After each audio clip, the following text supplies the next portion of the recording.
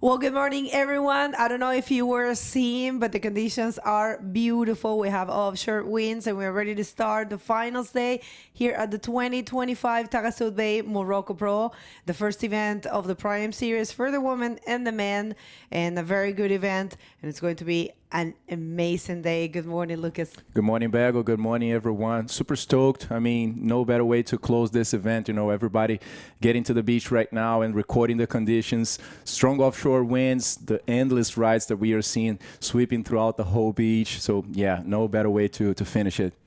We're so happy that have the chance of seeing these kind of conditions here in Anza, and I'm pretty sure you guys are going to enjoy it. We have the whatever is left from the round of 16. We have 3 heats. So the first heat will be Eder Luciano facing Tahiti Tehe from Tahiti. They're ready. They're already paddling out. So we want to show you the highlights from yesterday. We will come back with the action.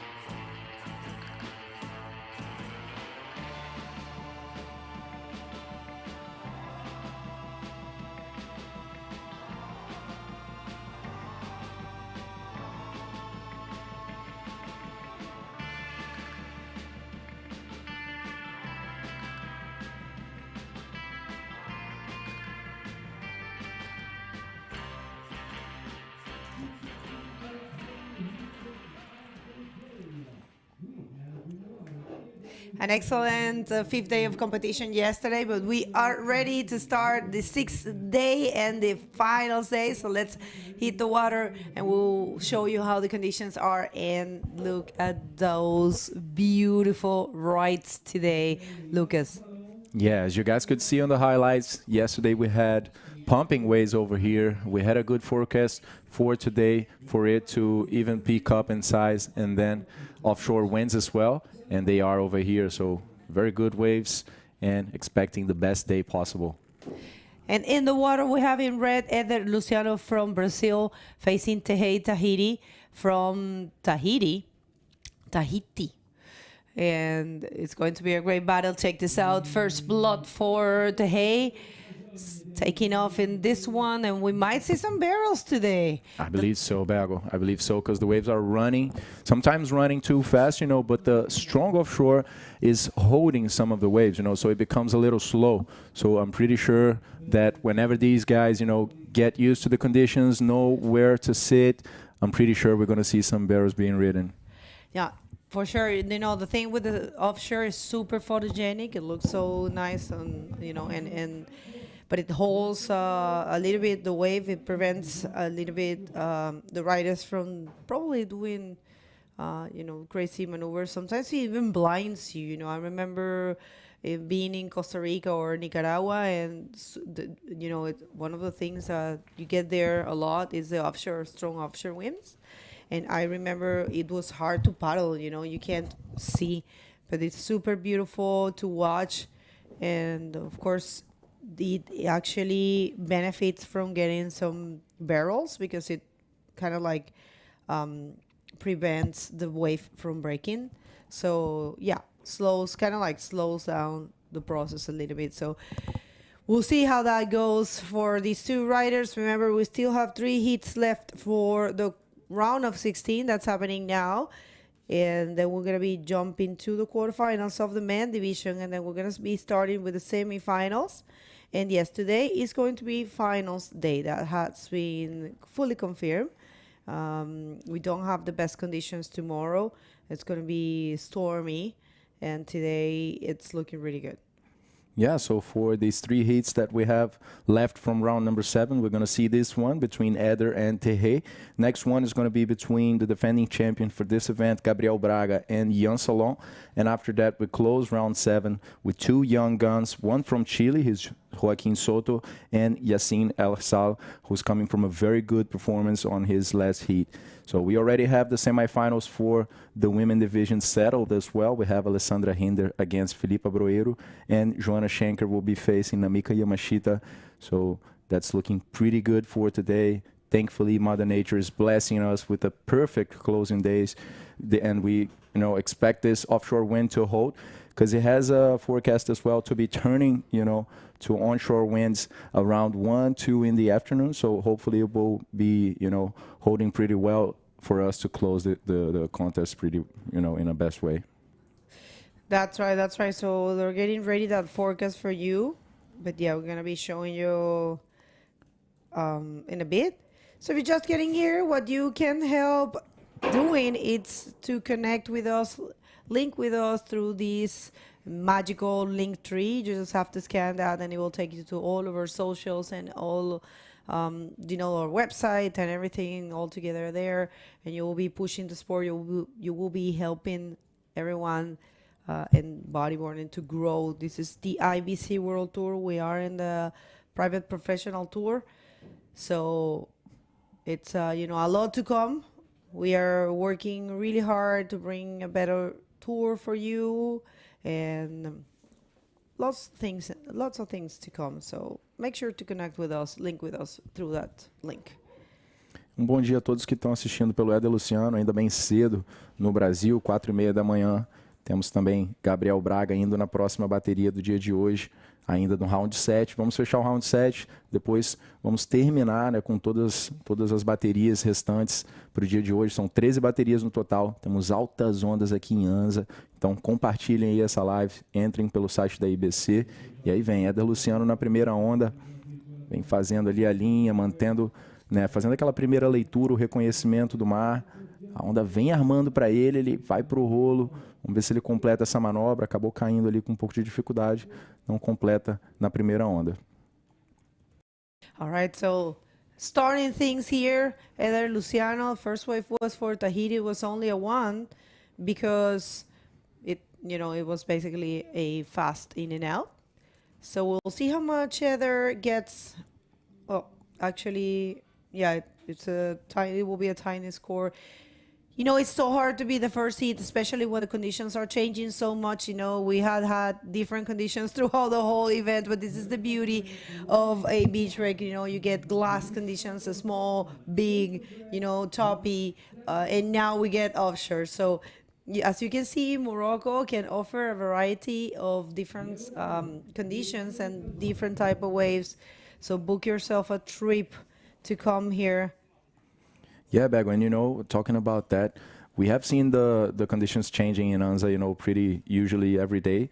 So this type of conditions specifically, we haven't seen, very strong offshore wind, neither this year or last year in the contest, So definitely going to take some time for the guys to, understand it, to make a good analysis of, how to deal and how to surf in this type of wave. It's quite challenging, to surf with very, very strong offshore winds.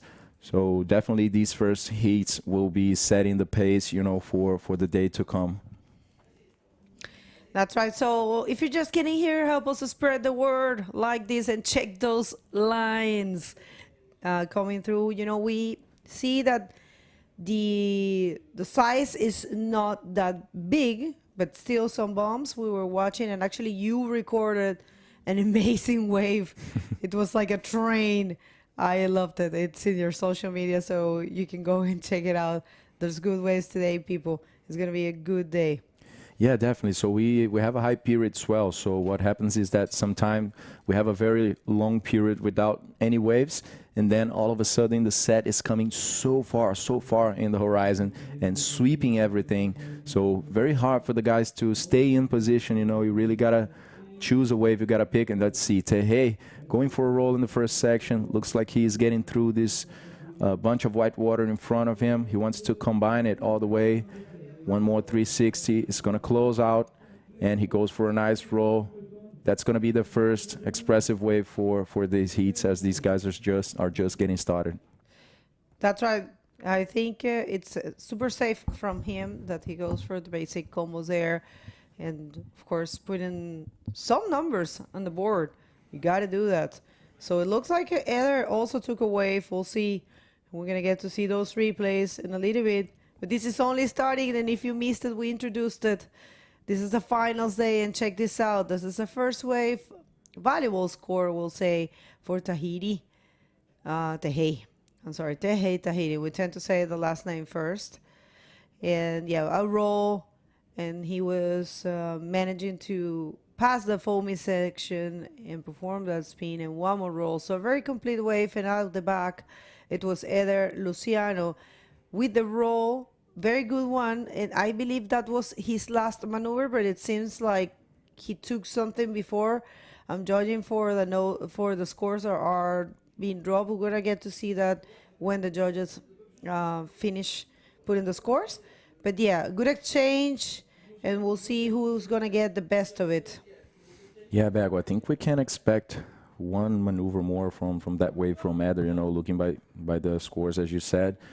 I don't know, maybe a backflip or something like that. Let's wait and see if we can check this replay pretty soon. These guys started their heats with two small scores, just recognizing the waves, you know, a 175 for the Brazilian, a 1-point ride for the Tahitian.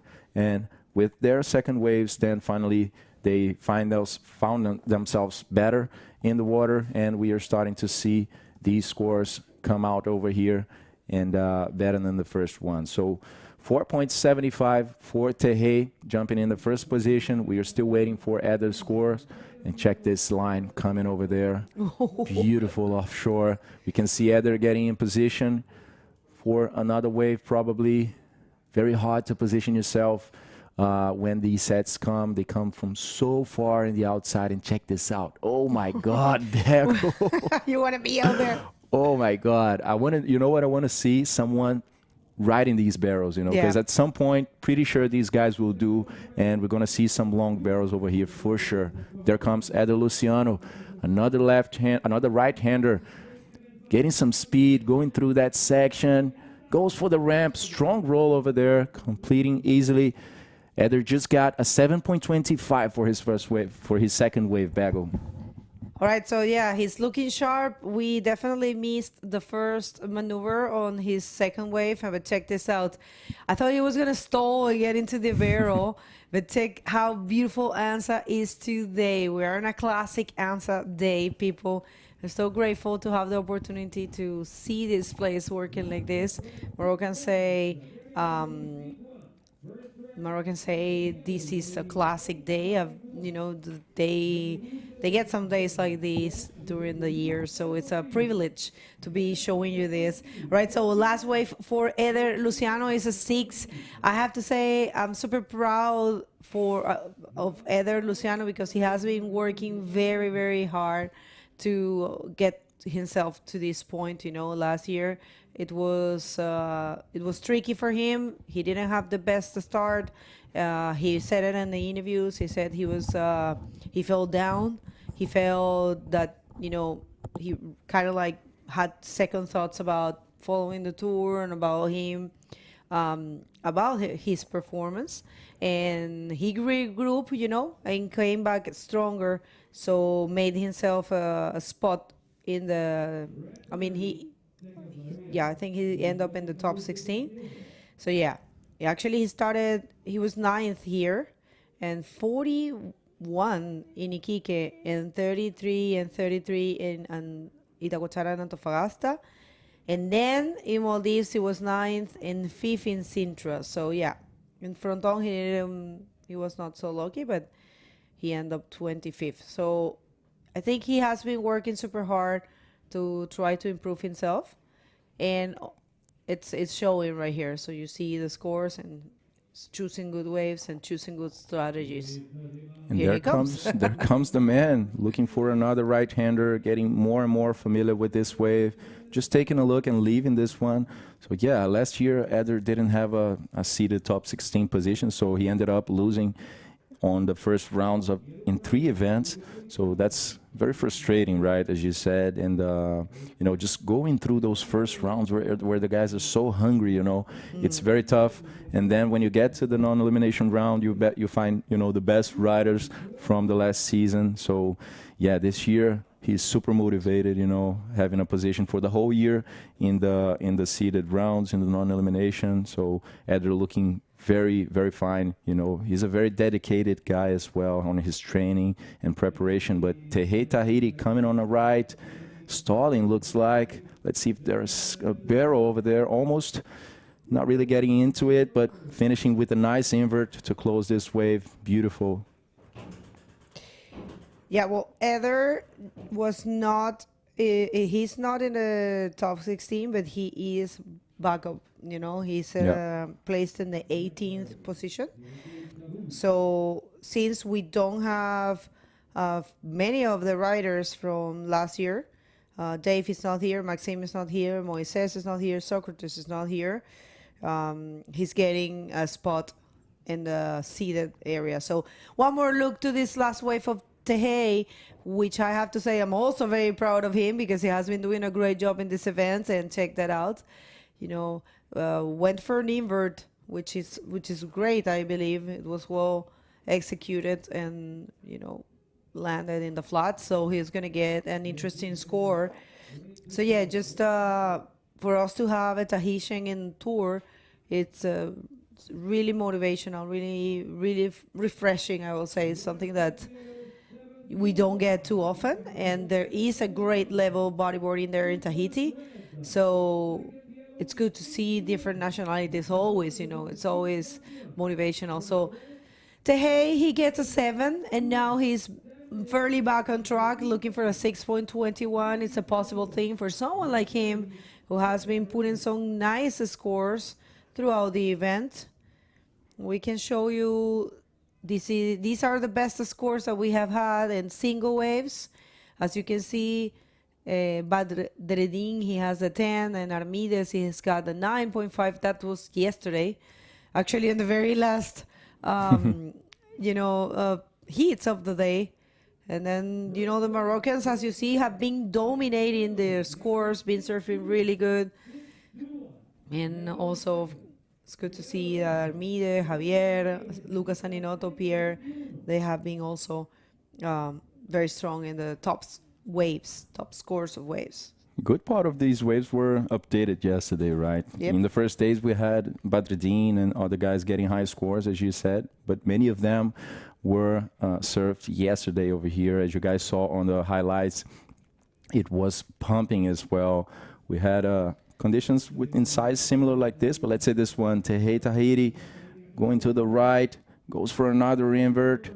He already scored 7.05 on his last invert, so maybe getting a close score to that, you know. Let's see. Dangerous moments there for Eder, Luciano, and Tehei. He has these inverts unlocked. Check this out. A nice looking wave, good section, very well executed invert, landed in the flat. So yeah, probably a similar score than what he already got for the previous wave he's gonna get, like you said. He's looking for a 6.21, so I smell danger. Definitely. 6.21, very achievable in these types of conditions.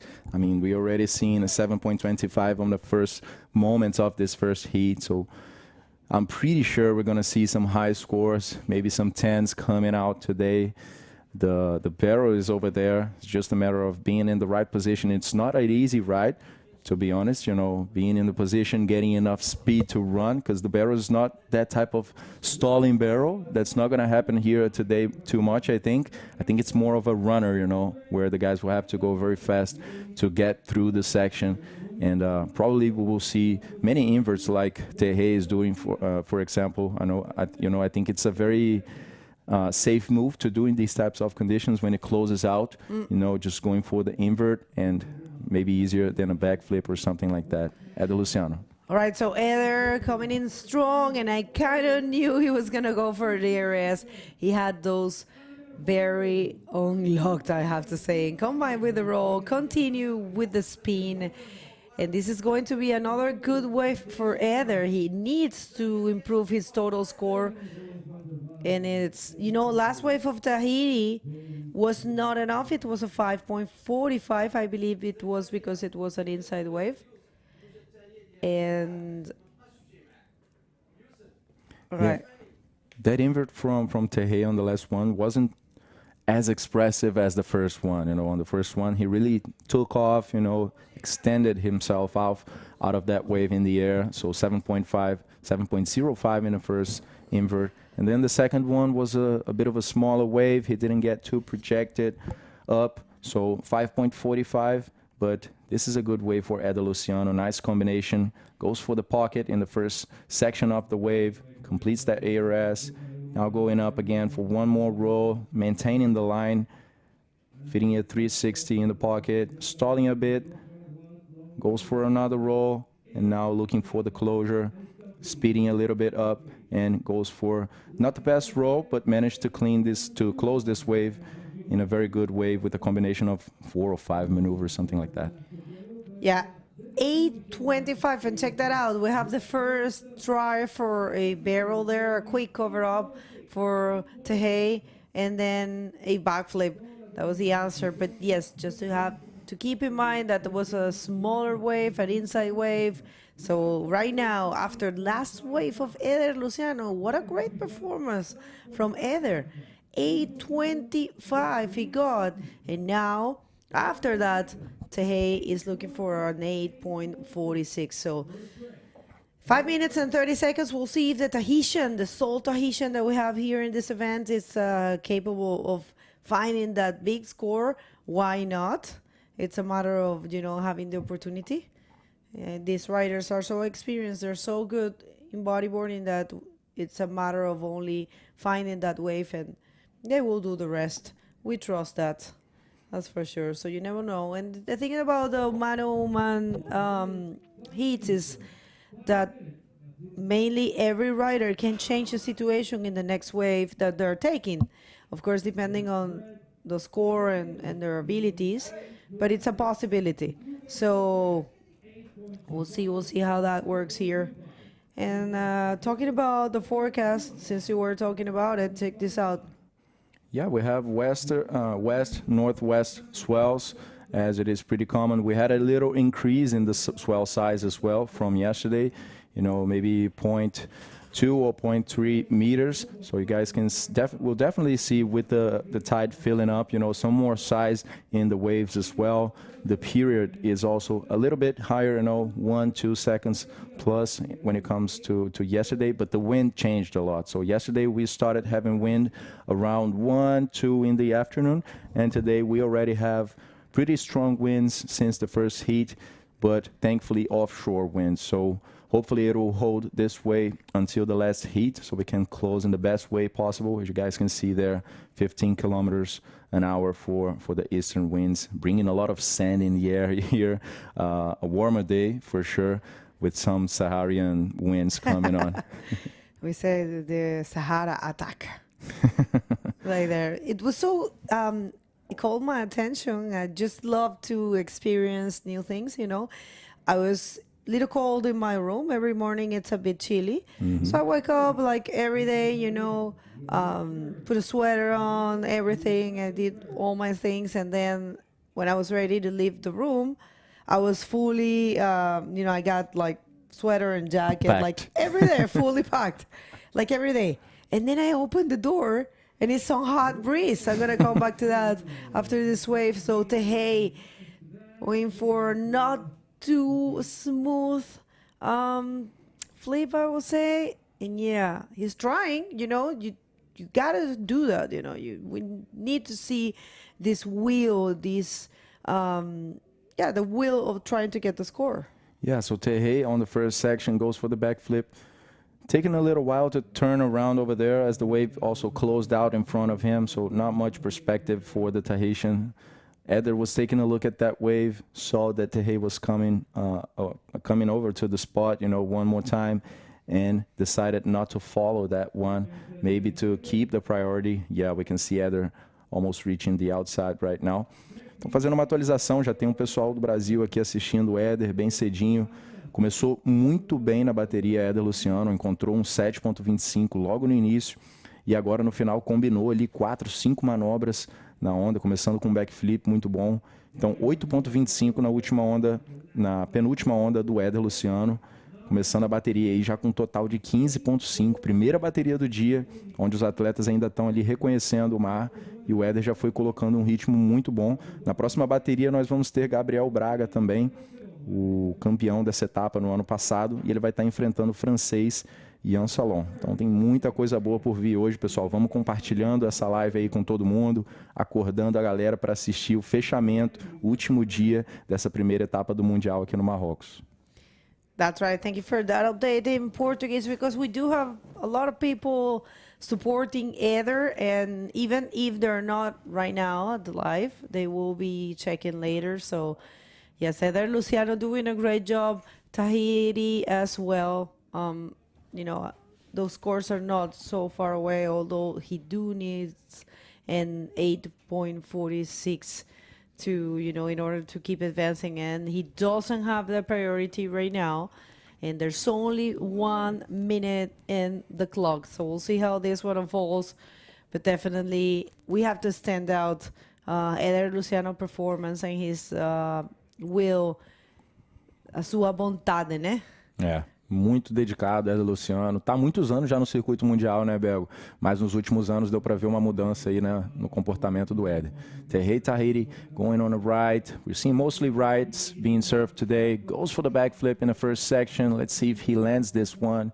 Kind of bumped on the landing over there. Yeah, did not complete this maneuver. Now with only 25 seconds. It's a very improbable situation for the Tahitian, needing an excellent score. He goes for his last attempt, for sure. A very wide wave in the inside.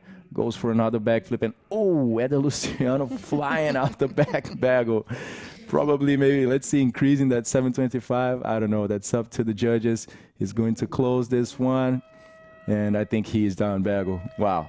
Finals day here, victory lap right here for Eder Luciano. He knows it. He was super concentrated when we got here, super focused. He was warming up. Before we got here, he was already here warming up. And he got the rush car people at 8 a.m. and he ran to the beach. So actually, a bigger score is coming from Eder Luciano. What a way to close this heat for Eder Luciano. It's coming around the 9 points. So amazing performance. We're going to have to go to a commercial break. And when we come back, we're going to announce that last score. It was a 9. It just dropped. So Tehe lost in combination. Wow, we are excited to see Eder doing so well. Let's just hit the commercial break and we're going to come back after that.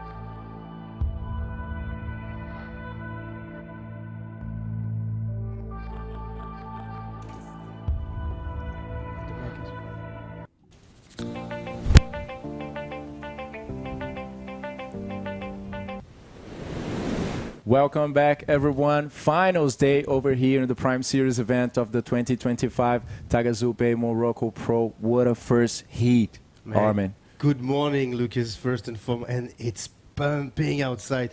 Just beautiful to watch. Let's not waste any time and let's go straight into the water because, guys, the show is on, definitely on. You're going to have like one of the most special day for this final day here at Taghazout Bay Morocco Pro. The first event of the IBC World Tour of the 2025 season. And who do we have in the water? Yeah, we have Jan Salon in the red jersey and the defending champion for this event last year, Gabriel Braga. He finished in the top of the ranking. Like between the first guys, he was actually third, Gabriel Braga, last year on the 2024 season. So yes, if you guys want to see a 10-point ride or many 10-point rides being surfed today, guys, please stay with us over here. We already saw Eder Luciano, managing to find a 9-point ride, 8.25 in the very first heat of the day. So a lot to come over here. You guys can see it's pumping out there, offshore winds, looking amazing. Incredible performance from Eder Luciano. And I mean, with this type of wave, this is what we're expecting right now. So, pour les Français, on a Yann Salin, notre Breton, le Brestois, qui est à l'eau maintenant contre Gabriel Braga, le vainqueur de la précédente édition de ce Taghazout Bay Morocco Pro. Et pour ceux qui viennent de se réveiller et qui sont en ligne actuellement, bah écoutez, bonjour tout d'abord. Merci d'être avec nous et n'oubliez surtout pas de partager ce live. Activez la notification pour ceux qui ne l'auraient pas encore fait. C'est facile, il y a une petite cloche en dessous, vous appuyez sur la cloche et dès qu'il y a un live, c'est pour vous, vous le saurez. Restez avec nous toute cette journée, il va y avoir énormément d'actions à l'eau avec la fin de ce round 7. Ensuite, nous allons passer au quart de finale hommes, aux semi-finales femmes, la semi-finale homme, finale femme, finale homme. Donc, avec des conditions à l'eau à peu près 1,50 m, peut-être légèrement plus tout au long de la journée. Et puis ce vent offshore qui va rester avec nous jusqu'à 16 h en tout cas. Voilà, vous savez tout. That's it. Looks like there's some action in the outside. Red jersey, Jan Salon, trying to pedal on the first left of the day, but not really. Yeah, looks like he's just getting in position, gaining some speed over there. Wave is looking nice. Beautiful offshore over here. Jan just bottom turning, now finally going up for a roll. Cleanly executed maneuver. Very good start for the French guy in the red jersey. Is Gabriel getting any wave out the back? Not for now. Yeah, the left might be a tiny bit easier to surf today.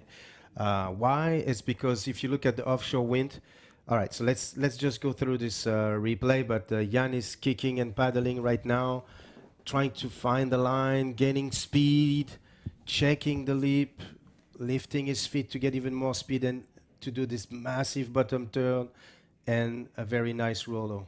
Very projected rollo in front, landing completely on the flat in front of the wave.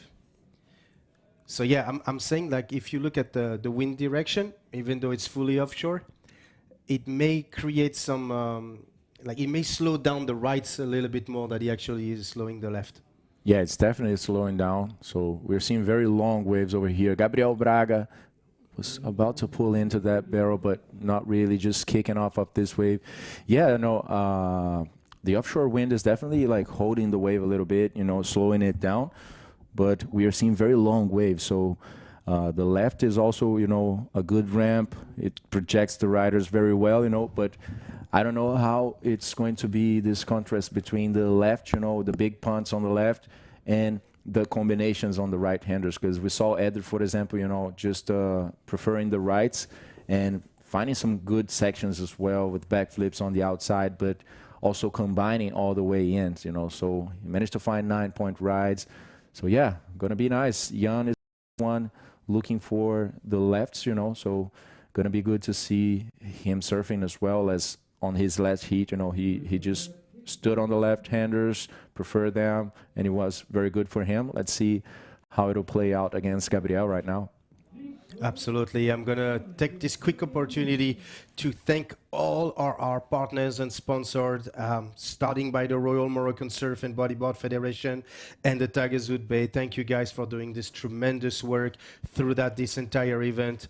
Also, the institution, Regional Council of Souss Massa, Wilaya Souss Massa, the Ministry of Sports, Municipality of Agadir, Municipality of Taghazout, and another list of sponsors. Yeah, we also have Red Bull, Rip Curl, Pride Bodyboards, Radisson Blue, Tequila Hotels, RDTR, the local tourism network, CRT, the Regional Council of Tourism, also behind this event. Thanks a lot as well to Imoran Surf Association, Anza Blue Waves, New Generation Surf, Taghazout Board Riders, and Ariadia TV. Thanks a lot for making it happen one more year, for your hard work, towards receiving all the athletes, all the staff, all the public in the best way possible, always improving everything that is happening here, from the media to the technical side of the event to the beach structure. It's a big pleasure to be closing this event one more year, in such great conditions over here in Anza. Mother Nature as well joined everyone with the hard work and provided the best for this last day of competition. So 6.75 for Jan Salon with that roll to the left, jumping in the first position of this heat, while Gabriel only has a 1.5. So Gabriel is out there holding the priority number 1, looking for an average score of 5.26. Absolutely. I mean, what should we expect today? Because now, it's still round 7. It's the first man-on-man round. So we haven't even seen the quarterfinal yet. And then we have very high scores so far. Like Eder got like the 8.75 and 7. It's already very high score, Yeah, I mean, the level is super hard. These guys, they just need the wave, the waves are out there, so definitely we'll see some 10-point rides over here today. But for now, it looks like we have the interview with Eder Luciano out there and Bagel. So Bagel, please take us through this one.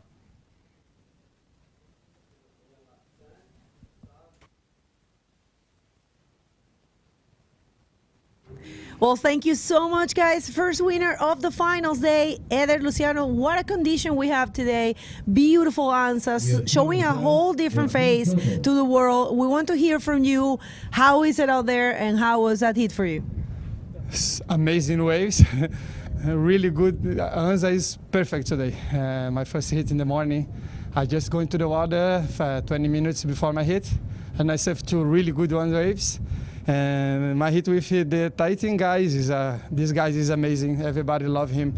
So to compete against him here is very hard. I stay a little bit nervous, but I stay focused on the big ones of the set, and I get in the middle of the hit. I get the good one, and the last one was really good, and really happy to advance for the quarterfinal. My best result with the last days, the last years.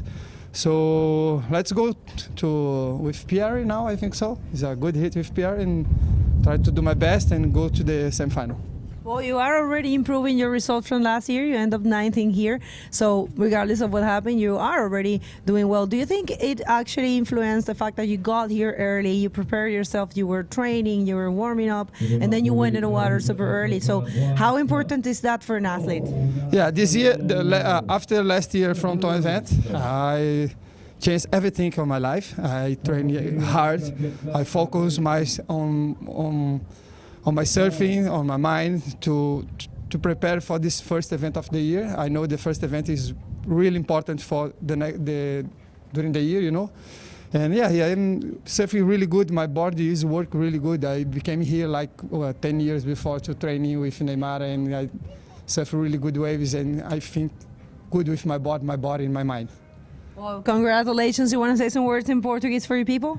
Valeu, galera. Bem cedo aí no Brasil, né? Não sei se a galera tá acompanhando, mas amarradão. Tava precisando fazer uma performance nessa onda que me favorece, essa direita. Acordou o mar hoje com altas ondas, incrível o mar aqui. Altas ondas mesmo. É até difícil, porque competir, às vezes, você tem que deixar umas ondas boas passar, mas é a competição. Mas consegui achar 2 ondas boas. Obrigado pela vibe de todo mundo ontem. E continue na torcida aí hoje. E vamos com tudo aí na torcida pelos brasileiros. Tamo junto! Parabéns. Best of luck for the rest of the competition. Back to you guys. Congratulations, Eder. Very good to see this guy stronger than ever. You know, he's saying about Fronton event last year changed a lot of things for him. You know, he is a super dedicated guy. He was the first one to get on the beach today. Was already warming up, you know, getting ready for his heat, and it paid out. So we had some action in the water. In the meantime, while we were having that interview, Jan Salon already has a 6.75 combining maneuvers all the way through. And we were talking about beforehand about what we're going to be seeing today. We have the quarterfinals, 3 heats already set. We have Tristan Roberts facing Uri Valadão. Badreddin, the Moroccan guy that is ripping throughout the comp. He will be facing the world champion, Armides Oliveira.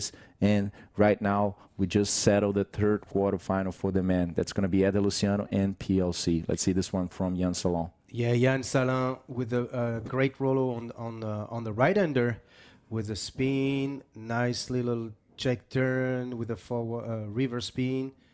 It's getting speed, another reverse spin here. I think he's going to go for a rollo. Yeah, some nice combinations. That's what the judge wants to see as well. And then he's going to do a very last roll. So the first roll was like, I would say, great section with the roll you just saw over there. And then the rest was a lot of combination from Jan, rail-to-rail action. And in the back, we are seeing Gabriel Braga taking his first wave with a beautiful roll as well, but that's going to be it. Yeah, so very good way for Jan to start, you know, in this heat. You know, expressive first roll, and then he just combined it all the way with a lot of flow in there. And Gabriel already has a 1.5 on his first score, but in the meantime, we're still waiting for the judges to work these waves that we just saw here. So. Yeah, still waiting for Gabriel's wave. Excuse me, Lucas, but just to get back on Lucas, I like the interview from yesterday when he expressed, oh, sorry, I'll go back to this. Gabriel, up and surfing right now for his backup score, probably? No, it's just an in and out. How important it was for him to be in the top 16? Yeah, I was talking with Pego about that on the first heat. You know, he's coming from a few years where like last year, he lost 3 events before the non-elimination round. You know, so that's very frustrating. You know, he was kind of beat up, and then this year he managed to stay very close to the top 16. And as we had some riders that are not following the tour this year, Eder managed to get a position in the seating. You know, in the top ranked athletes. So that's definitely going to be a very big difference for him this year, you know, just having that benefit of entering in all the events in the non-elimination round and skipping 1, 2, or 3 rounds previously, you know, where the guys come very hungry, you know, like Tahiri, for example. Tahiri is a guy that came from round number 2, and he just lost right now in round number 7. So you see, it's very tough to go against these guys. And the scores are dropping right now. So the last wave of Jan was a 7.25. So he's now in the lead with a 14 point. The last wave of Gabriel was a 7.1. And I mean, not the last wave, but the big roll that he did was a 7.1, and the last wave was just an in and out. So it's just a 1 point. So now Gabriel is in need of a 6.91 to get the first position, and he's in priority. Yeah, you know, what I'm seeing over here in this first 2 heats of the day is that the judges are, you know, evaluating a lot the expressive maneuvers on the outside section, you know. So taking a look at the judging criteria, you guys can see the maximum degree of difficulty and commitment the guys got to have to really, you know, hit those critical sections, you know, with radical maneuvers, you know, showing some speed, power, flow. And of course, after they're done with the average scores, with the rolls, you know, in 360s, they definitely got to show a different range of maneuvers, a variety of repertoire, as you guys can see on the screen, you know, showing some backflips, inverts, different types of maneuvers. And of course, completing them cleanly in front of the wave, you know, with a good posture on top of the bodyboard. And of course, with their own style as well. Thank you, Lucas. It's important to see all those criteria because sometimes people have difficulties to compare waves, you know, and they forgot also one thing is the size of the waves, Yeah, which definitely, are very you know, important. I think a very good thing for everyone to do. The athletes, I mean, they got to do it. It's basic for them. But for all the public as well, you know, you can go to the IBC website and download the rule book and take a look at it. You know, it's a very extensive thing because it has to, you know, cover all the situations that might happen in a competition, not just the scores being given. But reading that, you guys can have a good idea, you know, on what the judges base themselves upon. It's not their personal thoughts or personal opinions or whatever they prefer. They have a very strict set of rules, you know, for them to give the scores. We have 4 judges working at the same time. You know, an average is taken out of that. So, yeah. So let's watch this wave from Gabriel Baraga right now. The winner of the previous edition. Great roll. I don't know if he's going to be able to cut through this section. Let's see. He's kicking using the foam. Yes, he did. Passing the section, and he's probably going to connect. Let's see what he's going to be doing. And, of course, a backflip in the first section of the wave. Very good. So he should have a nice backup score. He's looking for a 6.91 right now. Let's see what the judge has to say. Talking about the judge, I mean, it's a huge training to be a judge, you know. Oh, yeah. Let's go to this replay. Yeah, let's check this one from Gabriel. That's going to be a good score for him. He's looking for 691, goes for a roll, strong maneuver in the first section, taking a little while to get through that white water in front of him, but eventually he does and recovers the position, you know, stall a little bit, waiting for the wave to set up. A nice ramp in front of him. As it becomes smaller, he goes for a backflip and definitely put a few more points in this wave. So 625 is what Gabriel got on this wave. Very short of the 6.91 that he is looking for. So got to go back there in these 7 minutes and look for a slightly better wave than what he just found, of course, if Jan didn't increase his score. And since you're talking about the IBC World Tour website, while you're looking at the judging criteria, I invite you to also check the new format of the Rising and the Prime series. We actually are in the Prime series now here in Morocco. And the Prime series, what is the difference? So the Prime series represents the most prestigious event in the IBC World Tour. Meets the greatest standard in the competition of our sport. Higher minimum prize money, $35,000 for the man and $25,000 for the woman. Extra point for Prime Series event in the men's division held in the world-class wave, which is where we are right now. Mandatory waiting period to ensure optimal wave conditions. Minimal of 10 days for men and 7 days for women. Guarantee a professional judging panel and good quality streaming and media. And meanwhile, up and riding, Yann Salin. There goes the French guy. He's in the lead right now, trying to improve that 6.75. Not really finding much on this wave over here. So, yeah, the current situation of the heat, we have Jan in the first position with the 725 and a 675. Gabriel is very close to him. You can see the total score for the French is 14, and the Brazilian is with a 13.35 average over there. There's still a lot of time, you know, 5 minutes and 25 seconds. Gabriel goes for a wave. An insider one, not a set wave, not really finding much on this one and going back for another attempt. At this point of the heat, 5 minutes remaining in the competition, I think it's whoever's going to have the last wave who might be winning this. It's very hard to say who might win this heat. Yeah, you know, when we're having man-on-man heats with the priority system in place, you know, it's basically at this level, you know, when it is this competitive, at this stage in the competition, you know, most advanced rounds, definitely every wave makes a difference, you know, because these guys, they know what they need to do, you know. And when we have conditions that are providing, you know, many waves, one after the other, it's just a matter of one wave, and it makes a whole difference, you know. So let's see Yann Salin going for an inside wave as well. Nice hollow one. He goes for a roll in the first section, completes it very well. Let's see if that's going to be enough for Jan to increase that 6.75. You know, otherwise he might be giving the chance for Gabriel to, you know, get that priority and maybe change the heat in the last very seconds. Exactly. Very dangerous. Very dangerous. It's also, I can't wait to see who's going to catch the first barrel. Yeah, for sure. You know, Jan is doing very well on the last heat. He managed to find some pretty good waves, combined a lot of flow on this one as well. But we haven't seen Jan going critical so far, you know, like going for a big backflip in the outside section. And I think that now, to improve from that 6.75 and that 7.25, he has to leave the rolls aside a little bit, I would say, and maybe go for a backflip in the outside section, you know. Leave no doubt, you know, that he's going critical and showing a different range of maneuvers. Yeah, let's watch the replay from this last rollo from Jan.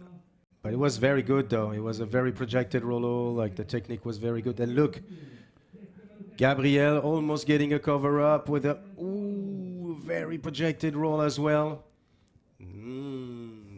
Will that be the 6.91 that is in need to take the first position?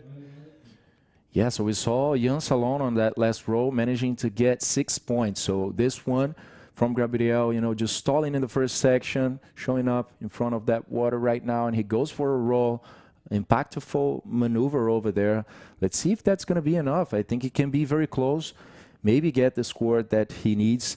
I don't know, it's a very close decision over here. 2 minutes and 40 seconds left in this heat. And frankly, I don't really know what to say because the scores are so tight. And we're going to wait for the wave of Gabriel. Looks like he's getting close to that 6.91. Let's see what the judge has to say about it. But there's a good chance that he may get that score. Let's see. And meanwhile, Jan is going to take this opportunity to eventually... getting some cover-up. Unfortunately, sorry. And check this out, Armin. Gabriel was needing 6.91 and he got 7.05 for that last wave, just enough for him to get to the first position. And now that's a very tricky situation for Jan over there, you know, because he lost the priority at that moment. He went for a roll, ended up handling the priority to Gabriel. And, you know, comparing those two rolls between the French and the Portuguese and the Brazilian, you know, I believe Gabriel's maneuver was slightly more impactful, you know, a little bit more radical. You know, the wave was a little hollower as well. So we see a very small difference in there, a 6-point ride and a 7.01, but enough difference to change the situation in this heat with less than 2 minutes remaining. So very tough situation, probably a mistake for Jan to have handle the priority to Gabriel, you know. True. Or maybe he could have gotten a bit more critical, you know, maybe went for a backflip. Maybe if he went for a backflip on that wave, you know, to try to get something more than a 6. I agree. And then I think right now the last option of Jan is to take that left again. Yeah. Because Gabriel is not going to give him any chance to surf the right, and he's holding priority. So 40 seconds left in this heat. We see some lines in the back. Will Jan be able to catch a last wave? That's a tough one because I think Gabriel is not gonna give him any chance. 30 seconds right now. There's a big line coming in the horizon. Pretty sure Gabriel is getting closer to Jan right now. So let's see, Jan trying to get in position. Let's see if Gabriel will block him with a priority. Nobody wants to leave the competition at this point, guys. Yeah, Gabriel coming on this wave. Only 10 seconds remaining, using the priority, not leaving a chance for Jan Salon. Let's see what he does on this one. Just a victory lap for the Brazilian. Nothing really. And it is decided, Armin. Gabriel Braga advancing to the quarterfinal. And we're going to see the last heat of this round number 7, so we can start with the quarterfinal from the men right after the commercial break. So stay tuned.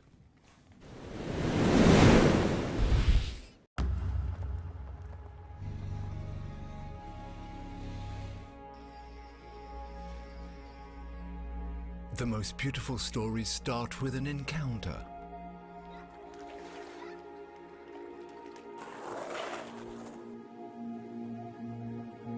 for discovering the exception,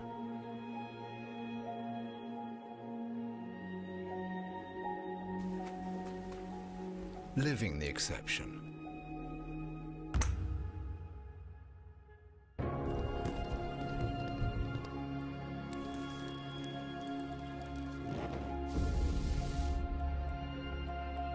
Fill up on sensations, emotions, memorable memories.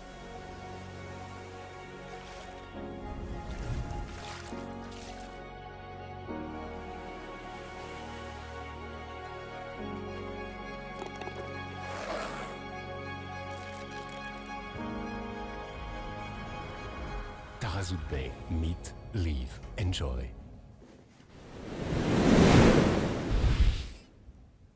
Welcome back, everyone. This is the final day of the competition here at the Taghazout Bay Morocco Pro. The 2025 season is definitely on. Welcome back, Bigo. Thank you, Armin. I was having a talk with everyone out there. Everyone is so impressed by the waves. And it's pretty cool to see, you know, Tristan and Hugo and Pierre. Alexandra is there. Everyone is taking the waves. Let's hit the water. We are in the last heat of the round of 16. Remember, we are having the finals day. And in the water, we have this guy taking off, Moroccan Sal Yassin. Let's see if he can find a section. And actually, the colors are wrong. That's Joaquin Soto. All right, so that's Joaquin Soto. So, yeah, I kind of, when I saw him dropping, I was like, that's Joaquin. So, yeah, we're going to fix that. But it will be Joaquin Soto in red and Yacine El Sal in yellow. So, yeah. We did have a wave for Joaquín Soto. Un saludo gigante a toda la gente de Chile que está sintonizando. Es el único chileno representando, Joaquín Soto, que abrió fuerte ya este hit de 25 minutos, el último hit de los octavos de final. Hoy es el día final, hoy vamos a ver todo. Así que ya Joaquín tomó la primera ola. Hubo ahí un error con las licras en el sistema, ya lo van a cambiar. Joaquín está de rojo y el local Yacine está de amarillo. That's going to be a great battle. I think it's Joaquin hasn't surfed at his full potential yet, and I think like this type of wave, we may have some beautiful surprise from Joaquin. Same as Yacine, who has been doing a tremendous work yesterday and the previous days of this competition. So, guys, this is going to be a great battle here in the water for sure. And Chile. Mm-hmm. Chi, le, let's That's go. right. Chile present. And we have an official communication that we're going to continue with the quarterfinals for the men division right after this heat. And then we're going to be starting the semis. All right, so first wave of Joaquin Soto is at 6.75. So starting early, start very strong. That's what you need to do. We will see if we can see it back. We will present it to you in a bit. But yeah, Joaquin Soto. Primera ola, 6.75 es esta ola que viene aquí. Una ola, el día está precioso, la ola está buenísima. Joaquín dejó de jugar, ya se va directo a los backflips, como ya sabemos que le encanta. Y completó con un roll, una ola bastante completa. Y lo que se necesita es tratar de poner scores fuertes, scores altos al comienzo del hit. En los primeros 5 minutos, si consigues esas olas, te vas a quedar muy tranquilo para el resto del hit. Yes, absolutely. Right, so good condition in the water. When we arrived this morning, it was down, as we say, it's pitch down, and the sun was slowly rising, and we saw the most incredible sets. Very long wave here in Anza. So, like I said earlier, I can't wait to see who's going to catch the first barrel. And then, it's gonna be great. And then, guys, right after this heat, like Bego just told you, it's gonna be the quarterfinal, and we're gonna see Tristan Roberts facing the legendary Brazilian Uri Valadão. It's gonna be a good one. Very good day we're going to have in our hands. All the athletes are super excited, people, and if you're just getting here, finals day, a mix of feelings. We are happy to be bringing you the finals day, and all the athletes as well. But of course, we will be missing this amazing event, these amazing people, Morocco. Thank you for having us. 6 days of competition. 6 amazing days. Thank you so much to the Royal Moroccan Surfing Bodyboard Federation for bringing us back and for reaffirming their commitment with bodyboarding and the World Tour. And hopefully we're going to have this event for many years. And of course, thanks so much to Taghazout Bay for being the title sponsor one more year. Hope to count on you for the upcoming years, of course. And the institutions, thanks so much to the Regional Council of Susmasa, the Wilaya Susmasa, the Ministry of Sports, the Municipality of Agadir, and the Municipality of Taghazout.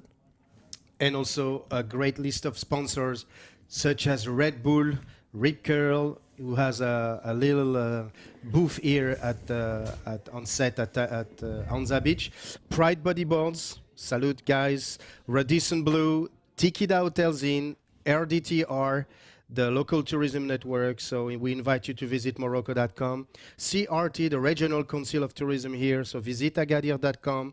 The local association, Imuran Surf Association, Anza Blue Wave, New Generation Surf, Taghazout Board Rider, and our media partner, Ariadia TV. So that's a lot of people helping, dedicating a lot of time to make sure that we have a very a prime series, actually, because we show you earlier the little graphic, the prime series here in Morocco, and be able to discover the Moroccan scene a little bit more. The Moroccan scene is known for many years, but it's always good to see new names, the new generation, and the people that you may count on for the future of bodyboarding here in All right, so it looks like we have the interview ready with the winner of the last heat and Lucas, so let's hear from them.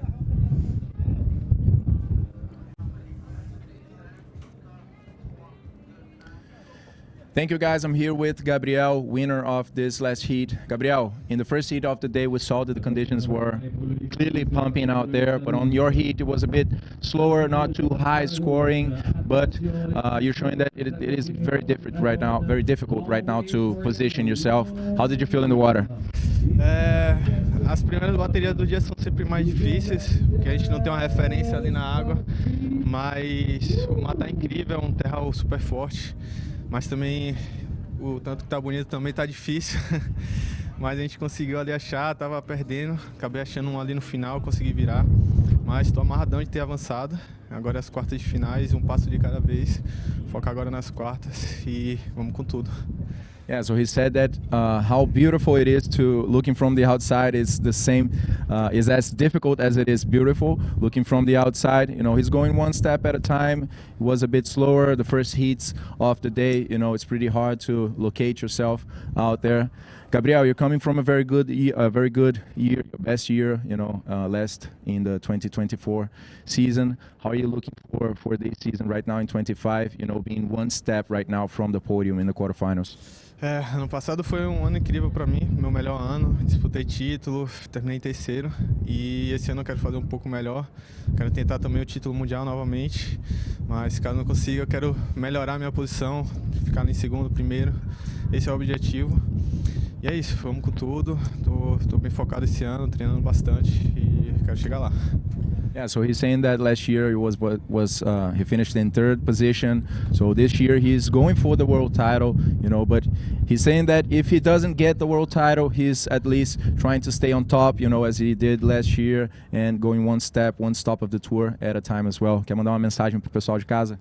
Quero agradecer a todo mundo, minha família que está me assistindo, meus amigos, minha namorada que está aqui também comigo e também aos meus patrocinadores, a Bahia Gás, através do projeto Faz Atleta, a NMD, a RS, UCLA, Soldila, todo mundo que tem me apoiado. E é isso, galera, vamos pra cima. Congratulations, Gabriel. Good luck on the quarterfinals.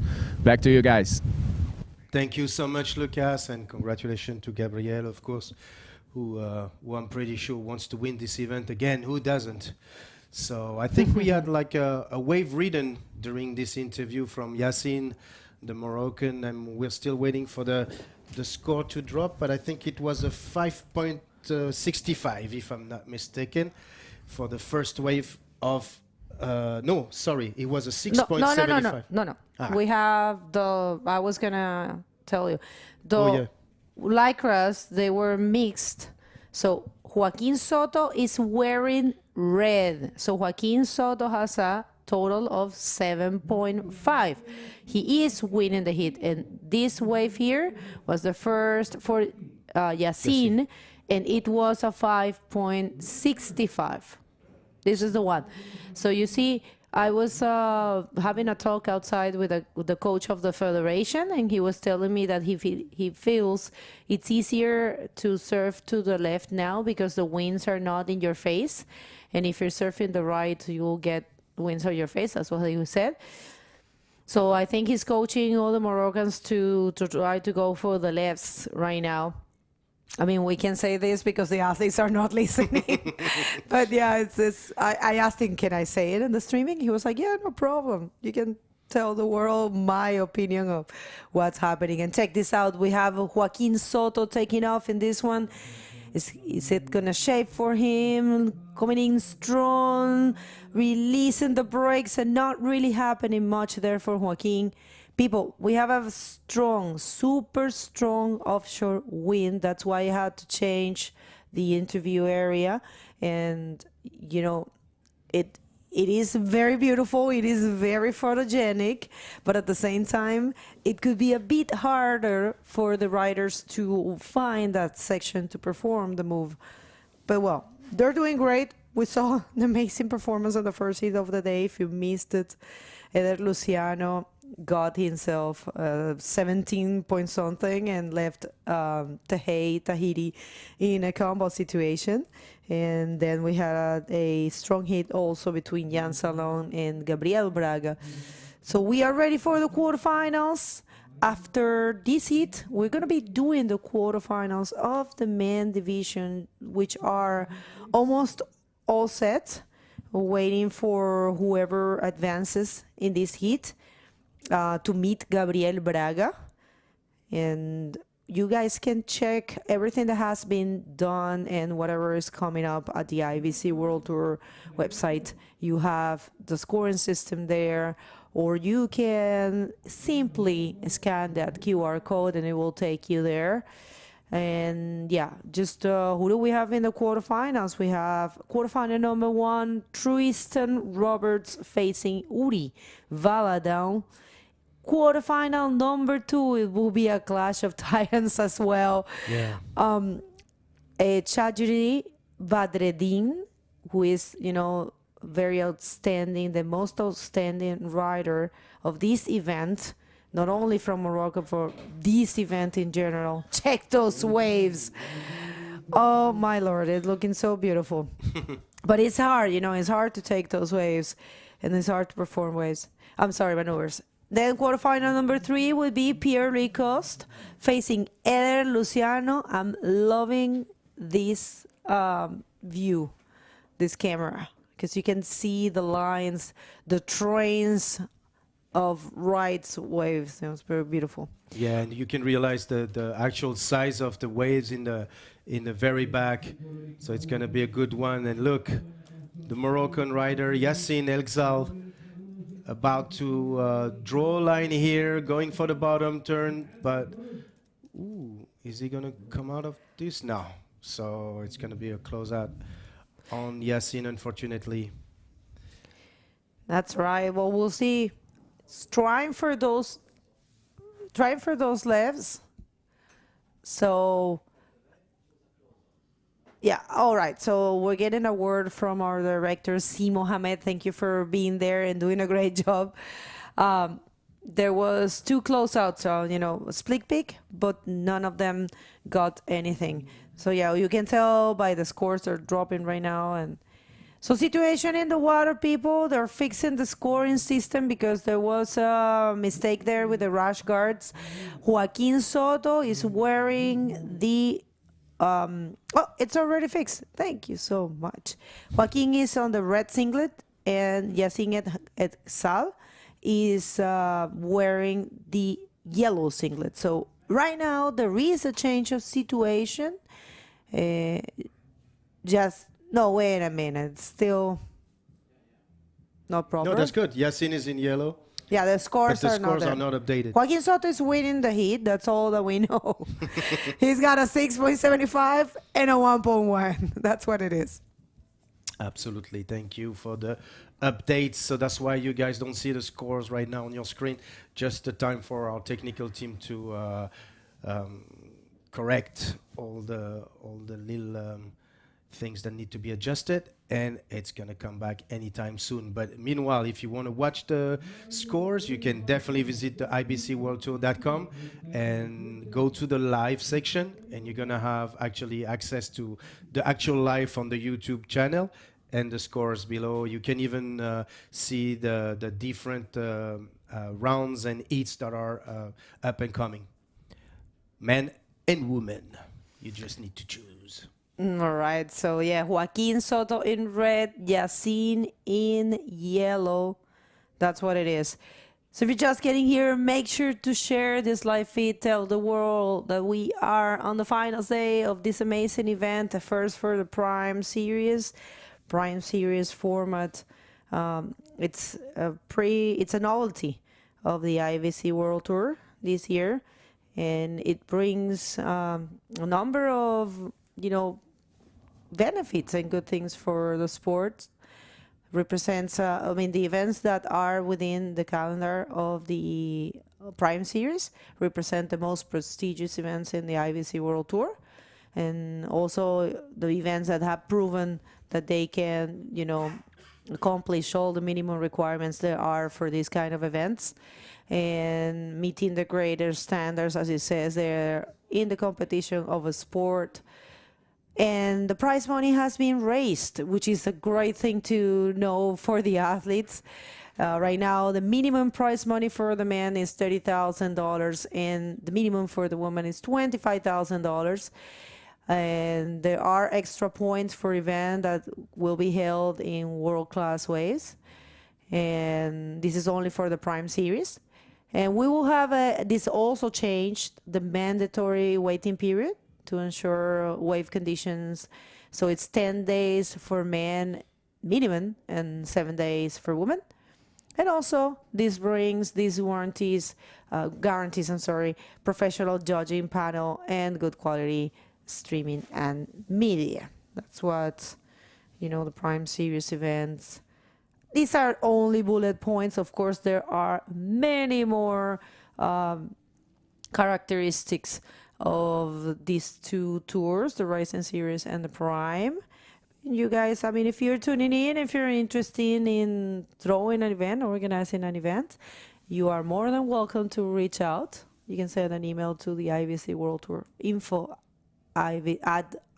World Tour, and you'll get all the information. There's also another email, I believe, called development@ibcworldtour.com.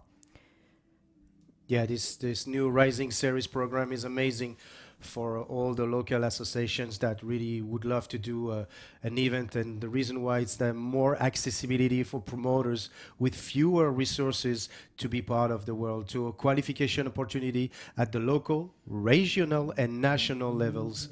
And for let's watch this wave from Yasin, who's taking the left here. Ooh, my God, what that's gonna be. Yeah, ooh, drawing a nice line here with a knee invert, landing in front on the flat, guys. On that zone that has been very difficult to land maneuver, and unfortunately, he's not gonna be able to land that invert. It's not gonna consider it as a completed maneuver. So yeah, we were back to the Rising Series. Is just an open door for you guys, for all the smaller promoters, the people that definitely want to do something and be part of the World Tour. So I was at the foster athletic and technical talent across all regions of the world. That is very important because that can take part anywhere on the globe. Increasing the pool of competitor and enhancing competitive structure, standardized scoring criteria, and the maximum registration cost is only $200. So it's a big assets for you guys. Right, so Joaquin Soto in this one, choosing the rights, probably being smarter in choosing those. We have been seeing Yacine trying to take the left, and check this out, Joaquin goes for a spin to try to connect with the section, and not much more there for Joaquin. Of course, the system is being updated, but yeah, Joaquin is going to get a little something for that spin. He was holding a tiny score, 1 point something. And he might get something like a 2 point something, you know, will help his campaign to keep the first position. He is holding the first position. People, this is the last hit of the round of 16. Whoever advances here will be meeting Gabriel Braga in the last quarterfinal of today for the men division. And we are going to do that right after this heat. We're starting right away with Tristan Roberts and Uri Valadão. So make sure to help us spread the word that this is finals day, great day, a Saturday. We have offshore, very strong offshore winds today. And a nice forecast, as you can see right there. And it's, it's not too big, it's not small neither. We have rights, we have left, we have offshore. So, I have to stand out that throughout the event, we have seen many faces of Anza. It's pretty cool to have the possibility of, showing different waves, and also, giving the athletes the possibility of surfing different conditions. Because, this event had 12 days of waiting period. So we only ran 6 days out of those 12. So they had the chance, and also they had the chance to free surf. Some of them got really good material on the free surf. There was this wave, this very hollow point break called Labo, right, that everyone was surfing, and it was really impressive. So situation in the water? Now it's good. At 2 minutes and 50 seconds remaining in this heat, Joaquin Soto from Chile is leading with a 9.25 and is followed by Yacine Elxal with a 7.15. For the people on the other side of the Atlantic, our neighbors, and that needs the forecasting feeds and the wind. So basically we have a 5+ range wave right now with a strong 23 kph wind and 15 seconds period that is going to bring this very decent size. Yeah, I think Yacine is up and riding right now, if I'm not mistaken. Oh, split pick. Well, split pick situation there. Joaquin to the right and Yacine to the left. We're going to get to see that wave. But yeah, Joaquin being very smart on putting those basic maneuvers, 1 minute and 50 seconds. And we'll see what Yacine did on the previous wave. But there will be an increase of Joaquin's lead. And I'm just saying, Joaquin, if he advances here, check this out. We're going to get to see the replay of the other side of this wave. That was Yacine Elxal. And he performed the role, and it will be also a change for his total score. He's only holding a 5.65 and a 1.5.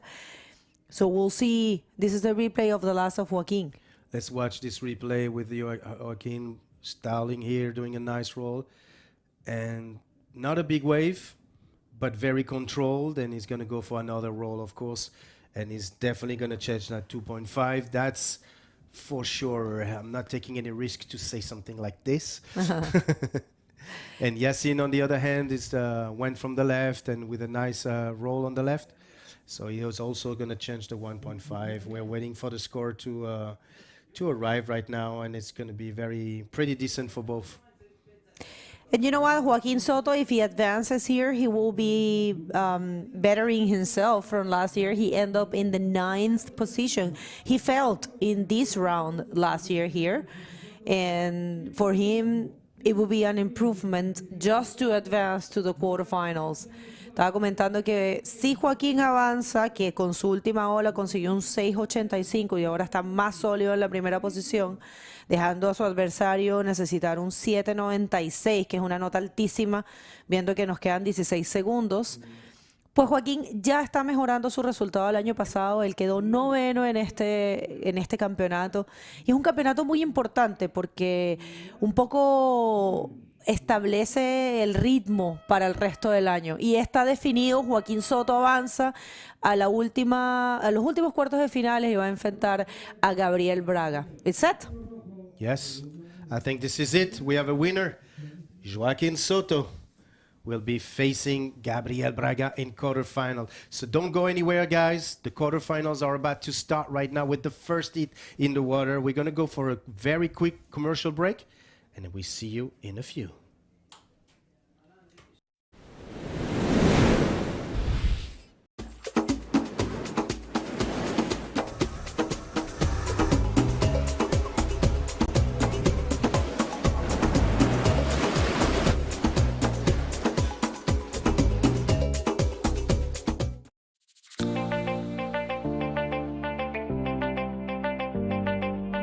What does it mean to live the search? Oh, well,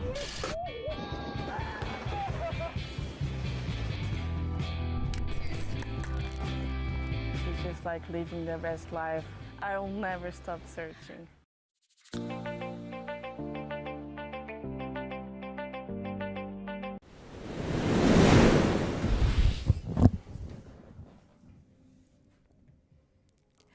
Welcome back, everyone. Finals day here, the so expected finals day. And this is the 6th day of competition of the 2025 Taghazout Bay Morocco Pro. We are more than happy to be bringing you very beautiful conditions in a different Anza. How was it out there? I love it. I mean, it's looking bigger than it is. A lot of wind, you know, just throwing that sand up in the atmosphere. But yeah, it's looking amazing. The conditions are perfect. And we are done right now with round number 7, right? That is right. Yeah, so we're about to start with the quarterfinals. Let's jump in the water to see the man-on-man format. Here, it's going to be Uri Valadão and Tristan Roberts. This is going to be a crazy heat for sure, because these guys are super sharp throughout the comp. No, I mean, I'm telling you, there will not hold back. It will be a great battle, like you said. It's going to be an amazing hitter. If you're just tuning in, come on, help us spread the word. It costs 0 to you, and it gives back a lot to the sport and to these athletes. Remember, we're talking about dreams, people. We're talking about some serious desires of these riders, of these athletes, to become professionals and to make a living out of the tour. But we all have a play in this game. A part on this play. I'm sorry, I got it wrong. Check this out. I'm loving this graphics. It's Tristan Roberts facing Uri Valadão. These are the next contenders of this matchup. The quarterfinals. Number 1 here. Yeah, Tristan is going to be wearing the red jersey, and Uri is going to be in yellow. So we have 25 minutes, no limits of waves, very good conditions over here. 2 very experienced riders. Uri Valadão was world champion in 2008, and it's the Brazilian coming on this wave. Goes for the lip with a big roll out there. Huge maneuver, completely loose in the air, you know, with the spread legs. Very strong maneuver to start this heat, Pego. That's right, Uri. You know, he has been working really hard to get himself a better spot. He did great last year in the World Tour, as well as Tristan. But, you know, Tristan is one of the usual suspects. So we know that he's always going to do well. And Uri, of course, is one of the biggest names in Brazil. But, you know, check this out. This is a replay. Went for huge, super standard roll. Loved how he opened his legs in order to have more stability to land that maneuver. So he gets a quick 7. That was fast for the judges. No brainer for them. And he ended up in the 5th position last year. We had a couple of riders are not joining the tour this year. and there are some spots that are being covered by the backups. That's why Eder got a spot in the top 16. But yeah, Uri is right there in the 5th position, and Tristan end up in the 4th position. So curious. Yeah, and talking about Uri's performance yesterday here, we had a very nice, yeah, there you guys can see the seating with the athletes that are, you know, getting the benefit of being seated in the non-elimination round, so jumping 1, 2, sometimes 3 rounds in every stop of the tour. We were talking about Eder previously today, you know, and showing you guys how much of a benefit it is. You know, Eder had a bad last year yesterday, a very season last year, because he lost in the first rounds in 3 events, and, you know, makes a whole lot of difference this year. He's coming on the top 16, so makes a lot of difference. It's a big benefit. Let's see Uri Valadão one more time. Non-stop action by the Brazilian.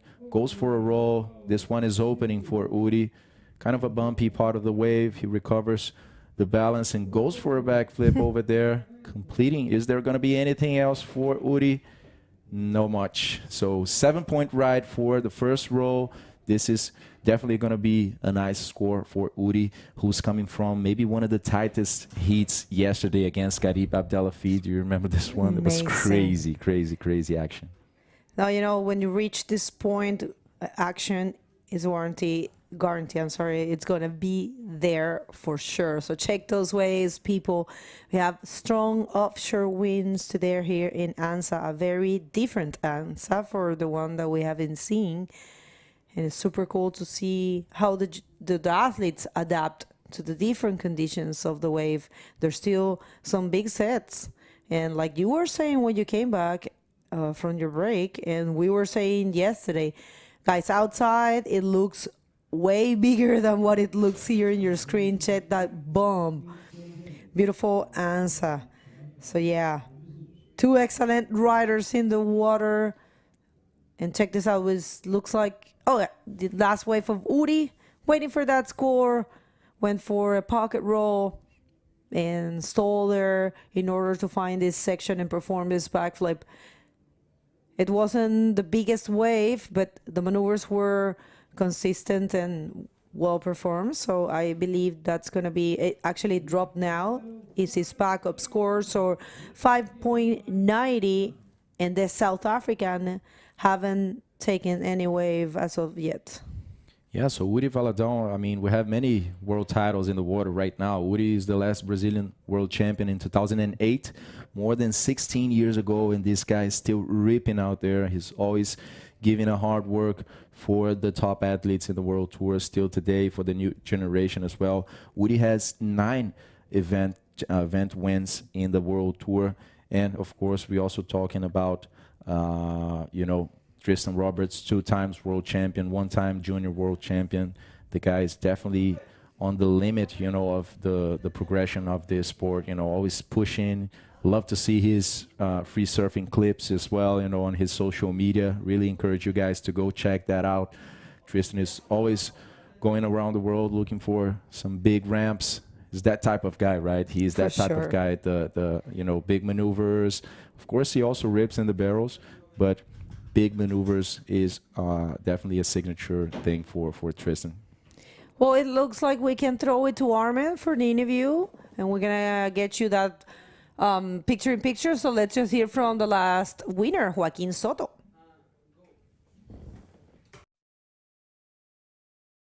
It's Joaquin Soto from Chile. Joaquin, felicidades. It's, I believe it's a very important episode for you compared to your last result here, the last edition. Can you tell us a little bit more about it? Yes, sí, en realidad fue un episodio bastante importante. Tuve un 8º resultado que eso me dejó bien posicionado durante todo el año. Así que en realidad estoy muy contento. Igual el año pasado en el hit donde salió 8º se me perdieron las 2 aletas, las 2 fins, así que eso me inhabilitó poder pasar al cuarto de final, pero ahora este año gracias a Dios me dieron la ola y podemos pasar al cuarto de final y vamos a seguir por más. All right, so he says he's super happy because this is where he felt exactly last year at the edition of the first Taghazout Morocco Pro, that he's very happy for him. It's a big result, and now he's just focusing on the quarterfinal. He's happy with the waves. You're the only Chilean rider present here in this competition, so you're holding the Chilean flag. What does represent? What it does represent for you? Sí, en realidad me representa mucho, es un cargo igual bastante importante, siento que tengo bastante peso encima porque tenemos a varios atletas súper buenos, que como Moises, Sacha y varias gente como Alan igual, que se retiró hace un poco, pero en realidad tenemos gente bastante poder y de bastante nivel, así que estar representando Chile en este momento es un agrado para mí y vamos a seguir representándolo con toda la fuerza. Con orgullo. Con orgullo, sí. Yeah, so he says that he's very happy and very proud to represent the Chilean flag here on the competition on this tour. He knows, and he mentioned a lot of very good riders that we all know, such as Moises, and Alan, who is no longer, unfortunately, in the tour, but he's very happy. ¿Tiene una palabra para la gente de Chile? Quiero agradecer a toda la gente que me ha estado apoyando, en especial a mi mamá y a mi novia, incluso a mi hermana que ha estado acá apoyándome. Y más que nada, desearle que vamos a seguir compitiendo y vamos a seguir dándolo todo para poder llegar a Chile a lo más alto. Thank you so much, Joaquin. We're looking forward to see you in the competition. Back to you guys. Congratulations, Joaquin. Felicitaciones, Joaquin. And in the water, we had some action right there while we were in the interview. We're going to wait for the first score. It dropped. First score for Tristan Roberts was a 6.1.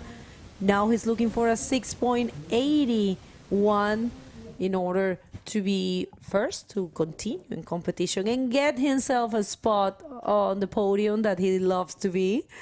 He's so used to be in podiums. And of course, Uri as well. So definitely, you know, we will see who's going to get that. But there's a set approaching there. We'll see. Check that beauty. Is Tristan in this one? Strong offshore is not even allowing us to see, but check this out. It's actually shaping for him. Is he going to find a section? I think he is. And it goes for a roll, and it's a landed maneuver. So that's going to be a good backup score for him. It will be his second wave. I don't know if it's going to be the 681, but he's going to be close. And at least he will be, you know, building momentum and building his scores. Definitely back on the first wave. A very explosive roll, granted a 6.1 for Tristan, but let's check this one. He had a bigger run on this wave, you know, just waiting for that section to come up, driving and driving, bumping through that section, but that maintaining that line as Tristan does pretty well. And now finally, as the wave closes out, he goes for the lip, goes for a very explosive maneuver over there, disappearing for a second, but managing to land in front of the white water, that's for sure. And that's also going to be a good score for Tristan Roberts. Let's see if that's going to be enough for him to take over Uri. You know, he's looking for a 6.81. I believe he can be very close to that and maybe changing the position over the Brazilian rider. With 12 minutes and 50 seconds, we're basically halfway through this heat. 2 waves surfed by each rider. Uri is coming very strong in the previous rounds as well. Tristan, super consistent rider. So, yeah, this is looking amazing, guys. And check this guy in the red jersey going in. It's no one else than Badreddin, the guy that managed to take out from the judges the biggest scores of this event. That's going to be a crazy heat we're looking for as well to see it. And I would like to say hi to Bianca and Gracie and all the kids are watching from South Africa, from Cape Town, of course, supporting their very own Tristan Roberts, who did change the situation on the last wave. He got a 7.5, and now he is first. And Uri is looking for a 6.61 to get back that lead, that possibility of advancing to the semifinal, and of course getting a spot in the podium. Because, you know, once you are in the semifinal, at least it's, you know, it's a relief, I will say, because, you know, you are already in the podium. You are among the best 4 of the competition, which is a great achievement. You know, it's been 6 days of competition, and these riders have been definitely leaving everything on the field. Absolutely, Bago. And we can't get confused with the beautiful conditions right now, because you know what? It is very sketchy out there for sure. It is. We could see, for example, Tristan Wave, how he was holding and just driving, waiting for a good section and reading the wave. It is super hard to read that wave, and not miss the pocket, not miss the right moment, So Gabriel said that during the interview, he said, it is as difficult as it is beautiful, out there. That's right. Yeah, very tough for these guys for sure. But, Eder in the first heat was a big example that the good waves are out there. There are amazing sections to be heat. And I believe today we're going to see maybe 10-point rides being served. Let's see. I think so too. We started the day with a 9, so why not? Just to add to what you were saying, I learned that, wait a minute, we're going to get back to, all right. So when I used to live in Venezuela, we didn't ever have offshore, it was really rare. So for me, offshore was like perfection. Then when I moved to Central America and then I start, surfing strong offshore winds, I found out that the best condition is the glass. Yeah. So having glass, like, silky glass waves are, the best. But the thing with the offshore is it's super photogenic, So you'll see that we'll have beautiful pictures and beautiful, highlights from today. But definitely it's what you're saying. It's tough. It's not as small as it seems in your screen. There are some big sets. The offshore kind of stops the wave and prevents the riders from finding those sections and going for the big maneuvers. So yeah, but also it's creating a little bit of, some of the waves looks like they could barrel, which we haven't seen so far in this event. And check that out. So strong, the offshore, huh? Yeah, there comes Tristan Roberts. Looks like just taking a paddle on this one. Oh, he's going actually, but the wave just ran too far in front of Tristan over there. I think that, getting out of the barrel is going to be the big thing, because it runs so fast sometimes, and it's difficult to read when you have to stall and when you have to release the brakes, because sometimes if you release it too soon, then you just pass the section and lose the moment on the wave. And, talking about the size, we are basically 30 minutes from the low tide, the dead low. And I believe personally that once we see the tide filling up after 11 in the morning, I believe we're going to start seeing some bigger waves over here in Anza Beach. So it might be even more challenging, but of course, these guys are all ready for these. They are used to big waves. They are used to all types of waves. But I personally think that with the filling up tide, it is a behavior here in Anza that we have been seeing in the last days. We are going to see some more size in these waves. Yeah, I agree with you. We do have a nice forecast view right there. Thank you, Director, for showing it. So, yeah, there will be a change of winds later today. That's what all the locals have been telling us, and you guys can check it on the forecasts, on the usual forecasts that you check. But yeah, it's looking to be a very good day of competition. This is finals day, people. If you missed it, we will be crowning our first champion of this year. The first event, we have a pretty cool, a little shorter calendar this year, but very good. It's condensed with the events that are accomplishing the minimum requirements to be part of the Prime Series. Of course, people, for you to know, the Prime Series are still open.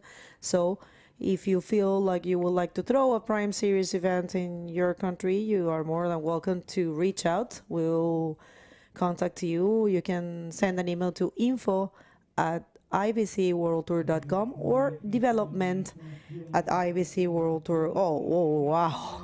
Oh, that's Uri.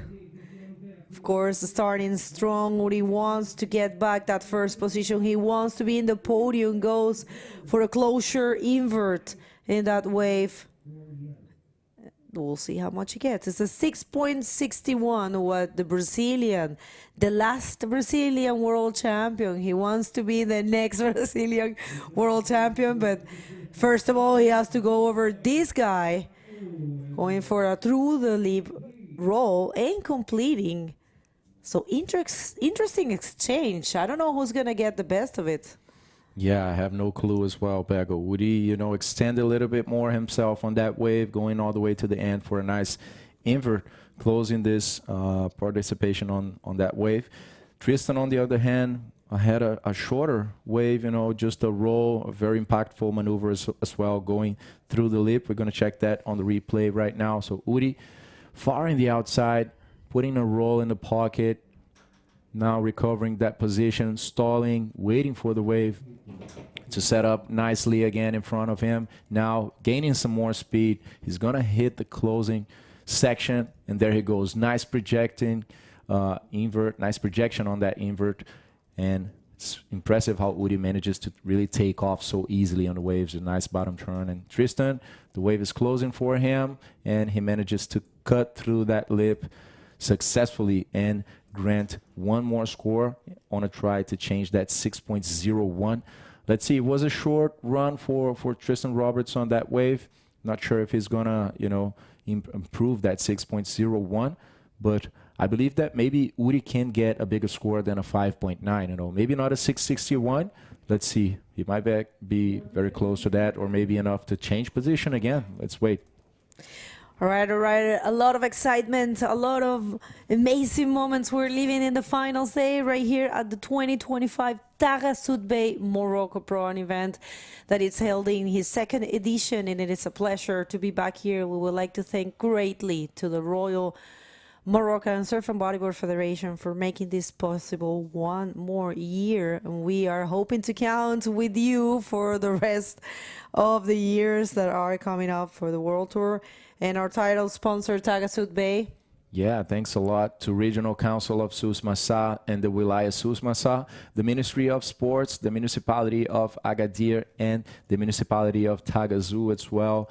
They are behind this event in this amazing place we have over here, a place that really breathes surfing and bodyboarding. Our sponsors are Red Bull, Rip Curl, Pride Bodyboards, Radisson Blue, and Tequila Hotels. Thank you so much for receiving us in the best way possible. Thanks to RDTR, the local tourism network. You guys can check them up at visitmorocco.com or visit ruralmorocco.com and check some of the attractions they have over here in the area. CRT, the Regional Council of Tourism. You guys can check them up at Visit Agadir and the amazing local associations behind this event.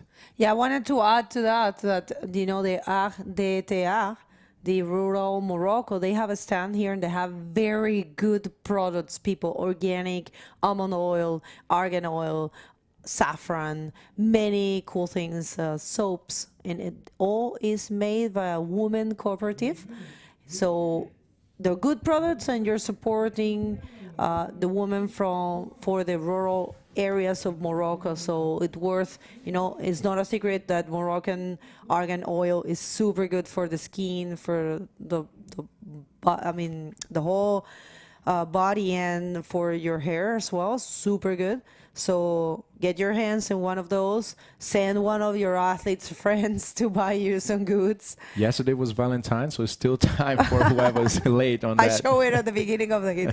All right, so a wave there for Uri Valadão, goes for an ARS and combines with a spin, fast one, trying to get himself one more maneuver, and yes, of course, and he just goes for a mix between backflip and ARS, and check this out, an air reverse, not landed. Oh, would have been good. What an exchange. I love it. I love it. Definitely a different range of maneuvers taking over right now.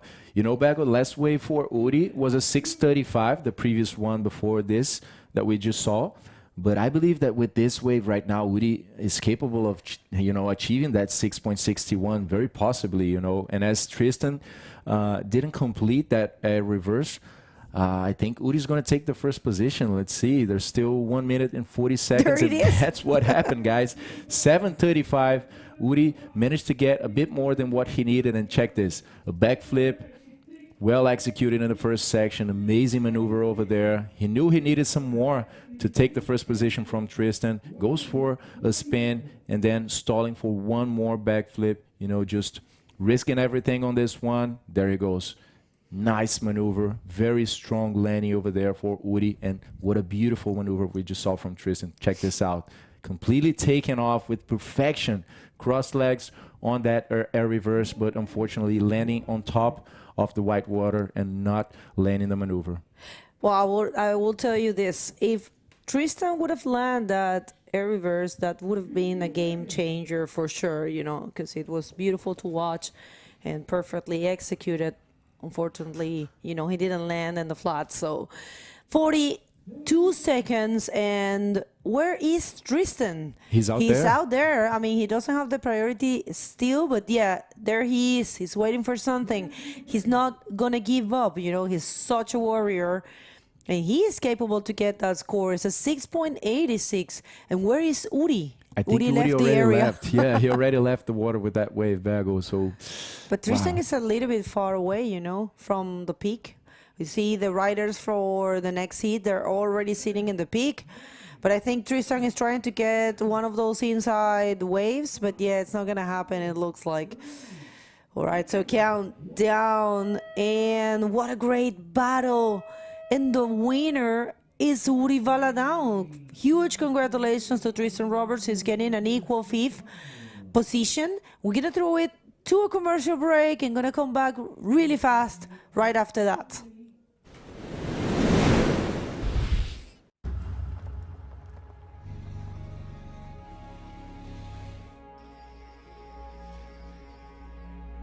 The most beautiful stories start with an encounter.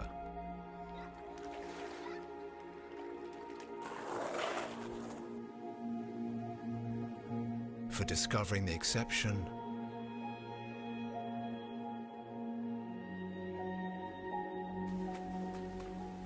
living the exception.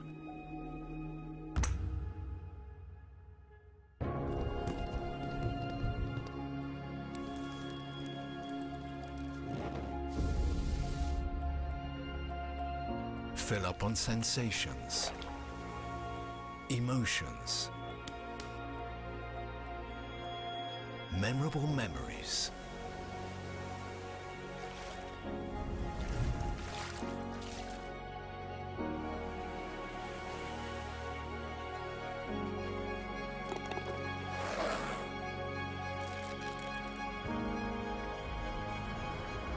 Taghazout Bay. Meet, leave, enjoy.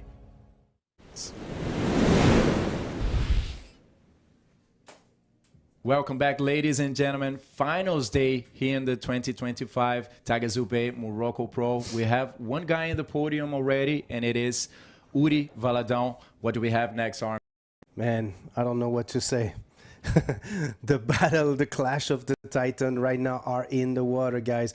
This is the heat you don't want to miss. Let's go straight into the water. Hit number 2 of these quarterfinal here at the Taghazout Bay Morocco Pro. Man, the world champion Armides Oliveres facing, I don't even know how to say it, like Shajri Badereddin, the guy that has been, how can I say, like controlling this entire competition with the highest score, the only one who got a 10. He's actually up and riding. This is the replay of his very first wave right now.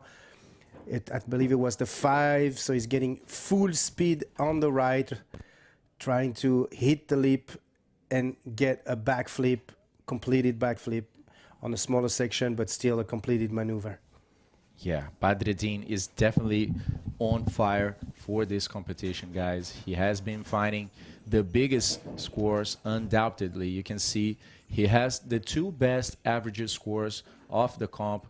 He also has the best single score of the comp at first 10 and only 10 so far. So Armida as well, yesterday, you know, I think it was the last heat of the day or some of the last.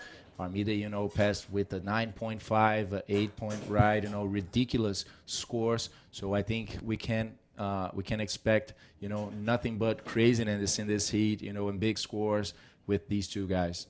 Yeah, this is definitely the battle you don't want to miss, and you're gonna see some of. I mean, often in quarterfinal you see some of the most amazing hits, you know, because once you hit the semifinals, of course, the goal is to get in final and win the competition, but you somehow know that you're going to be on the podium. Quarterfinal, it's very like challenging, you know, for all these riders, and sometimes you see some of the best riding during the quarterfinal. Definitely. I mean, some of these guys have been through, you know, 7 rounds already, you know, especially Badreddin, you know, who's a guy that has been advancing all the way from, I believe, the 2nd round, if I'm not mistaken, over here. He has just won the national event, you know, that we had previously being held here in Anza as well. So, yeah, and, you know, talking about Armide as well, the guy is having the best time of his life, you know. Last year he had a exceptional season, you know, became world champion, became, you know, very close to winning this event as well. We had a crazy final between Armides Oliveira and Gabriel Braga, you know, and it is a situation that can actually be repeated, you know, because we still have Armide on the quarterfinal. We have Gabriel Braga on the 4th heat of the quarters as well. So we might see them, you know, facing themselves one more time. Next heats are looking so good. PLC against Eder Luciano, and the following one will be Gabriel Braga against Joaquim Soto. Right after the quarterfinals for the men, we will also have the women. It's looking so good today, guys. Yeah, absolutely. And honestly, we couldn't expect a better final day in terms of waves, conditions, wind, period as well. This 15 seconds period, like, it's going to grow a tiny bit, I believe, like throughout the day. I think it's going to go to 16 or 17 seconds. It may have changed already, but yeah, I mean, like, this is, and I heard you saying earlier that when the tide's going to come up, we're definitely going to have like serious waves and serious sections there. Yeah, you know, it's a behavior that I've been seeing throughout all these days. You know, when the tide is rising up, the waves also increase in size. You know, so I think that especially today, where we have some solid swell, we have some good period as well, I believe the waves are going to pick up at least a little. You know, and don't get fooled by the length of these waves, especially on the right. You can see like very long right, like almost barreling here. Look at this series right here, like it's just beautiful to watch. But regardless, the challenge here is to hit the section right away on the highest part of the wave, because it tends to be a little bit more softer by the end. And this is why you've seen a lot of very good rider having difficulties to reach. But look, up and riding Armide, who got like some cover up, so maybe that was the first barrel of the day. Oh boy, is he coming out of this one? No, but I think he came out of the first one. Wow, a lot of water, you know, and the breeze in the way there for us. But yeah, I saw a beautiful scoop there also by Armide. Didn't see him coming out though, but that would be definitely a huge score, you know, when as soon as someone, you know, rides through this barrel and, you know, has a good run and comes out of it. I'm pretty sure absolutely we are going to see some guys attempting, you know, and if someone does that, definitely going to be a good score. No, absolutely. And then, like I said, like we said on the very first hit of the day, I'm wondering who's going to be the first one to put this crazy barrel that we want to see, because there are some barrels. The only thing is the energy in the water. That's going to make it a little bit more complicated, and the shape of the wave that it's slowing down by the end.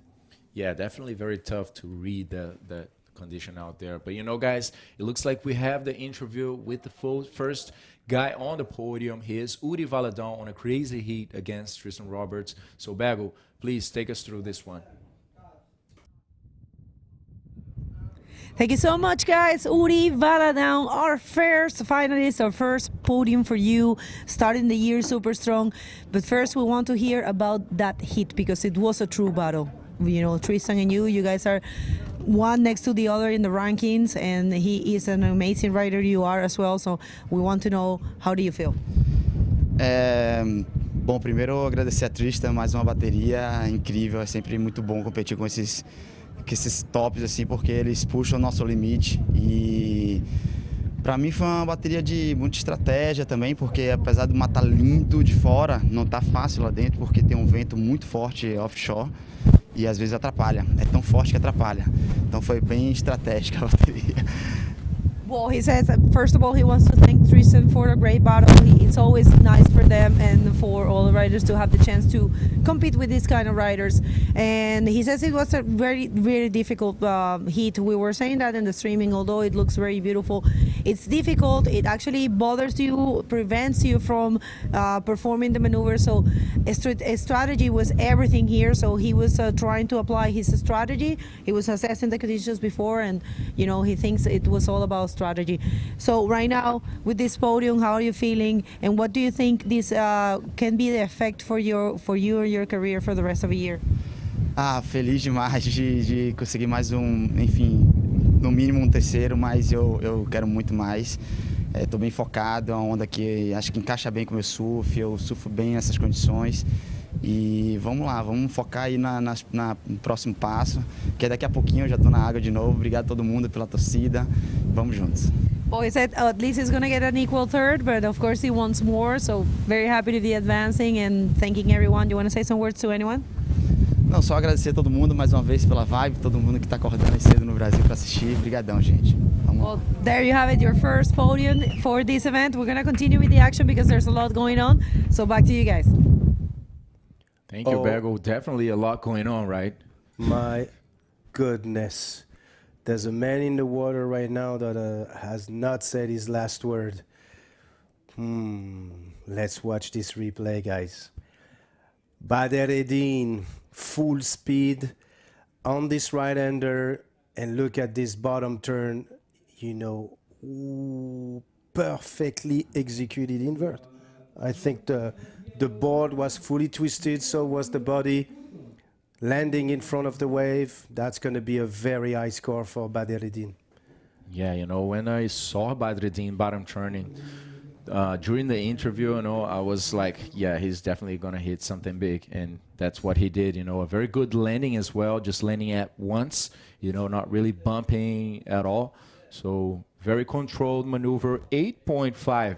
For the Moroccan rider. Guys, I'm telling you, we have the current world champion over here on the water right now, but that's not going to be easy for him because Badreddine has found the biggest scores here in Anza. Today it is pretty epic, so good waves. You already saw 8.5 by the Moroccan, so definitely Armide is going to have to come up with everything he has to go against the Moroccan to secure a spot in the podium.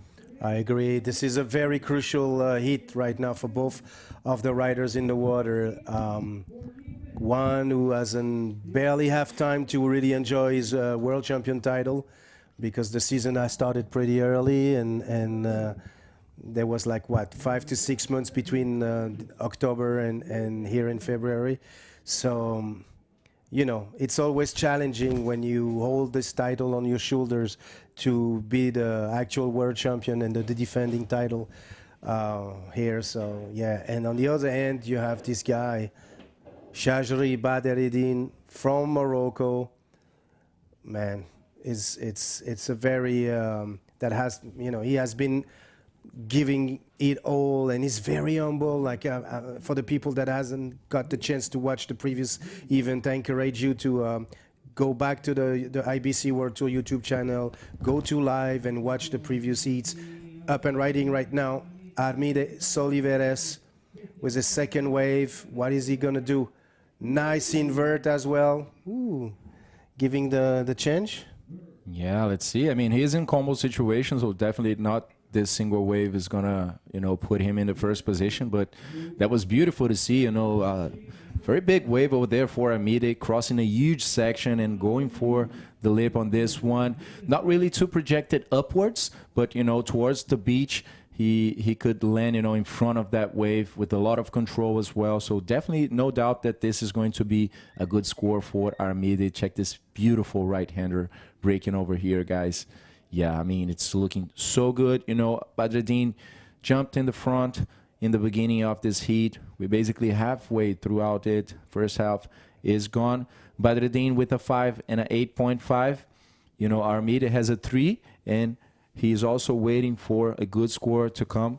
I don't believe it's going to be as good as Badreddine invert, you know, because he didn't get too projected far up, but definitely it was a pretty strong maneuver as well. So 6.25 for the Canarian. Armida viene con 6.25 en esta manga. Tiene un score de respaldo de 3 puntos. Está un poco por detrás de Badreddine, el marroquí, que está muy bien, que está sacando las scores más grandes de esa competencia. Ahora con un grande invert también que acaba de ejecutar, sacó 8.5, las condiciones están muy buenas, tenemos un campeón mundial ahora en el agua, pero seguramente, gente, no va a ser fácil para Armide. Tendrá que dar todo lo que tiene para pasar esta manga y asegurar un sitio en el podio. Absolutely. Badreddine, 27 years of age, years of surfing behind him, and I think it's his second year on the tour right now, and you know, he definitely want to win a title. I mean, he wants to win an event for sure. That's what he's focusing on. And yeah, what I was saying a little bit earlier is when you stream the previous heats and the previous rounds for the past days, you're going to see some of Badreddine's interview, and you're going to realize how humble this guy is. Very calm and very concentrated. It's very joyful to discover this guy on my side. Yeah, definitely. Very, very, you know, nice posture by the Moroccan rider, you know, getting all the way to this quarterfinal over here. We can check some of the best scores, and these two guys over here in the water, they have the best single scores. Badreddine also already found a 10-point ride in the first days of competition. Yesterday, in the late parts of that fifth day, Armide, you know, just came up with a 9.5 as well, and these were the top single scores. But when we go to the top total scores, we can see Chadri Badreddine has the two best total scores, and Armide already also found a 17-point total, you know, so we can see these guys are definitely going to go big over here. There's not going to be medium-sized waves or scores, but check this out. Armides Oliveira is stalling, waiting for a section over there. He's looking for something in the future of this wave. Goes for a backflip, but not really finding that projection to land in front of it. Manages to complete anyway, and you can see he didn't really like that wave. He knows that's not going to take him too far in this heat. Yeah, I think that's what Tristan explained to me earlier. It's very hard to find the perfect lip on the right side. But look, the man of the action, the man of this competition, Badreddine, leading now with a nice projected roll, and it's not finished, guys. Yes, it is. All right. I don't think it's going to change much in his scores, but yeah, actually might change that 5. Let's see what the judge has to say about it. But yeah. Yeah, I believe, you know, also Armide is going to change that 3-point ride, definitely, you know, but as I said, I don't think it's going to be anything huge. Take us through this replay, please. Yes, so let's watch this this wave. A little bit complicated. You can see that it's a little bit softer. The wave is not that fast. It's crumbling a little bit, so Armide is stalling, trying to find a leap here, and he goes for the backflip and landed, but knowing Armide and what he's able to do, it's probably not, and he seems to be a little bit disappointed on this wave. Let's do that one. Yeah, so Badreddine on a significant sized wave over there, goes for the bottom turn, also not too projected upwards, but completes this maneuver with a lot of control. So what happened is both of these guys managed to increase their scores slightly. So Armide changed the 3-point ride that he had for 4.6, but the leader of the heat in red also increased from a 5 to a 6.25. So now Armide looks for a 8.51, an excellent ride to change the situation on this heat with the clock ticking away and pressuring him up by the second. Absolutely, and It will be a crazy situation if Armide gets the 8.51 because they will technically get the exact same score. Yeah, but the thing is that then in this case, the biggest score would be the factor to get out of this draw situation. So yeah, 8.51 would take Armide to the top. But one disadvantage for the Canarian is that Badreddine already holds the priority out there. So let's see if he will use that priority. And we haven't seen Badreddine really playing this game of blocking the rider and anything like that. But at this point, everything is everything is possible. So he knows he's going against a very strong rider as well. But yesterday during the interview, he said, it's just I'm focusing on myself. I'm focusing on my performance, because either he was going to face Armide or Brahim Edouche. So I asked him if he had any thoughts on that, and he said, no, at this point, I know all the riders are so good, and I'm just focusing on myself. He's a very, very talented guy, but also a very dedicated rider. You can see that translated into his performance. And somehow, I believe he already had the opportunity to face Brahim. So talking about the man here, up and riding right now. Where is he? We can't see him. But he's full speed here. He's going to go for the bottom. And what is he going to give us, guys? Ooh, yeah, he's going to have to adjust a little bit. He's like, oh my goodness. Whoa. Very high and complete. Is it complete and complete? No, it's incomplete. Invert from Badreddine, but that was super high. He was full speed. There was no way that invert wouldn't be that high. Oh my God, that could have easily have been a 10. Check this right, a lot of space being covered over there, just running and running. And there, here you can see he's throwing that upper line and then bottom turning again as the wave increases in size, and huge invert over there. But a very tough landing, with a lot of water around Badreddine. Wow, he's going for the 10, I think, right now, Yeah, I mean, like we said yesterday, he's only competing against himself. So all he wants is to give the best performance ever. And I think it's a good mental focus there to be able to say, listen, I want to do my best and I want to show my best. And a very pressuring situation for Armide right now. In this situation, needing 8.51, hearing everyone at the beach scream with this wave from Badreddine, got to play the mental game over there and stay strong. But in the meantime, I would like to thank a lot to Taghazout, for being the title sponsor for this event. Also the Royal Moroccan Federation of Surf and Bodyboarding. And thanks as well to the Regional Council of Souss Massa and the Wilaya Souss Massa, the Ministry of Sports, the Municipality of Agadir, and the Municipality of Taghazout.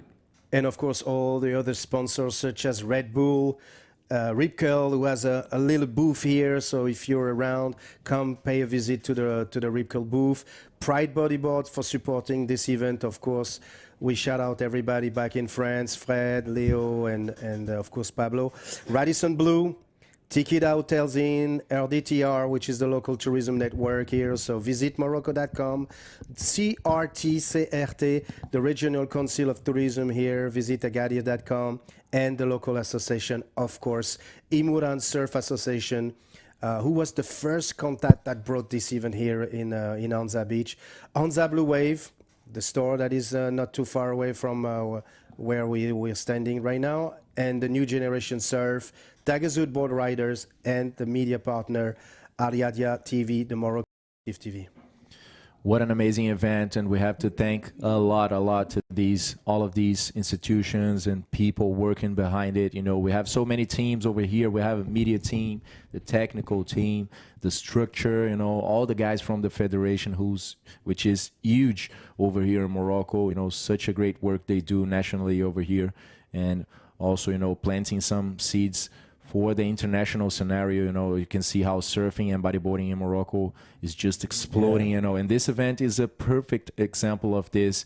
We're coming to see maybe a Moroccan guy defeating the world champion, in this heat right now, possibly, meeting Uri Valadão in the semifinal. You know, the guy is definitely deserving it by his performance. But, you know, we're talking about Armides.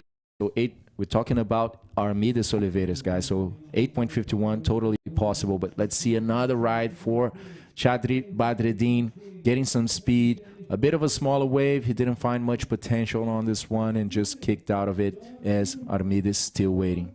That might be the only mistake Badreddine just did right now, because he was holding priority, if I'm not mistaken. And now priority is to Armide.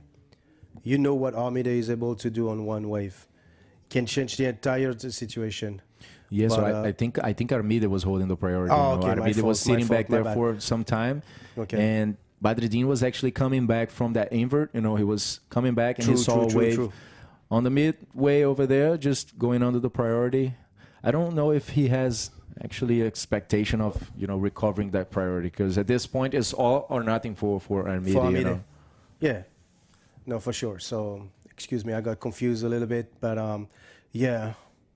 I mean, Armide is definitely going to take a wave. Like, we see some lines coming up in the background. So there's definitely going to be a good wave coming. It's up to that wave selections that Armide need to give it all and eventually change the situation. 8.51 is what Armide is in need to take the lead of that heat. Second quarterfinal here. Last day of competition here at Taghazout, Morocco, Taghazout Morocco Pro. And what can we say about this competition so far? It's just, I love it. I love it. Pero una actualización en español para los que están asistiendo por Armide. Momentos de mucha presión para el campeón mundial. Necesita ahora de 8.51. Tiene la prioridad, pero apenas 22 segundos para responder. Parece que viene una ola para el atleta de camiseta amarilla, Armides Oliveiras. Muy probable que su última chance. Y ahí viene él. There comes Armides Oliveiras. Last chance is all or nothing. 8.51. That's what he needs. Maintaining that upper line. He's looking at that lip section. What he's going to come up with. A backflip. Let's see. Maybe going to connect all the way to the inside. Look for something else. I'm not sure if that backflip will be enough, you know, to take Armide to the semifinal against Uri. Let's see it again. Let's watch this replay right now. Full speed for Armide, trying to find the leap there. Look at where he's looking at. Very up, very high. He's trying to go fast, and he goes for a very explosive backflip. Landed it, but is that going to be a 8.51? I'm not sure. I mean, we're still waiting for that score. And I don't think so, guys. It doesn't look like, to be honest, with the significant maneuvers that Badreddine came up with. We're going to throw the official results right after the commercial break. Stay with us. What does it mean to live the search? Oh, well,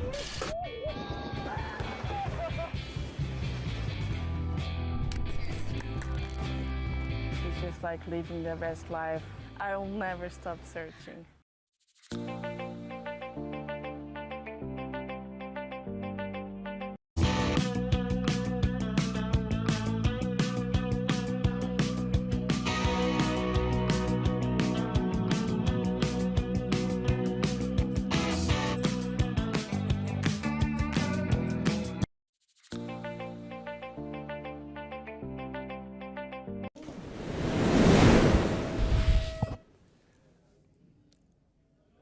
Welcome back, everyone. This is the final day of the competition here in Taghazout Bay.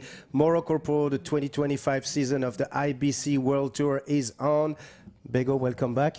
Thank you so much. Quarterfinal number 3 out in the water. And outside, there's a super vibe. Everyone is watching. All the athletes are here. And we don't want you to miss anything. So let's hit the water and we will introduce you this amazing quarterfinal. But there is a taker right away. Pierre-Louis Coste starting things early. Only 20 seconds has gone. And check this out. He's going to go for an invert. You can tell he had second thoughts when he was about to hit that leap. But he was smart enough to understand that that section was asking for an invert. And official results for last heat, it wasn't enough for Armides Oliveira, and they're shaking hands there. So we do have another finalist, another podium for Morocco. Morocco had 3 riders in the junior division in the podium, and now Badreddin is going to be in the podium regardless of what happened in the semifinals. So in the water right now, Pierre-Louis Coste starting early with a 6, facing Eder Luciano from Brazil. Eder already having his best result, and there you have it. I'm loving these graphics. I wish we could have some sort of music, like, you know, the Rocky type of music that will establish the battles a little bit. Eder, who has like somehow a slight advantage because he was the first to go to the water this morning, so he understands the wave a little bit better, and he was able to know how to connect with this ride, and he gave us a tremendous show as well. So this is going to be very good. Let's watch the replay from Pierre-Louis right now. So Pierre, keeping the very high line like he's often doing, huge bottom turn. Yeah, you're right. He was having a second start there and throw the maybe an air reverse he was thinking about. I don't know. I'm not sure. I think he went for a backflip probably as a first maneuver, but yeah, no, he definitely have a second start there. I mean, 6. It's not a bad score to open your journey. You know, knowing that. It's usually going to be the great backup score you ended up going to get if you need one and if you change the situation. Still waiting for Eder to surf his first wave. Petite actualisation en français. On a vu dans le round précédent le Marocain gagner. Oh, attendez, parce que Pierre-Louis wants to surf and he wants to change the situation. So keeping the high line right now. Look at this. He's going to go down. Backflip here. Ooh, difficult, very difficult backflip here. Incomplete. Yeah, the body, the board, as you can see, was flipping a little bit too much. And it's hard. I think it's hard to hit the leap. But he doesn't. I think the situation in the water is not what we're seeing on the screen at all. And you have to be really conscious of where you're going to hit this leap. Donc, petite actualisation, on a Pierre-Louis Coste et Eder Luciano, le Brésilien, à l'eau maintenant. Pierre qui a déjà pris 2 vagues avec un 6 points et 1,65 sur ce backflip. Le run précédent, incroyable aussi, puisqu'on a le Marocain qui a battu notre champion du monde actuel, Armides Oliveres, le Canarien. Et Bader qui avance en semi-finale, c'est quand même exceptionnel. Il a fait preuve... Badreddin. Ouais, Badreddin, incroyable, qui a fait preuve d'une performance digne des plus grands. Et c'est un très grand. Donc, il nous l'a prouvé pendant toute cette compétition. Et puis voilà, maintenant, on a regardé pour tous nos amis qui ont des tablettes et des téléphones. On vous invite à scanner ce QR code. Qu'est-ce que ça va faire? Vous allez arriver sur dans le monde de l'IBC. Site internet, réseaux sociaux. N'hésitez pas, visitez tous ces petits liens qui vous sont offerts dans ce QR code. Et surtout, le plus important, suivez et partagez ces liens. Donc, suivez le YouTube channel. Vous pouvez aller sur le site internet, voir toutes les informations dont vous aurez besoin et surtout comprendre un peu mieux le nouveau format des Rising et des Prime Series. Thank you for that great complete update in French for everyone that is tuning in. And of course, we should do something for the Brazilians. Tem uma galera do Brasil, né? Galera do Brasil. Quartas de finais aqui, tem o Eder, que ele já surfou muito bem. Ele começou com a nota de 9, né? Ele deixou o adversário em combo. Então, ele tá forte. Aí a gente vai ver o que ele pode fazer. Finals day here, people. And it's been a great day so far. Of course, we have heard from all the athletes that even though it's super beautiful to watch these conditions with offshore, there are a little bit difficult for them to find those sections to, you know, perform those big maneuvers. But yeah, it's going to be a great day. We do have 2 finalists. We do have the first semifinal established. It will be Uri Valadão facing Chaziri Badreddin, an amazing rider in my eyes, and I think in most of the people's eyes. He has been the revelation of this event. Definitely, you know, he has been putting his name out there. and showing the world that Morocco have a lot of good riders and a lot of level. He said that many times in their interviews. So whoever advances here in first, we're gonna go to the semifinal number 2, and we'll see who's going to advance for semifinal number 2 alongside with the person that advances here. Because the next heat will be the quarterfinal number 4, which is going to have Joaquin Soto from Chile facing the defending champion of this event, Gabriel Braga. It's going to be another cracker of a heat.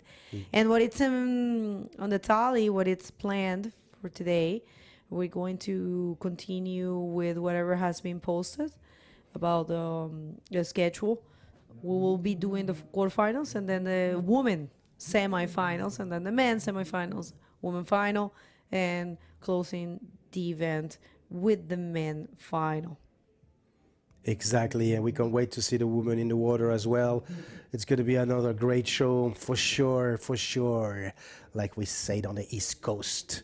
And I believe there's no wave being ridden right now, so it's safe to say that we could have this interview with the winner of the previous heat. Let's go, Lucas.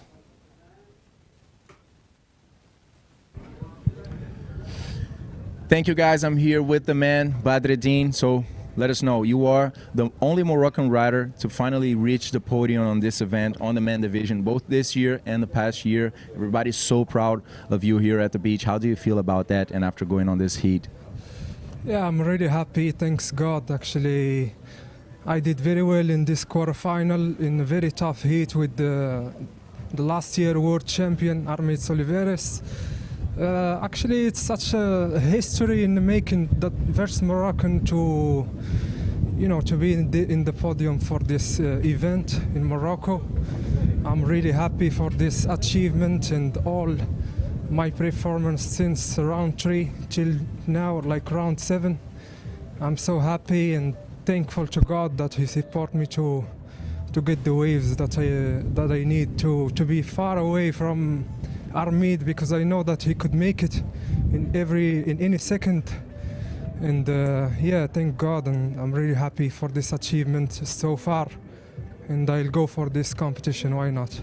So another question is, do you think that all this attention, that you are gathering, and of course the good results, the exceptional scores you're reaching in this competition, is it possible that we can see Badreddine, going to other stops of the world tour, marking your name in the whole tour, maybe? Yeah, actually, the big dream for me is to follow the tour and like bring in my home country, Morocco, the first title ever for this country. I just there's some little bit of like difficulties like visa and some financial support. I wish I can, get this support and I can follow the tour and do everything possible to bring a title. We can say like in the next 5 years to home for the first time ever. It sounds amazing. Any message you want to say for the Moroccan people watching you, very proud at home? Yeah, thanks to my family, my God first and my family, to the federation and also the ABC for this very special event. And yeah, thanks to my family that's praying for me, my other half supporting me, and my club also, MSA, and my sponsors like Convict and Surf Cloud and Big Bamboo. And I'll see you. I wish I can get more sponsors so I can, follow the tour and do something that never done before for this country. Yeah, I believe with this result definitely will be easier for you to do so. Congratulations, my friend. Good luck on the semifinal against Uri. Back to you guys. What a beautiful interview. Usually Badreddine gives very good interviews and he just projects this calm energy, and it's this gratitude. You can tell every word comes out of his mouth comes with gratitude. So very humble person. But in the water, we had a lot of action. Nothing has been. I'm sorry, I got stuck thinking about the scores I was watching on the scoreboard. And yeah, Pierre already with 11:25, and Eder hasn't been able to find waves. So check this out. Pierre decides to go for an inside wave, gazing there to find, but not finding a section. It's a tricky situation, but Pierre is, super active. I saw him outside. He was running, getting ready, and very focused, very driven to make this heat. Of course, he wants a podium. He wants to start the year in that way. Super close one. Let's see. This is the first for Eder. Actually, the third. We'll see Eder Luciano if he can find something. It's unfortunate because he surfed so good this morning, people. Eder Luciano opened the day with huge scores, with great results. He actually left in combo situation Tahiti, and surfed really good, but he's not able right now. He hasn't been able as of yet, because of course he can, have the chance further in this heat. There's still some time, 12 minutes and 40 seconds. But on the contrary, Pierre has been super, super active. So, yeah. Yeah, I think it's the strategy here, because this wave is great in size, but it seems to be very hard to find the sections, and it's a little bit slow, probably a little bit soft. We saw that on the wave Pierre surfed during the interview when he did this great roll, but he was unable to connect on that reverse because the wave became too soft. So I think both of them are struggling, which is not really what we used to from these two, which means that the conditions are a little bit difficult. Like the reading is a little bit more challenging. So that's why you see them both being pretty active in the water right now. And maybe nobody took the left. I wonder how the left is, honestly.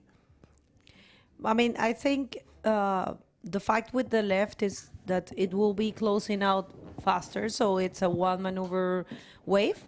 So you have to be very certain that you're going to find that section. And also you get stuck on the inside, and coming back to the lineup, it takes some time. So let's see, this one probably shaping for Eder Luciano. Not really. Well, he has done that in the last 4 waves that he have taken. He has no valuable score, only a 1.65. So, of course, he is in combo.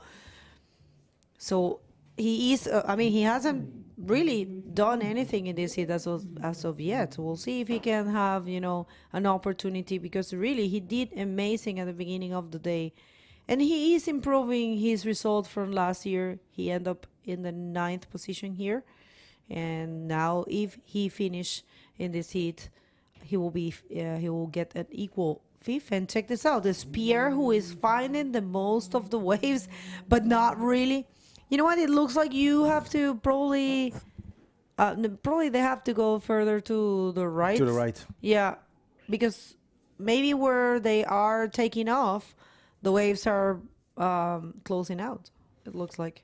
Yeah, absolutely. Or it's too soft further right.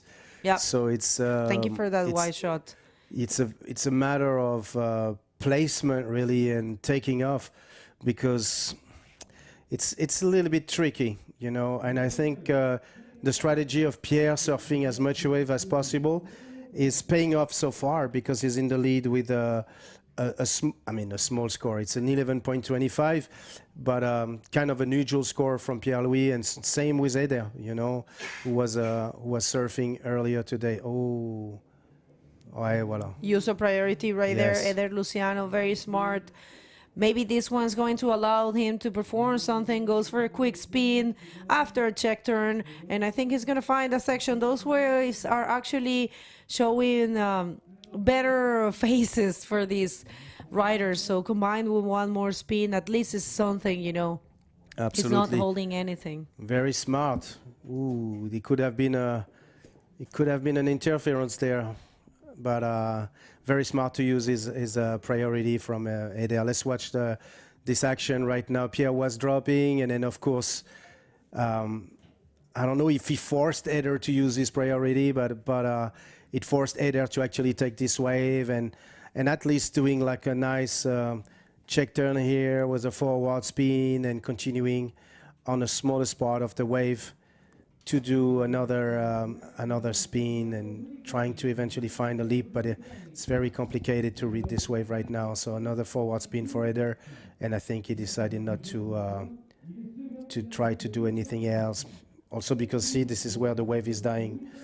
So pretty hard sections here. At least he got a 4 for that. No, I'm sorry. It was a 3. 3. He got a 3.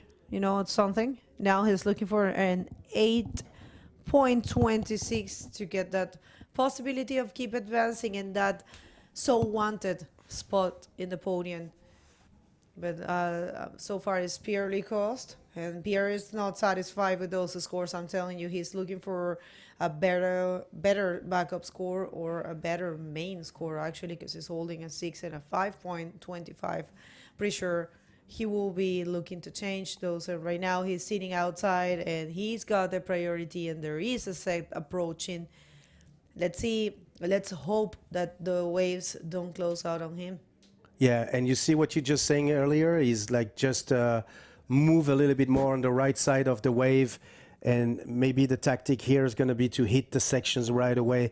I don't know if he's going to take this wave. No, it's actually Eder who's taking this wave right now. Ooh, nice wave from Eder Luciano with a great ARS from Eder. Ooh, that's going to change. But that ARS is gonna help Eder to climb up some stairs and remaining in this competition. This, I think, is going to be his main score, definitely. I really enjoyed the execution and the air time of that ARS. It was definitely a hard one to pull, and he tried to combine with the roll. He was very smart, very fast, but not able to complete. So yeah, that's going to be his main score, and he'll shorten a little bit the distance, but still he will be needing a big score. And I'm telling you, Pierre out there, he's not satisfied, he's not happy, he wants to put on some bigger scores. We just saw Tristan Roberts falling on quarterfinal number 1, and we just saw the current world champion falling on the last quarterfinal. So there you have it. It's Pierre-Louis Coste, of course, going for a huge roll. With that, I believe he's going to be changing and improving. He's going to be ditching the 5.25 and improving his total score. And it's a 5.150. And watch this replay. Under the lip roll, very projected, not that high, but very projected in front of the wave for Pierre-Louis. I don't know if he's going to be able to change that 5.25. Maybe there's a big chance, but it's a 5.5 for Eder as well. So Eder is definitely back on track with a 8.5, a total of 8.5, and he's now in the need of a 5.76. Of a 6.51, sorry, because Pierre just got a 6 point. So now Pierre is in the lead with a 12 point and leaving Eder in the need of a 6.51 at almost 5 minutes remaining and 30 seconds remaining, of this heat. Very tough heat, not easy.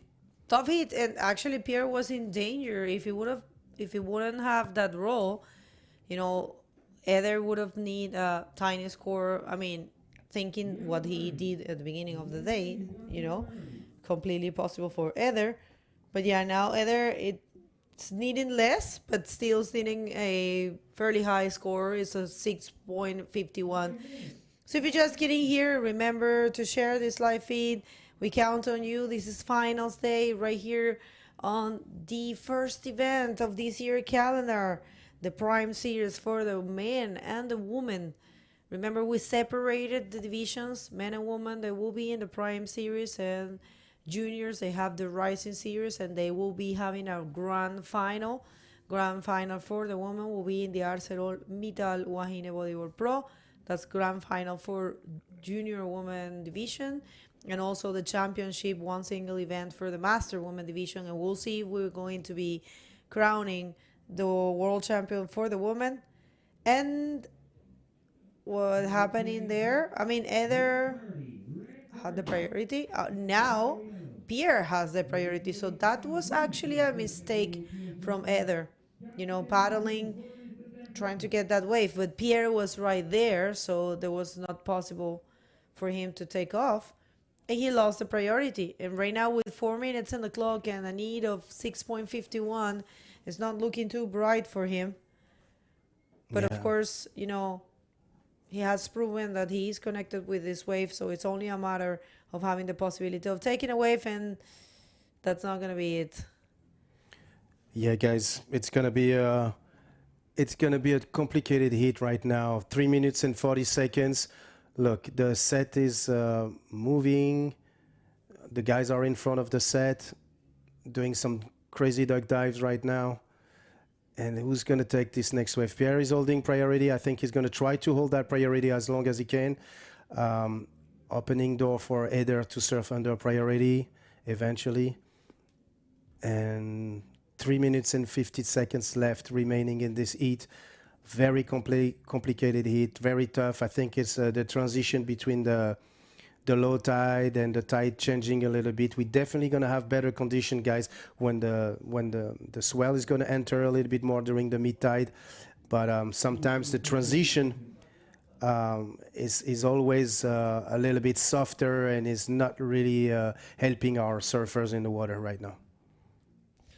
That's right. So yeah, sun's coming out, and sometimes when sun comes out, the wind goes away depending on the place, because in Arica, for example, it happens that when the sun comes out, the wind gets there. So, you know, there's so many different climate conditions, weather conditions, depending on where you are. But today, we knew from the beginning of the day, since yesterday, that we will have strong offshore winds. But actually tomorrow, people will have a storm, so we need to try to get this event done today, because tomorrow is going to be not good at all. And today we have some very nice waves, different conditions, of course. And check this out, Pierre is using his priority, 1 minute and 50 seconds. Let's see if he can find something bigger, a backflip. We kind of knew this was going to happen. Of course, Pierre, I think he never leaves a heat without doing a backflip.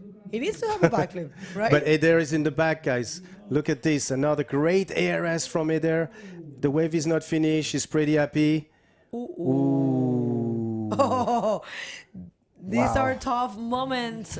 Is Pierre going to get something bigger than a 6? Because if he doesn't, maybe that last wave is a 6.51 that Agadir needs. I don't know, because it was an inside wave. We don't have the wide visuals as the judges, so we're gonna get to see this replay one more time. So let's watch this replay from Pierre-Louis. Pierre attacking and using his priority on this wave. Look at this huge bottom turn and this perfectly executed backflip. Wow, that was very good from Pierre-Louis. The backflip, man. The backflip, man, and the answer in the back. Pretty similar wave, I would say. Yeah, I mean, the difference is that, no, I mean, Agadir right there executed a little bit more smooth, I will say, Projected. ARS, projected, and he landed into the flats. I mean, Pierre as well, so I don't know. We're not judges here. We didn't see the wave since the beginning. Pierre actually stayed watching, and they are leaving the competition area. There's still 20 seconds, and it's okay, because there's no point on trying to paddle back. You're never going to make it on time. So we're waiting for critical scores here, critical moments. We saw 2 waves that were pretty similar, as Armen was saying, and we'll see if Pierre can get something bigger than a 6, or if Eder Luciano can get the score he needs. Eder was needing a 6.51. But you know what? It looks like Pierre is getting something higher, so it's going to leave Eder with a higher need as well. And I don't know if that's going to be higher than that. All right, so we can't wait. We have the last quarterfinal coming up. We're going to throw it to the commercial, and we'll come back with the official results of this heat right after this.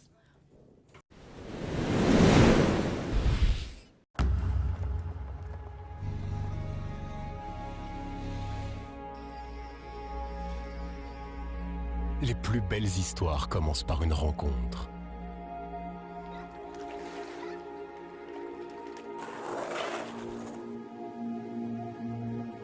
Pour découvrir l'exception,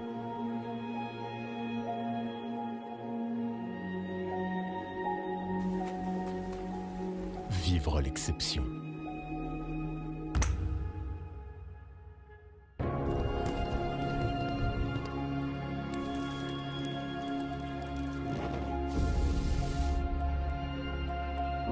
Faire le plein de sensations, d'émotions, de souvenirs mémorables.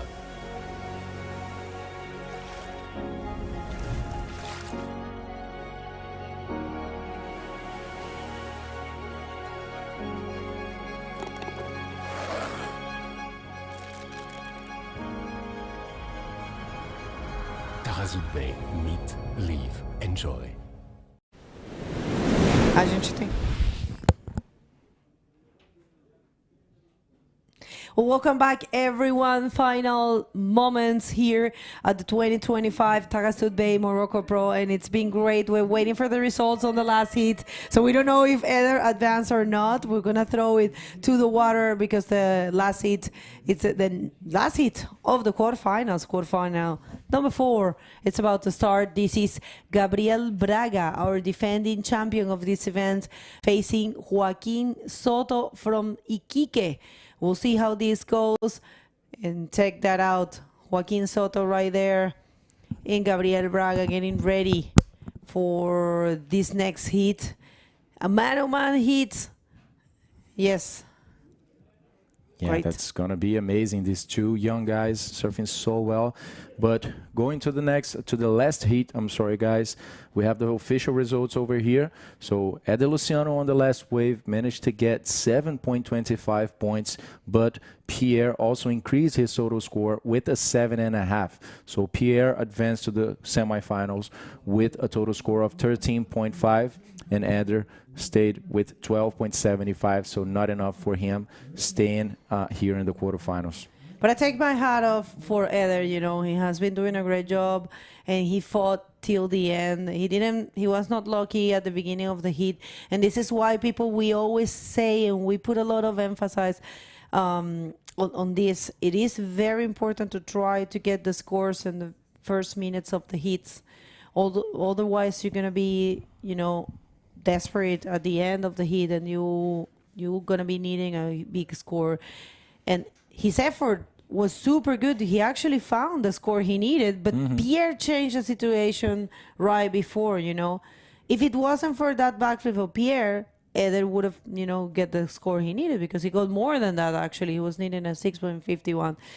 But this is competition, and this is how it goes. It's not over till the horn sounds, and you have to leave everything on the field, and this is what these athletes are doing. So we do have Pierre in semifinal number 2, and we'll see who's gonna join him. Whoever wins this heat here is going to be going to the semifinal with Pierre, and check that beauty. But yeah, that's super photogenic, but it's so hard to surf, you know? Yeah. I think these kind of conditions favor the stand-ups, because the stand-ups, they have the possibility of, you know, generate more speed, you know, the rip, and they can pass the sections faster than the bodyboarders. So we do surf sometimes hollower waves, sometimes, because of course there's good stand-up surfers that can surf hollow waves. But check this out, what a set! But no takers. I don't know, where are they, guys? We haven't even seen them. Yeah, it's very hard to stay in position over there, you know, because these waves are pretty quick. You know, they're coming very fast despite the strong offshore wind. We have been seeing that it has been, you know, slowing the wave down a little bit. But with the tide increasing, I think the wave is running quite fast, you know. So just going to throw some updates in Portuguese for everyone watching from Brazil, from Eder Luciano, you know, and Gabriel Braga as well. O Eder Luciano acabou de ser eliminado na última bateria, conseguiu um 7,5 ali, 7,25 no final, mas o Pierre aumentou com 7,5. Então, o Eder se despede da competição agora nas quartas de final. Ainda tem o Uri Valadão, que está na primeira semifinal, e nessa bateria, o vencedor está enfrentando o Pierre também. Então, Gabriel Braga, temos 2 baianos, 2 brasileiros ainda na competição. All right, so we have Joaquin Soto, first wave of this heat. So looking to maintain that middle line. Joaquin Soto, is he gonna find a section? I think he might. It's a big section there. He managed to go over that foam and probably here. I think he's gonna go for something, and he is going for a roll. Very smart, Joaquin, because some people will abandon the wave before, but he fought. He kept going. He came around the section there and found himself the best score. I mean, the first score of this heat. So we'll see how much he gets. It's just a way to put something under your scoreboard. Yeah, so checking this replay was quite a long run there by the young Chilean. You know, staying in the upper side of the wave. You got to be very cautious on reading it super fast and not losing the momentum on the wave. So there he goes. Going down for a nice bottom turn. The wave starts running a lot and very fast in front of him. You can see him almost getting caught by that white water. And then he goes up again, drawing a nice line. The wave is becoming hollower and hollower. He's looking for that section, and then he goes up very fast for a very radical roll. Good maneuver with a lot of impact. 6-point ride for the young Chilean. Looks like there's nobody coming on this wave, so we're going to throw it to the interview with PLC and Armin. Take us through this one, Armin.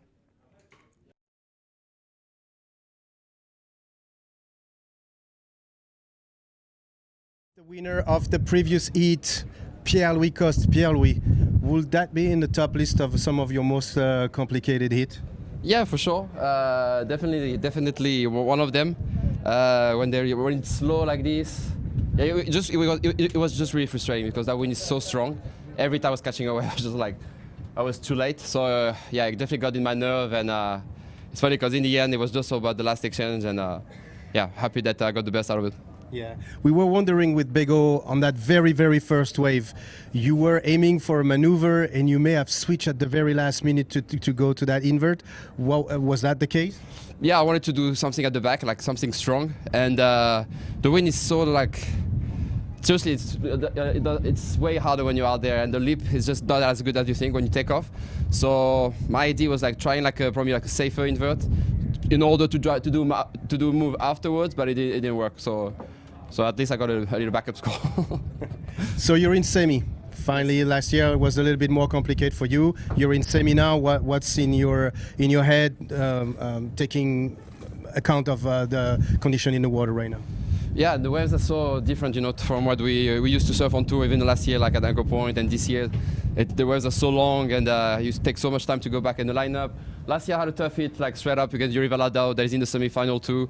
You know, there's so many good guys, and it's just easy, you know, like to be knocked in early. So I'm really happy to make the podium. It's a crucial event because we don't know exactly how many events we're going to have. So I know in my mind that it's important to have a good result here, and yeah, super stoked to be fighting for a chance to win that event. All right, any last word from my family, friends all around the globe? Yeah, no, like once again to my friends, family, sponsors. Yeah, super stoked to be still living the dream, to be out there fighting with a new generation, and yeah, let's see if we can go all the way. Yeah, all right, thank you so much, Pierre-Louis. Looking forward to see this semi. Back to you guys. All right, so we did have some action in the water. Congratulations to Pierre for starting the year strongly with the podium. And yeah, we'll see how that goes for him.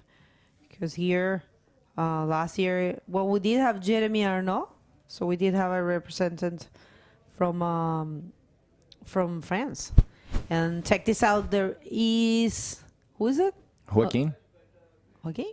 Yeah, I don't know if he's still there, Oh, but he took off. It's even hard for us to distinguish who is in the water. Right, so we're gonna have a couple of replays here that happened while we were in the interview. This was a wave for Gabriel Uraga, and this score is about to come out. But yeah, it looks like it was a good wave. I remember watching a little bit. You know, it's hard even for the cameraman with the offshore, and the rider kind of like fade away between the winds, and with the roll there, Gabriel landing in the flats, and the score is about to drop. Joaquin Soto, he has a 6 and a minimum score. He just took a wave, quick in and out. This one right here that I think he tried the barrel, but that was really difficult to pull. Yeah, I think he just took off and pulled into the barrel and then disappeared pretty quickly. So yeah, that's going to be a small score for Joaquin.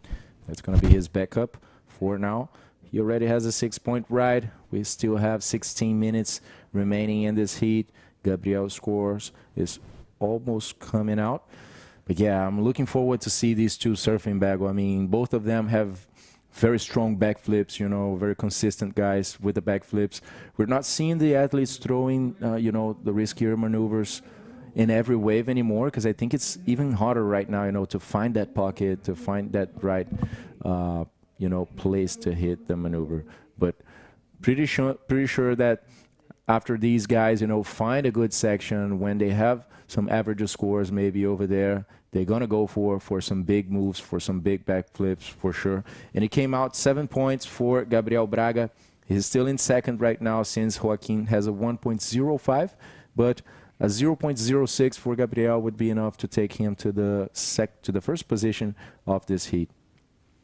That's right, and everyone that is tuning in, that is getting here, this is the last quarterfinal. We'll jump into the ladies' semi-finals after this, and then we're going to be doing the men's semifinals, and then, of course, the women's finals and the men's final to close the day. So whoever finishes first here will be joining Pierre-Louis Coste for semifinal number 2. We have already established the semifinal number 1, which is Uri Valadão with the revelation of the event, Shashedri Badreddin. Shashedri Badreddin. I'm working on that, but he has been an amazing surprise throughout this event.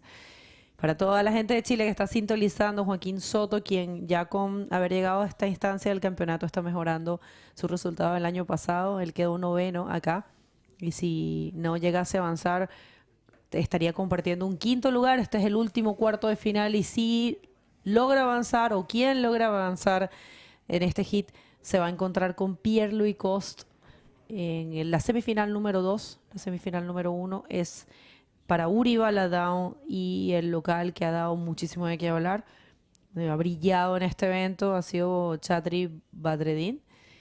Así que va a estar muy bueno. Después de aquí vamos a hacer las semifinales de las mujeres, con la primera semifinal Alexandra Rinder contra Filipa Brueiro, y después vamos a tener a Joanna Schenker contra Namika Yamashita. This first semifinal and the second one, for sure, it's going to be really good. I mean, Alessandra Rinder, you know, this is the type of wave she likes, you know, strong waves. We have some very heavy lip sections over there, mostly to the right. She prefers those lefts, but let's see, maybe she surprises us, you know, with a big move to the left as well.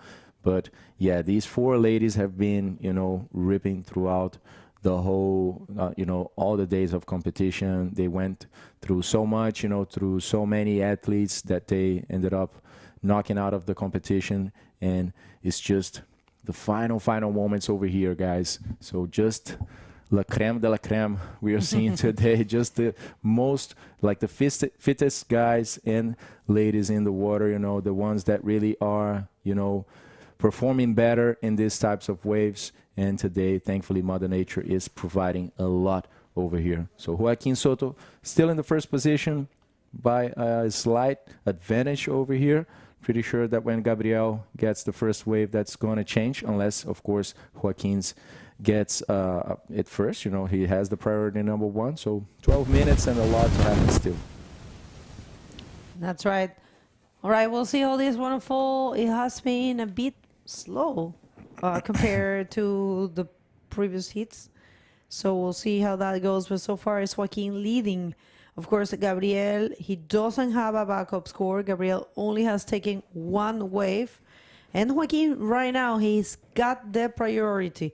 So as you see, the waves are looking super beautiful, but they are equally, as they are beautiful, difficult. So Gabriel Braga, probably entering this barrel, decides to not do it. And this is the backup score for Gabriel Braga. Is he continuing that maneuver? Oh, you saw how he encountered a bump when he landed? He did land, but he couldn't get out of it. Yeah, very fast run for Gabriel Braga, just, going full throttle on this wave, hitting a very critical section, landing it, and then nose diving completely on that wave. It's just very bumpy over there with all this wind. Very tough for the guys, even to see the waves, and of course to analyze and respond quickly to the sections that is coming, or maybe waiting a bit to show up. Very, very tough work for these guys. Bueno, Joaquín, que está con una ola de 7 y de 2. No, estaba viendo las olas de Gabriel. Ustedes pueden ver los scores si quieren en la página web de la IBC World Tour, está todo ahí, ya creo que mucha gente ya lo conoce. Van al área de live, o también hay un código QR que les vamos a mostrar ahora. Pueden escanear esto y los lleva directo a la página de la IBC World Tour. Ahí están todos los scores, ahí está todo lo que va pasando. Pueden ver los hits anteriores y lo que viene. Bueno, ya no queda mucho evento. Pero si bien las olas están muy hermosas, son muy fotogénicas, todos los riders han dicho que están difíciles. Este viento un poco frena la ola, viento de offshore muy fuerte. De hecho, acá tuvimos que cambiar el área de entrevista, hacer modificaciones. Y viene Joaquín Soto en esta ola. Let's see this one for Joaquín. Keeping the middle line, aiming for something. He's just going to go for a roll. Very smart, Joaquín. This is what you need to do. You don't have to go too crazy. You have to, put the scores there. And that's what he's doing. He needs to get rid of that 1.05 because he's only looking for a 3.01. And of course, that roll is going to be more than that. So I have to say, it's so important that you have the strategy clear in your mind, thinking that probably you want to show the world that you have all the maneuvers, that you know how to perform them. Oh, Gabriel. Let's see this one for Gabriel. Pretty tough to hit the right section. He's speeding up to the next one. Now stalls, waiting for the wave as it slowed down a little bit. Now he goes for the pocket section, goes for a nice roll. Very good maneuver, landing on the pocket, stalling a bit more, looking for the closure maneuver. The wave became very wide and faded away for Gabriel. It's going to be a good score. Definitely going to change that 2-point ride. You know what, Bego? I think, you're seeing most of the waves, the guys are getting very late when hitting the lip. I think it's very tough to read out there. You can see in this wave for Joaquin. So speeding a lot, and you see he goes right under the lip. Pretty sure this guy is not wanting to go for rolls at all. But when you get this late to the lip, you can't really do much. Yeah, and we can compare the two waves, but of course we don't have the visual that the judges have, so they know better the sections. We're just watching an amplified version, but it looked pocket roll. It was different maneuvers for these two riders. Both were performing rolls, but the sections were different. Joaquin was more of a through the lip roll, and Gabriel's was more of a pocket. So it depends on the judges' criteria. We will see. In my eyes, I think both maneuvers were really good, but the judges, they know the difference. There will be a difference for sure, and we'll see who's getting the best out of this exchange. Remember, these are the last moments of this event. This is the first of the calendar this year. We're waiting for the confirmation of the Kike Bodyboard Pro to see if we're going to be jumping to Chile after here. Hopefully we are. And that will be another Prime Series event for the men and the women, and probably a Rising Series for the junior men right there in May, which is the month of the ocean, el mes del mar en Iquique. Se celebran las glorias navales. Celebrating an important holiday there in Iquique. We'll see if we have that confirmation. But it is confirmed that we're going to have Itacoachara Pro again. And wait, we do have some situation. Gabriel Braga, he got a 7.5 on his last wave, and Joaquin got a 6.65. So Gabriel got the best out of the exchange. Now Joaquin is looking for a 7.86 to take the lead and the possibility of being in the podium. For the first time here, I mean, last year he was 9th.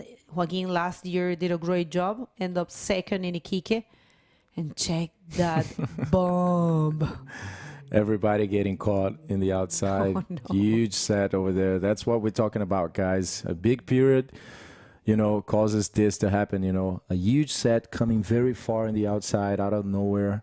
So that's why it's very hard to position yourself, you know, because you either are going to position yourself for a huge set that is probably going to come, or you get, you know, the regular sets, I would put it like this. Because this wave is very hard to be in position. You have to sit too far out. And, you know, in a competition, you can't just wait the whole heat for you know, the biggest wave. You gotta find two waves as soon as possible. Então, atualizando para o pessoal em português nessa bateria que vale uma vaga na semifinal. O Joaquim Soto, atleta chileno, começou na frente com uma nota de 6 pontos ali. Logo depois, o Gabriel encontrou um set com um rolo bem forte. E agora, depois de 2 tentativas ali, uma para cada, o Gabriel conseguiu uma nota 7,5. O Joaquim conseguiu um 6,65. Portanto, agora se estabelece já uma situação na bateria. O brasileiro com uma vantagem leve ali, agora com 5 minutos sobrando, deixa o atleta do Chile precisando de 7,86 para poder mudar a situação nesse mar, que vocês podem ver, está bem difícil. Tá muito bom, tem altas ondas com certeza, mas está muito desafiador de achar o momento certo ali para uma manobra. Esses dois atletas são muito fortes e dentro desses 4 minutos e meio aí que a gente ainda tem na bateria, muita mudança pode acontecer. Lembrando que aqui está valendo uma vaga no pódio e na semifinal contra o Pierre. Não é qualquer coisa. We are fighting here for a spot in the podium. We're fighting for a very important result. Remember, people, one thing that it's true is the first event of the year set the pace for the rest of the year.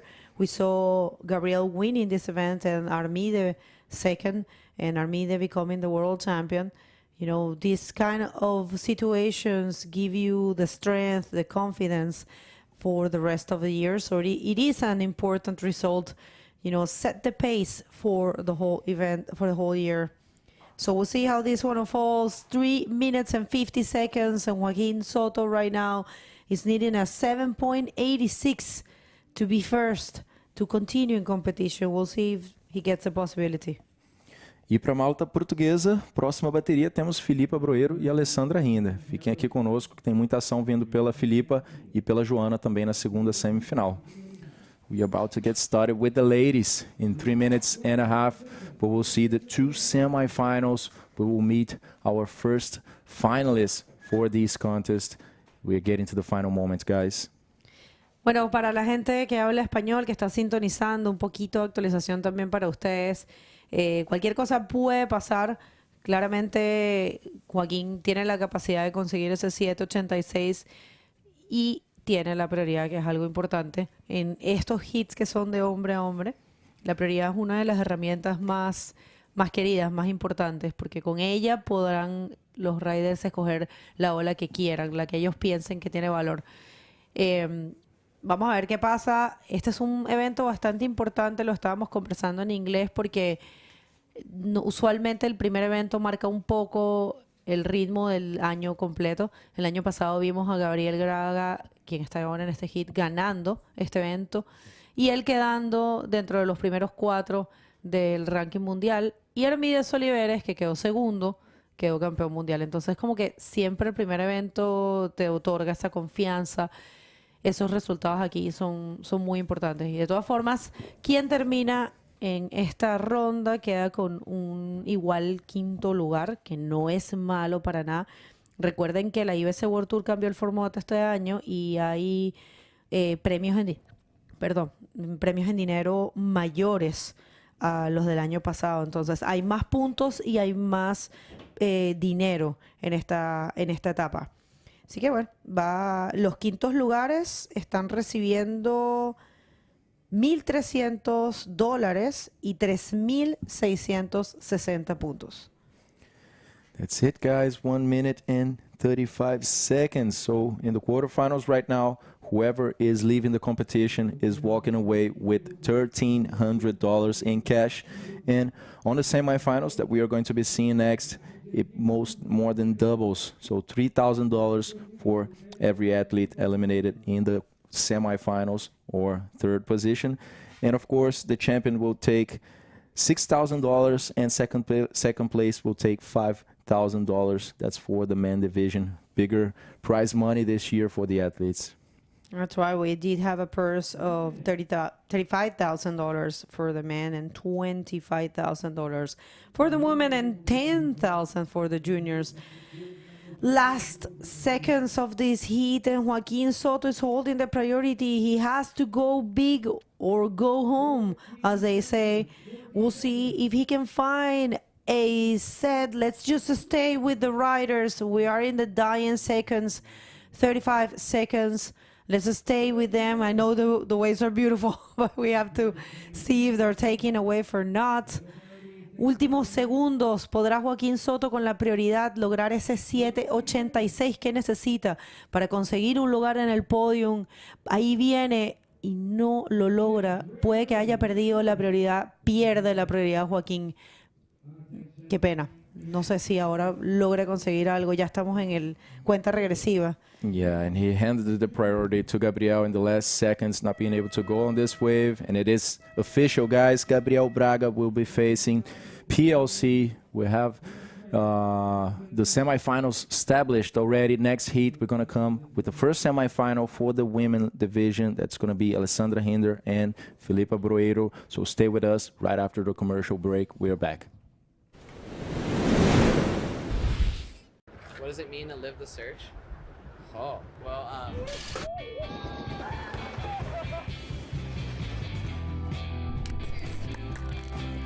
It's just like living the best life. I will never stop searching.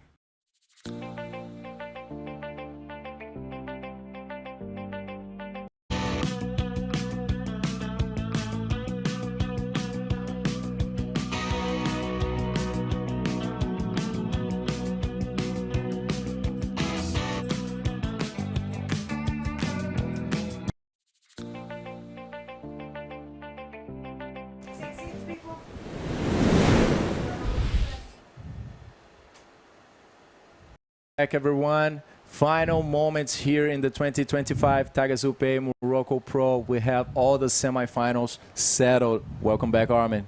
Thank you, Lucas. And we have the first semifinal of the women in the water right now. So let's not lose any time and let's go straight into the water. That's it. We're going to see Alessandra Rinder coming from Austria, but living in Canary Islands for so many years right now. She's going to be using the red singlet, and Filipa Broeiro from Portugal, from Praia Grande, will be in yellow, guys. So these two ladies have been ripping throughout the competition. Filipa came up with ARSs already. You know, Alexandra Rinder is very sharp on the smaller waves, but today we have the type of conditions that Alexandra likes. You know, she prefers the lefts, but she's very familiar with heavy waves, and we do indeed have some heavy sections out there. I think it's the moment where the waves are becoming a little bit more aligned, you know, like I think now the shape is going to be much better, like you said earlier, with the tide coming up. Look at these guys, like we have beautiful condition in the water, somehow very slow, but I think that now we're going to get a better shape for the athletes to find the leaps and hit the leap a little bit much better. Yeah, definitely. I mean, these waves are endless rides, guys. So both of these riders actually prefers the left. You know, Filipa as well, just like Alexandra, she's a big fan of left-handers. But let's see if they'll, you know, come up with something different than what we are seeing. We're basically seeing rides being surfed by the men in the previous heats. Let's see if they'll change the game, you know, or if they will work themselves out in the right-handers, you know, because they are very long. They're not easy to read, you know. Yeah. They are, you know, requesting a very quick reading and analysis from the riders, you know, on stalling and waiting for the pocket and the section to come up, or even speeding and not staying behind. So very tough. You got to be very fit, very quick in responding to those waves to hit the right sections. It's a very interesting heat right now because we have someone that has a lot of experience, like Alexandra Rinder, which of course was the first world champion, the youngest world champion in the women division when she was only 16. And she's coming back from a tough season, like the 2024 season wasn't her best.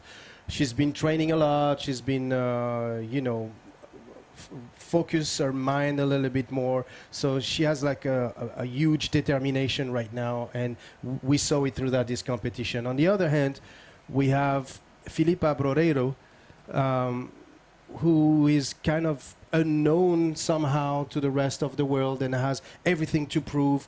She's been training crazy over there with her coaches, and she really wants to rise the level of the women bodyboarding. Like, she's been saying that a lot, that she really wants to be able to show to the rest of the world that women bodyboarding is not just about spins and rollers, you know. And she's been pulling ARSs. She said she had much more to show, so hopefully this is the heat where we're going to be able to see all these maneuvers. Absolutely are, man. Para a malta portuguesa assistindo aí pela Filipa, a próxima bateria temos também Joana Schenker. Estamos aqui com a semifinal da categoria feminina.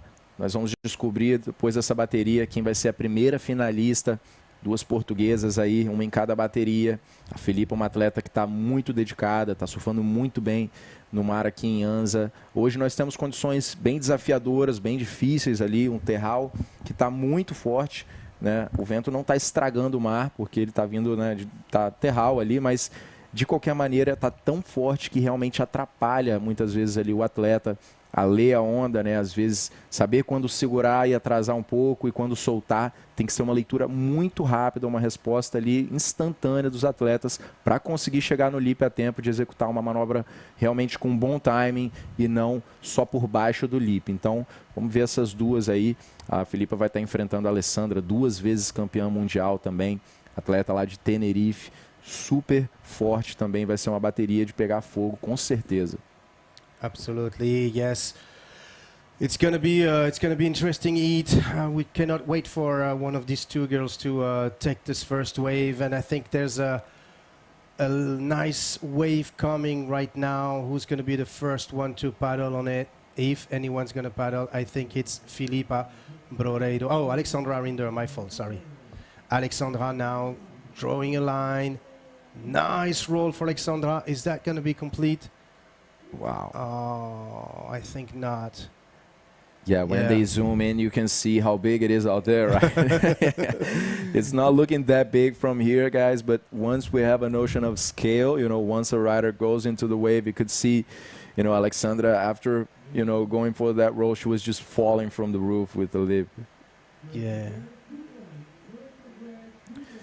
All right, let's see if anyone's going to catch this next wave. There is two little lines coming in the background. We want to see if Filipa is going to be able to take her first wave as well. If she does, and she doesn't, we're going to go for the interview, because I believe the interview is ready with Begonia and Gabriel Braga. Oh, Alexandra taking this one. Where is she? All right, cutting through the section. It's a good wave. Oh, almost got a cover up. And she's claiming that little shadow that she got there. All right, so let's see. Nobody's taking a wave. Are we going to be able to go through the interview? There's a line in the back. I want to see if there's a wave coming and if Filipa's going to paddle on that wave. I don't even know where she is. All right, another, and let's wait because there might be some actions in the water. We have 2 set of wave coming in the back, and we don't know if Filipa is going to take any of these waves. Wow, guys, you don't realize this is a bomb. This is a big wave. All right. Okay, so I think it's safe to say that we're going to go through the interview right now. Begonia, take it away. Thank you so much, guys. We're another finalist, another podium for you here. How are you feeling? Estou muito feliz de ter conseguido avançar aí às quartas de finais. Agora estou na semi, mais um pódio aqui no Marrocos. E é isso, amarradão de ter avançado. Vamos tentar chegar mais longe. Well, so of course, extremely happy to be advancing. One more podium for him here. One more semi-final here in Morocco. So how do you think, we have been saying in the interviews how important it's for an athlete, the first event of the year, it set the pace. Do you think that's accurate? Do you think it's like that? Você acha que essa é certo? Começar o ano já com esse resultado já é muito importante já para começar o ano com o pé direito e também ter mais confiança, né, para as próximas etapas. E é isso, começamos bem, ainda tem mais uma etapa aí, chegar na final. Vamos nessa. Well, he said definitely it's a start the year with the and definitely it pushes you and gives you confidence to keep going in the year. You want to say something to someone? É isso, galera. Continue torcendo, assistindo e vamos para a próxima agora, semifinal. Vamos nessa. Ô, Gabriel, sempre tranquilo, sempre confiante, né? Você sempre calmado. Tá bom, obrigada. Prazer de te ver aqui e parabéns pela semifinal. Back to you guys. Thank you, Bego. Yeah, great performance there by Gabriel, you know, winning Joaquin by a slight difference. I mean, at this point in competition, you know, there's a very small gap usually in between the scores, you know, and the performance of the athletes, you know, unless it's a very tough heat for some of the athletes, sometimes not really finding themselves in the water, but usually the guys are all ripping, you know, and it's the detail that really makes the difference for them. So back to the heat right now. We had Alessandra surfing 2 waves already. 2-point ride on the first one and 3.25 points on the second. So she is in the win right now with a total of 5.25. Filipa then looking for 5.26. Let's see this one. That was the second wave. A quick barrel there for the Canarian where she granted 3.25 and she liked it. Yeah, she's definitely like this. You see, guys? I got some shadows, but she got what was that? A 3.25 on that wave. So small score yet. I mean, it's a right under. We know for both of these riders, their preferences is on the left. The left is definitely closing out a lot right now, so it's going to be a very tough call if that's your election. But let's see what these girls have in their bag, you know. Yeah, definitely. Just waiting to see what Filipa is going to come up with. We are 10 minutes already into this heat. You see Alessandra pedaling for another wave, not really going on this one. Filipa also taking a try, but handling that priority to Alessandra right now. Yeah, so 14 minutes and 25 seconds. Filipa is sitting out there for a while, and she just handled the priority to Alessandra. So I would say maybe she would, you know, she will have to, you know, start getting something under the priority over there, you know, because now Alessandra's in control. She's the next on the line, and Filipa is falling a little bit behind. She needs a small score of 5.26, but as we have been saying, the conditions are super challenging out there. It's not easy to find even an average score. And listen, guys, we might have a split pick situation, I think. Let's see if Filipa is going to take this wave. No, it's actually Alexandra. Oh my goodness, this was a big roll from Alexandra Rinder. Incomplete, unfortunately. Wow. Alexandra's definitely want to go big. Yeah, you know, she's looking very comfortable out there. Alessandra, we have been saying this a lot, you know, she's very comfortable with heavy waves, with big waves, you know, so she's on her spot, you know, she's at home over there. She already surfed 3 waves. And on the other hand, we are seeing Filipa, you know, a little bit locked in the ocean so far. Definitely has to get that first wave, you know, to try to unfrost, you know, the cold, Absolutely. the strong winds, everything kind of locks you in place, you know, and especially going against Alessandra in this heat, I think. Yeah, and absolutely, and specifically when there's 12 minutes and 50 seconds remaining, it brings a lot of pressure when you don't have a first wave and you don't know how the wave function. And sometimes you just need to paddle, and even if it's an in and out, at least you tried, and you read the wave and you reset for the next one, you know. It's a strategy to wait, but within these conditions, I think she should take a wave as soon as possible. Então, por enquanto, a Filipa não pegou nenhuma onda, tá ali esperando, já tem basicamente 13 minutos decorridos aí nessa bateria. A Alessandra Rinder é uma atleta muito experiente em ondas grandes, em mares mais pesados aí. Já tem um 2 e um 3.25 aí debaixo do cinto da Alessandra Rinder. Enquanto isso, Filipa Broeiro vai deixando o tempo passar, vai caindo numa situação de mais pressão ali, né, com um vento super forte que está fazendo aqui, o frio, né, caindo contra a Alessandra também, que ela sabe que é uma atleta que performa bem em ondas pesadas. E a Filipa está esperando ainda aquela primeira onda para destravar ali dentro da água e começar a se encontrar como ela tem feito nas baterias passadas. Yeah.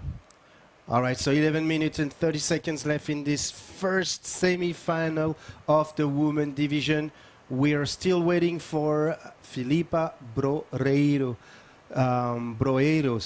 to take her first wave and eventually get a little score. But it seems to be complicated for her right now to read this this wave. And on the contrary, Alexandra Rinder has been taking 3 waves so far. She's holding the first position with a 5.25. So very small scores, but I think it's also due to the fact that these two surfers are left-handers, and I think they're waiting for the best opportunity for them to perform on the right. So we're going to see. We'll need to be a little bit patient. Not too patient, because it's 10 minutes and 30 seconds left in the first semi-final of the women division. That's it. And in the meantime, I would like to thanks a lot to Taghazout Bay, to the Royal Moroccan Surfing Bodyboard Federation, and of course the Regional Council of Souss Massa, the Wilaya Souss Massa, the Ministry of Sports, the Municipality of Agadir, and also Taghazout, and our sponsors for this event, Red Bull, Rip Curl, Pride Bodyboards, Radisson Blue. Let's see if Filipa will come on this wave. Looks like she's not in position for that. Yeah, thanks a lot as well to Tequila Hotels, RDTR, the local tourism network, and CRT, the Regional Council of Tourism. And all the local associations as well, as Imuran Surf Association, Anza Blue Wave, New Generation Surf, Taghazout Board Rider, and our media partner, Ariadia TV. And there you guys can see the next heat. The ladies are going in the water. We will have Joanna Schenker in red and the Japanese Namika Yamashita in yellow jersey. This is looking pretty good as well. Let's see, looks like Alessandra maybe in position for this one. And there he goes, good-looking right-hander, Alexandra Hinder, getting some speed, going all the way to the bottom, trying to go for a roll through the lip. Not sure if she's going to have enough speed through the lip of that wave, and it doesn't look like so. Yeah, just an attempt for Alexandra. You know, getting more and more familiar with the conditions, that's for sure, with some attempts. Yeah, and also you have to give it all, you know, and that's what Alexandra is doing right now, trying to perform at her best and honor this semi-final. So yeah, we're gonna see what the score is gonna be for this last wave, but I think the roll was a little bit too parallel to the wave and difficult to handle and to land. I think it's 8 minutes 30 seconds. We still haven't seen any wave from Filipa Broeiro, the Portuguese from Sintra. And look at this wave, wow. That's pretty intimidating for sure, looking from out there, you know, seeing this wave firing a huge barrel by your side all over the spot. I mean, it's just sweeping the whole beach. Check this out. It's crazy. Really wanted to see some rider, and there's still a possibility. I mean, we're just on the final moments to see a rider really running through a barrel like that, right? Alessandra managed to get a quick barrel, you know. That's but that's why it wasn't evaluated too high, you know. It was a 3.25 because it was just a quick stalling barrel.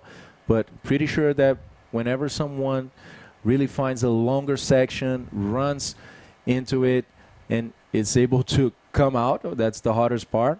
Definitely we will see a huge score and a beautiful view from here.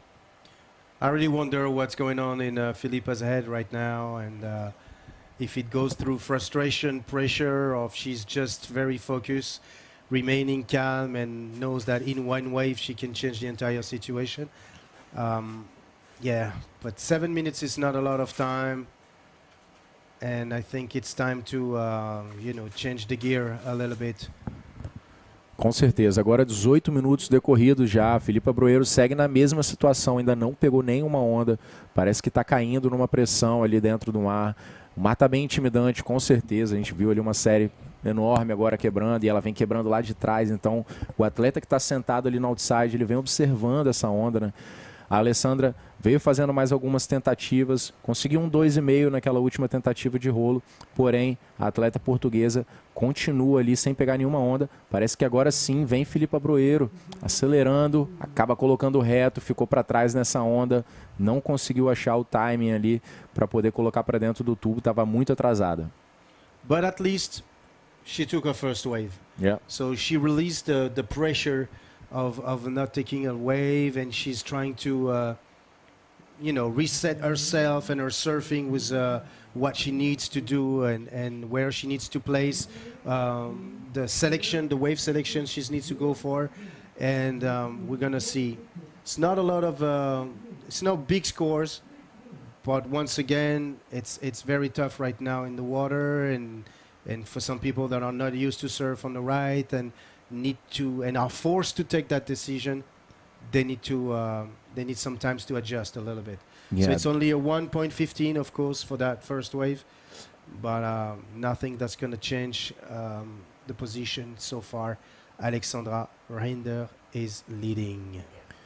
Definitely not an easy adjustment for these two, right? They prefer the left, and they have been advancing throughout the whole competition, just using the left-handers, and here they have to adjust quickly and take just rights on a big condition, a lot of wind making their lives even harder, so yeah, I believe it was a good call for Felipe as well, just to unfrost and unblock out there. So let's see, hopefully the Portuguese will come up with something, There are many waves breaking all over, so there's also a possibility from her, getting a wave midway over there. She doesn't even need to go all the way to the outside, so she can have a quick response. She's needing only 4.61, so if she really finds a good section, that's more than enough for Filipa to hit a big roll or something like that and change the heat. It's nothing decided so far. You're reading my mind, Lucas. That's exactly what I was thinking, that sometimes a good roll, and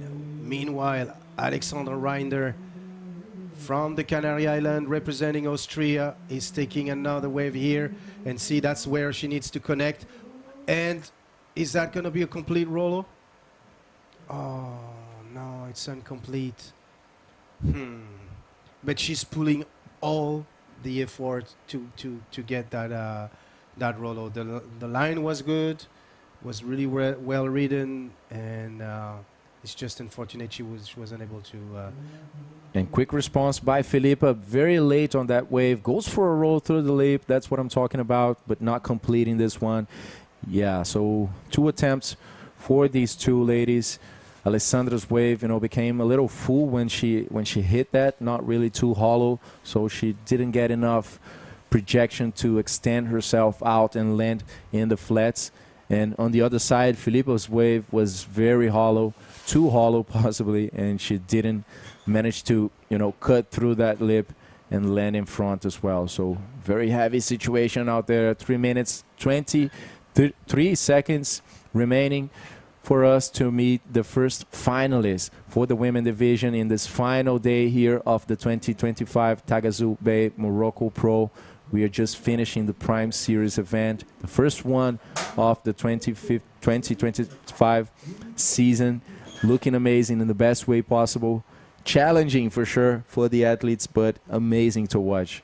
No, absolutely. And to get back to that wave from Filipa, she's used to those roll under the lip like that. She does it all the time on the left. She does some on the right side, and the fact that she hit the lip under she hit the roll under the lip. I've seen her pulling so many rollos that way.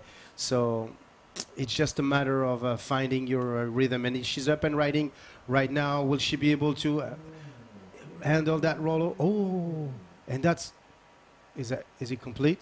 Oh my God. Yeah, I don't think so.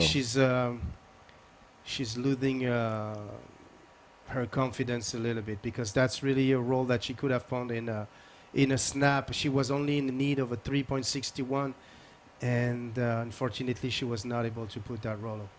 Very frustrating for her, I'm sure, and but very scary for Alexandra as well, because the 3.61, like, look, if she takes that wave, she actually did. No, she didn't.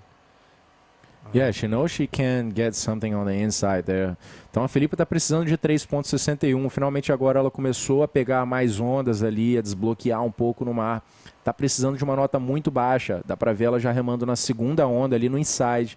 Ou seja, não há necessidade de verdade da Filipa remar totalmente até o outside, pegar uma onda lá de fora, porque ela está precisando de uma nota bem baixa, 3.61. Então, se ela conseguir fazer uma manobra expressiva ali no inside, pode ser possível. Vamos ver essa onda.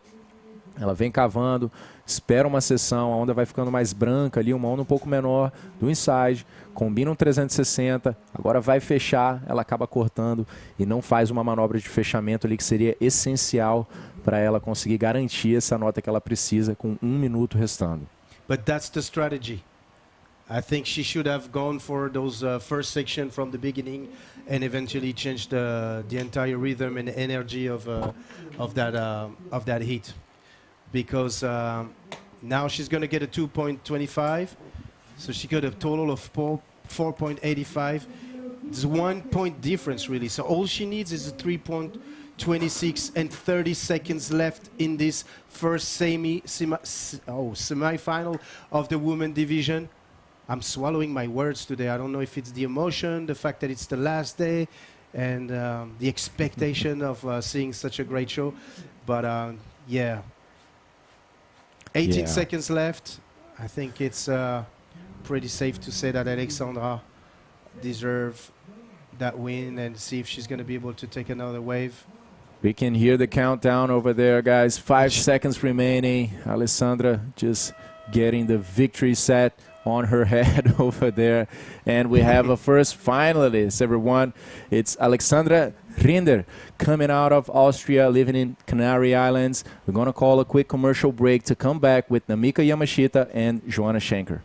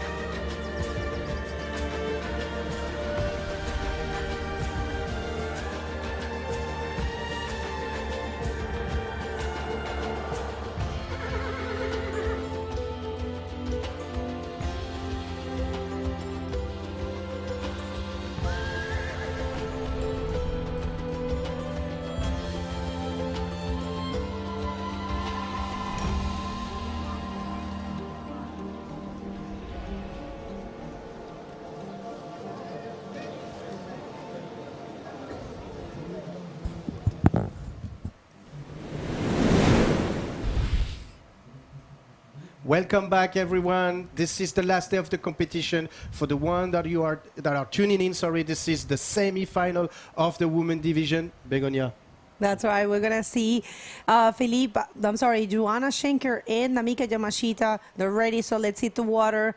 We just saw Alexandra Rinder winning that he'd been the first finalist. She is advanced to the great final. And check that out. I'm loving these graphics. Joanna Schenker ready to face Namika Yamashita. Namika, we could call her the, the protege for Sari Ohara. So I'm pretty sure, Sari, if you're watching right now, your heart will be in your hands, because Joanna is your good friend, and Namika, it's a fellow country lady and protege, so it might be difficult. but let's just think that, like they say, que el mejor gane. Absolutely. The best to win. And honestly, at this point, the first one is going to take the wave, complete a maneuver, knowing what happens in the previous semifinal, might have the big chance to control the entire heat. It was difficult for the ladies, definitely. I mean, we have been hearing that from all the men, saying that it's difficult, and of course, people like we have been saying it looks way smaller here in our screen, but it's actually, there are some big sets rolling there, and you know the winds are kind of blinding the riders, so it's difficult, it's tricky, but this is going to be a great battle. These two riders are going to leave everything on the field for sure. We'll see 22 minutes. It's a 25-minute heat, and we're going to jump to the men's semifinal after this. We'll see if there's a taker. No one is taking this wave. As you see, it might look perfect, but it's difficult. And check the one in the inside. Beautiful wave there. Beautiful set. Very photogenic, but not as nice to surf when you are out there. For bodyboarding, you know, you need those ramps, and it gets a little difficult. You know, this strong offshore wind kind of stop the wave a little bit. Right, so if you're just getting here, this is finals day, people. We are in semifinal number 2 for the women division. We do have Alexandra Rinder waiting patiently for whoever advances in this heat to have the final. And then after this heat, we're going to do the semifinal number 1 with Uri and the revelation of this event, definitely Badreddin. And we are going to have semifinal number 2 with Pierre Licoste and Gabriel Braga. Great semifinals to come. Great level in the water as well, and fully deserved position right now for Badreddin. We are looking forward to see him performing, and of course against the legendary Uri Valadao. Can't wait to see this heat. But right now, let's get back to the Portuguese Joanna Schenker and the Japanese Namika Yamashita and see what they're going to come out with. I can't wait to see this first wave to be ridden. Well, last year we had a pretty multinational podium. We did have Sario Hara taking the win in this event, Luna Harman in second, Pamela Bauren and Maira Viana, they were sharing the third position. And as you can see, Maira, she was on the podium of this first event, and that gave her the confidence to keep going and taking the win in the 2 events in Chile. Maira Viana won back-to-back in the Chilean events. And let's see if someone's going to take this wave, because we do have Alexandra ready, but it looks like one of the ladies is going to be taking the wave that it's, I mean, I think it's the last wave of this set. Let's see. And no takers. So let's just throw it to Lucas and Alexandra.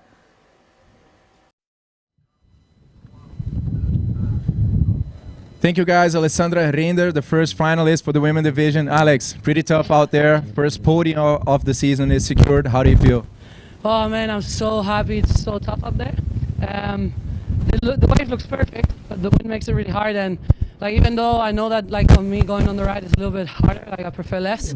I was really trying. I was trying every roll. I had 2 really good rolls, but the landing is tough. Like, gotta really hold on. Gotta train my hands better to land. But it's just it's really dry.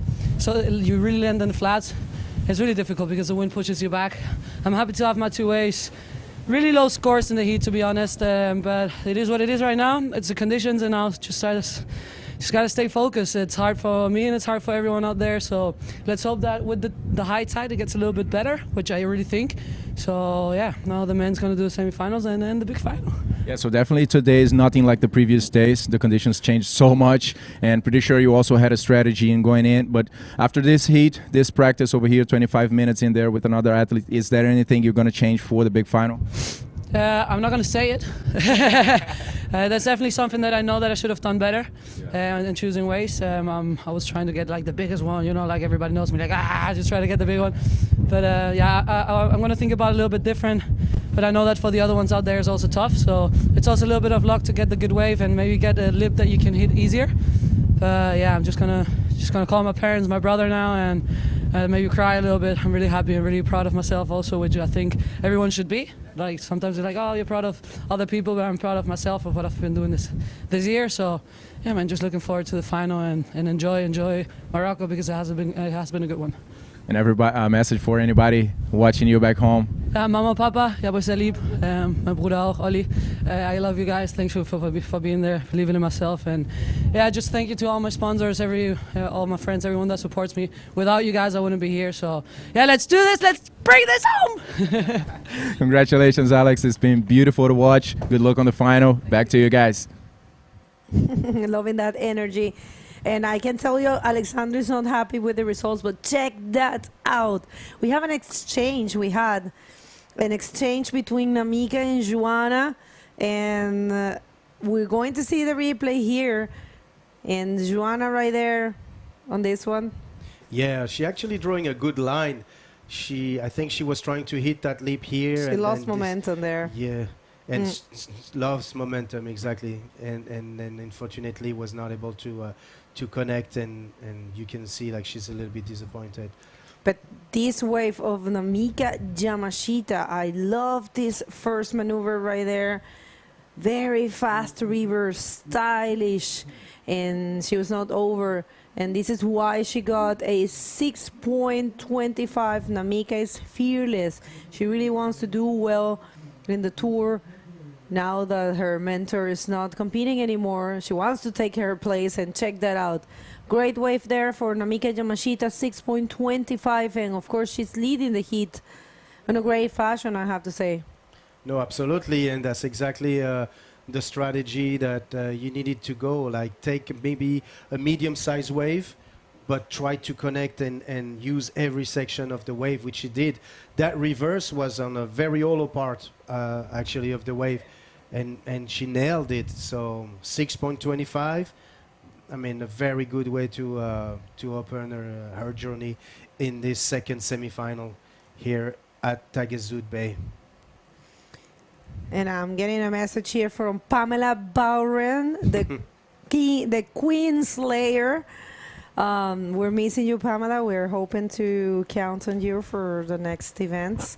You know, she is an amazing representative of the female bodyboarding from South Africa, and up third last year, sharing that third position with Maida Viana. And we are all missing, all the ladies are not present in the event. Of course, we have new names. It's pretty cool and refreshing. As I always have said, this tour is a different tour. We have, if you might say, the sons and the daughters of, you know, a couple of great generations of bodyboarders. So we have different names, younger athletes, and that's a natural course of things, right? So we can't, you know, people grow old and they have different responsibilities.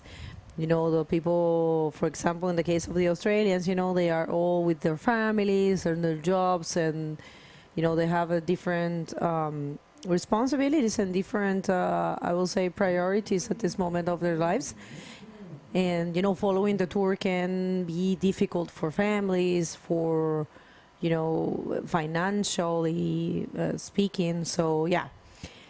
We'll see this one for Joanna Schenker. Not really happening there for her. She is desperately looking, and of course she is, because, you know, Joanna, she loved the rights, and she has done well in this event so far. I mean, she is already in the podium, and she is used to also big conditions, because in Sagres it gets big, and she's always there.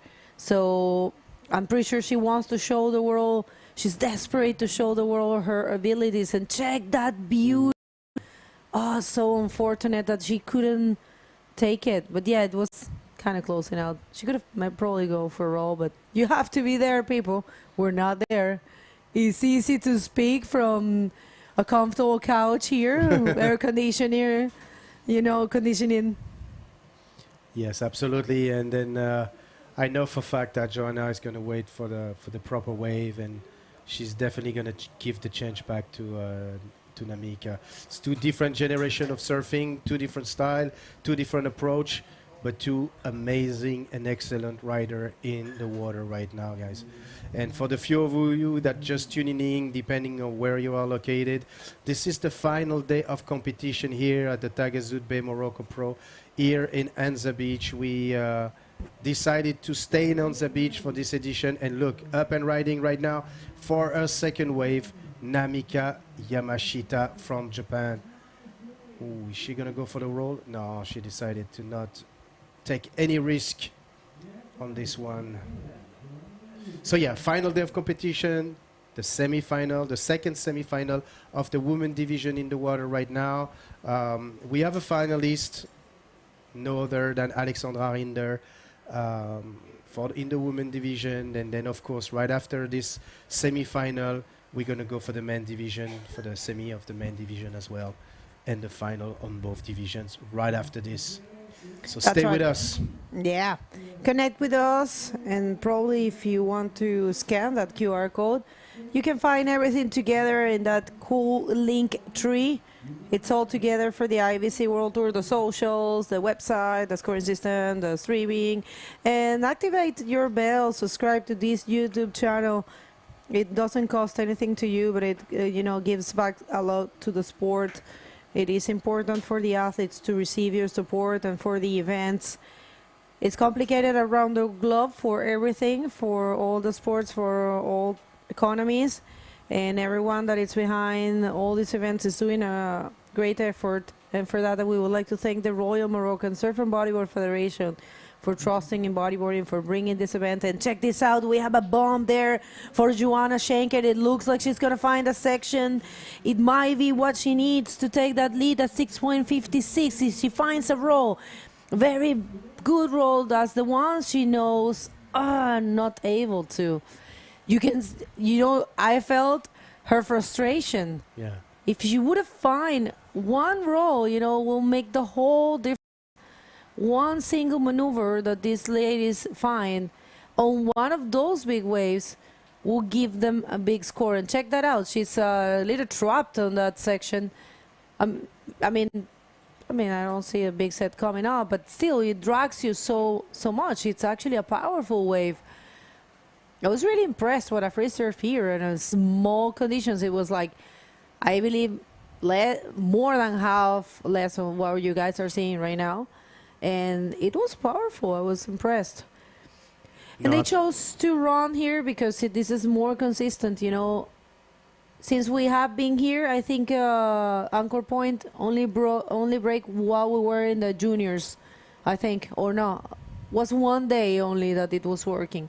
Apart from that, it was really slow and really small, and not Anchor Point needs lots of swell, big swells, and probably today something's going on there.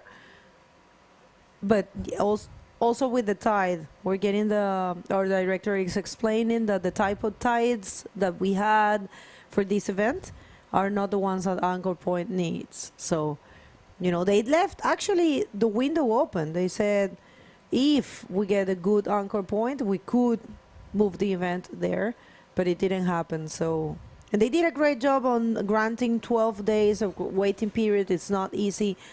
And raising the prize money as well, $35,000 for the men, $25,000 for the women, $10,000 for the junior division. So,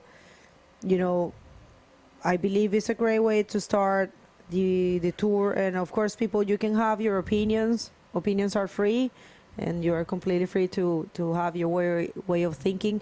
But we would like to communicate to you to try to be always respectful, because there's a lot of work behind, and there are a lot of people's dreams that you guys can spoil if you say the wrong comment or you say the wrong words.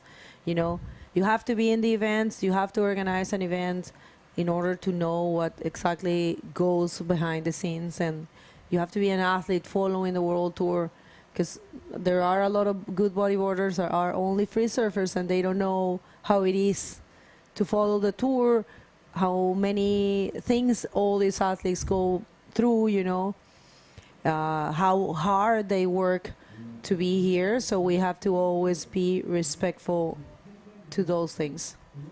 Absolutely, and we're going to see if Joanna is ready to take this wave.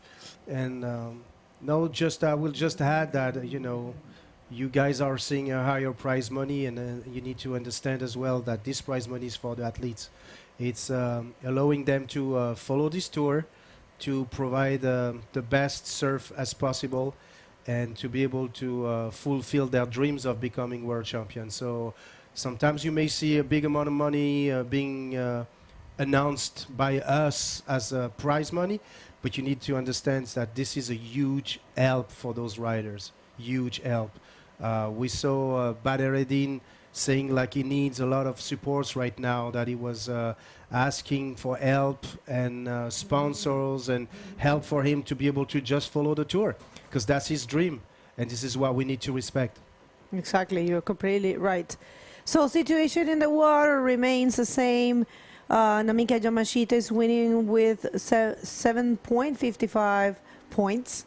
And Joanna Schenker, she's looking for a 6.16 in order to get that possibility of going to the final and facing Alexandra Rinder.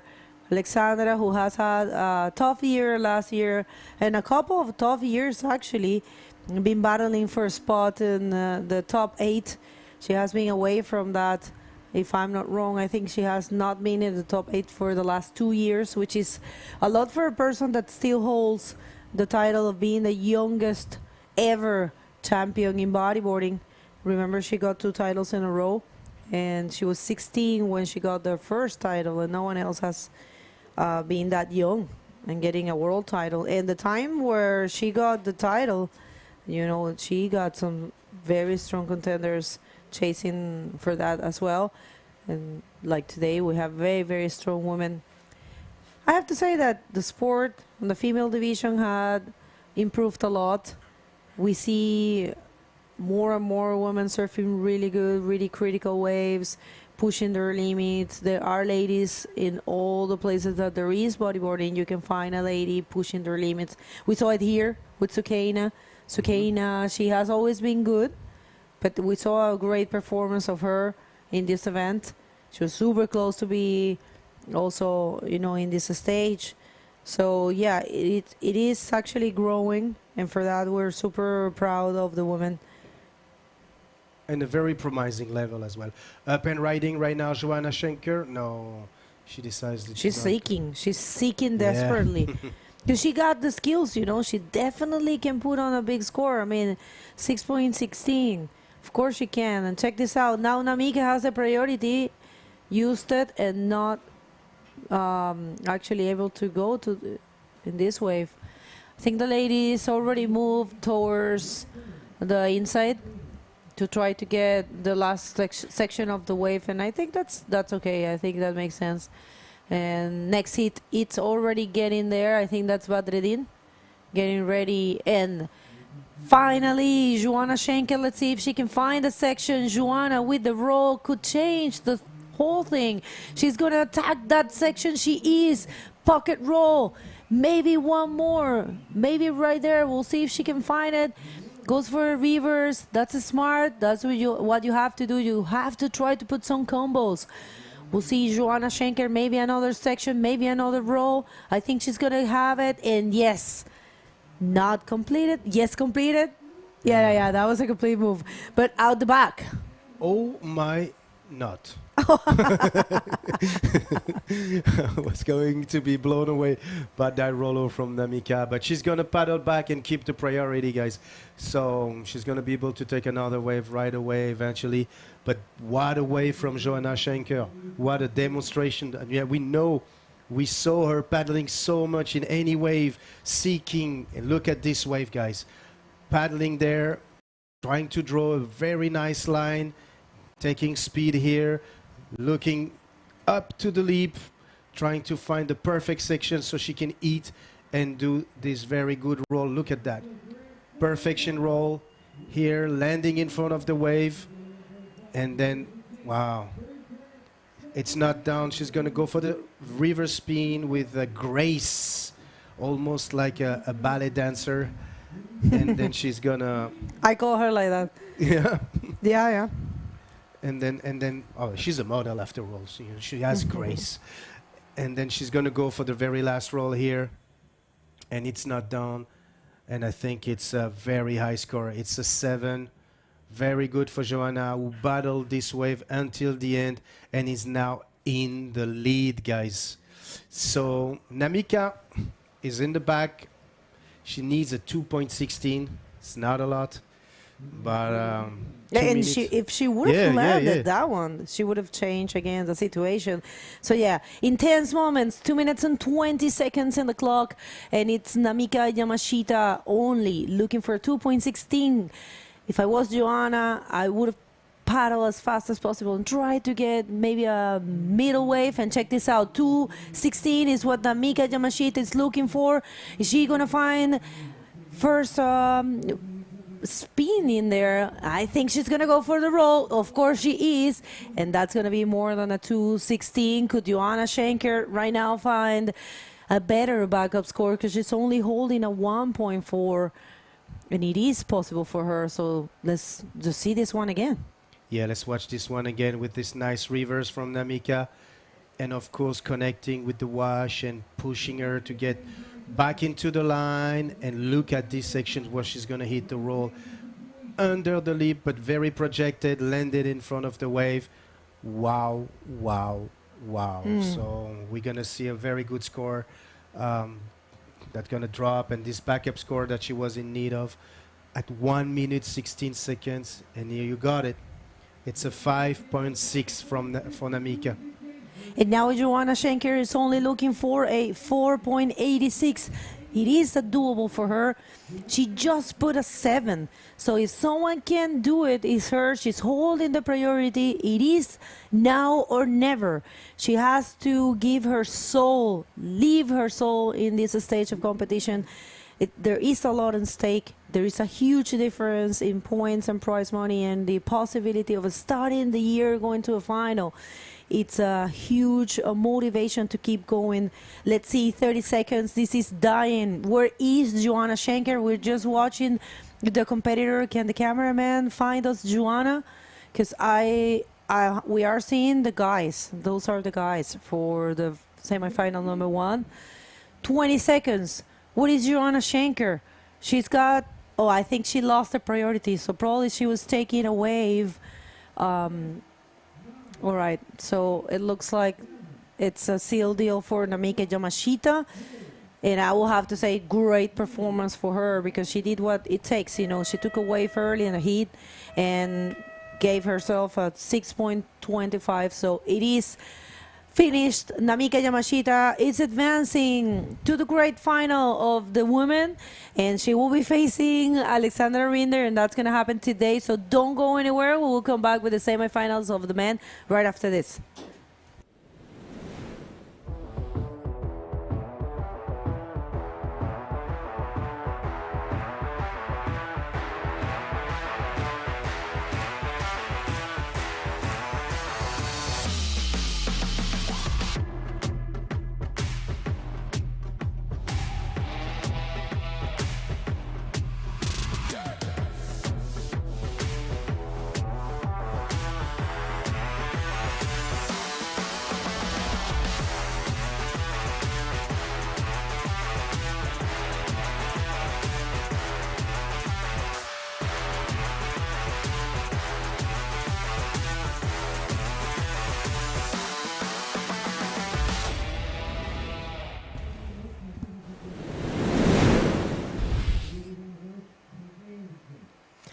Welcome back, everyone. Final stages of this great competition. This is the 6th day and final day for the 2025 Taghazout Bay Morocco Pro, and we are in.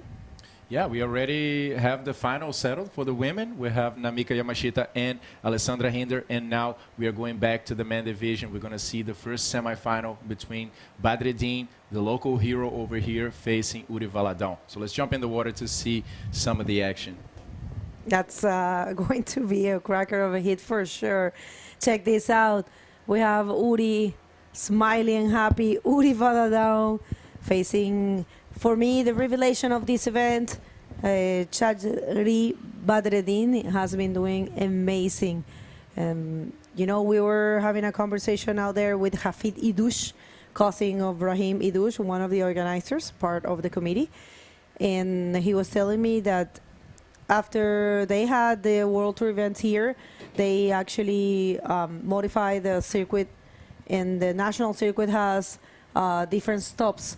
So they have the same system that we have in the World Tour. So he feels this kind of, you know, it is so important for the national circuits to follow the World Tour format, so they get the possibility to their athletes to train in the same format. So when they arrive to the World Tour, they're used to this type of competition and they know how it works. So in order to be the national champion, you have to follow the circuit, and at least you have to win an event, you know, to get yourself the points. And it's the same as the World Tour.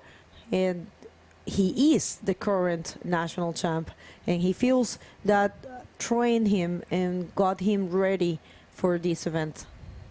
Yeah, Bego, we have to say the Royal Moroccan Surfing Bodyboard Federation, you know, they do such great work over here, you know, fostering and fomenting the competitions, you know, throughout the whole country, fomenting the surf camps and surf classes as well throughout the whole country. You know, definitely that's a work that's going to pay out in so many more years to come. I'm pretty sure we're going to see a boom in bodyboarding in Morocco, you know, coming pretty soon, that's for sure. And they are already collecting the results from it, right? So let's see, Uri Valadão on the first heat, coming on a nice wave, stalling a little bit, waiting for a section. He goes for a roll. Uri starting strong and fast over there, goes to the lip one more time, and another roll through the lip this time. Yeah, I mean, Uri was out there when Badreddin was surfing in the quarterfinals, and he knows exactly that he has to definitely just, you know, give his 100% in this heat.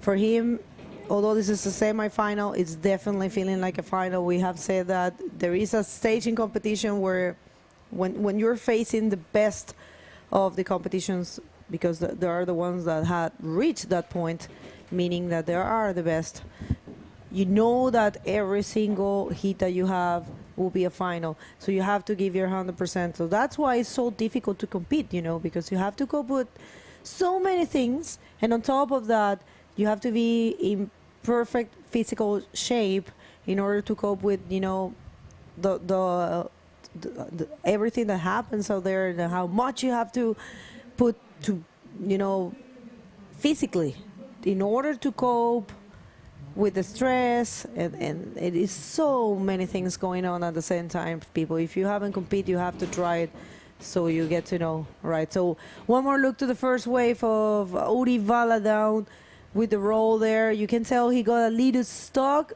but not so much actually. He got the projection to land in the flats, and right there put another one, breaking the leap. So it is a 5.75. The judges know what these two riders are capable to do. So I think we will be seeing some big scores. Definitely could be a very high scoring heat, Bego.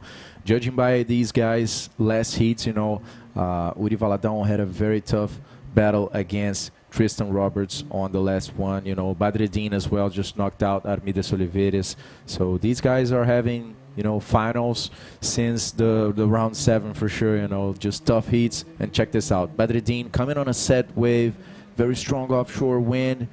Let's see what he's gonna come up on this one. Goes down for the bottom turn. He's looking for that section. A big roll there by Badreddin. Explosive maneuver. And check this landing. Oh my God, Bego. Oh my God. Super strong maneuver. All of nothing in this heat. He's got all the will in the world. It's, you know, he has been given the best and the most modest interviews so far. And he's, you know, he has anything to lose and a lot to win, you know. He's not a World Tour competitor, He will be the underdog in this event, the biggest revelation, you know. So just by the fact of him being for the first time that we have a Moroccan rider in the, well, I mean, this is the second edition of this event, but last year it didn't happen in the open division. In the junior division, yes, we did have 2 Moroccan riders last year, and we had 3 this year. So, but this will be the first time that we will have a Moroccan rider in the men division podium. So only that for him is a great achievement. So he has been super grateful at all levels, and now he's just gonna leave everything right here in the field.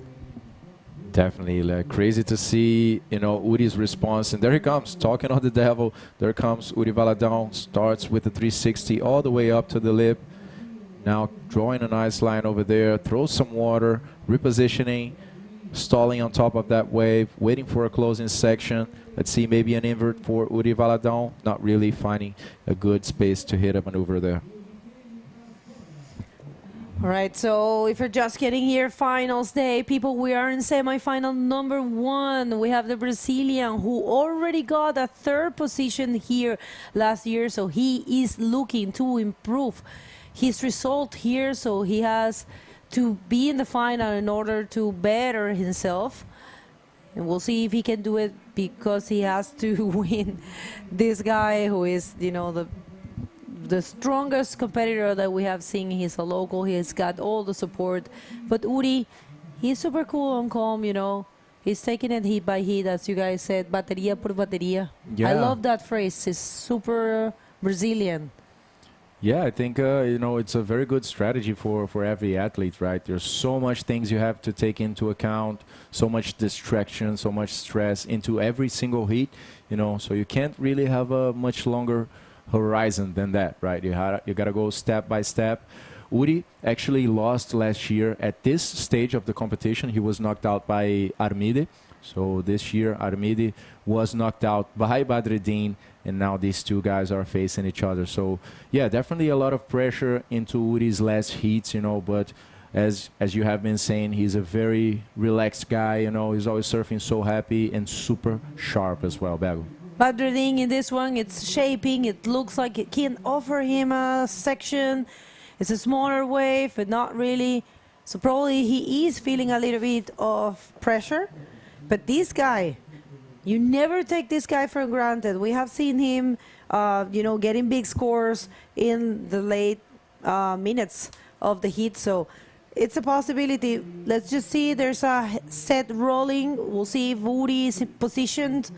I don't know if he's going to take this wave. We do know that we have Namika and Armen ready for the interview, but it looks like, where is Uri? Is Uri out there? I don't know. Maybe not. Maybe Badreddin is taking, oh, Uri is behind Badreddin. He doesn't have the priority, so yes, he was just coming back. Maybe under the priority. Yeah. Looks like Bego. Yes, we kind of knew it. Uri Valadão in this one, is he going to find a big section? He is, who goes for a huge invert and holds his boards, and that's a complete maneuver, and that's going to be a better score for him. But watch out, it's not over. He keeps going. He wants more. He knows he needs to seize every opportunity, and there he is with the roll, looking sharp, looking very sharp in that wave. He's leaving everything out there, Bego. Went for a big invert, and then he knew he needed some more. You know, these guys have this type of mentality, always needing some more. So let's see this replay before the interview.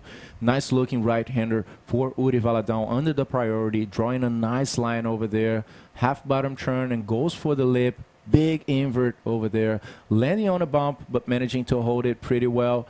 And then he's looking for something more after the horizon, after that white water section in front of him.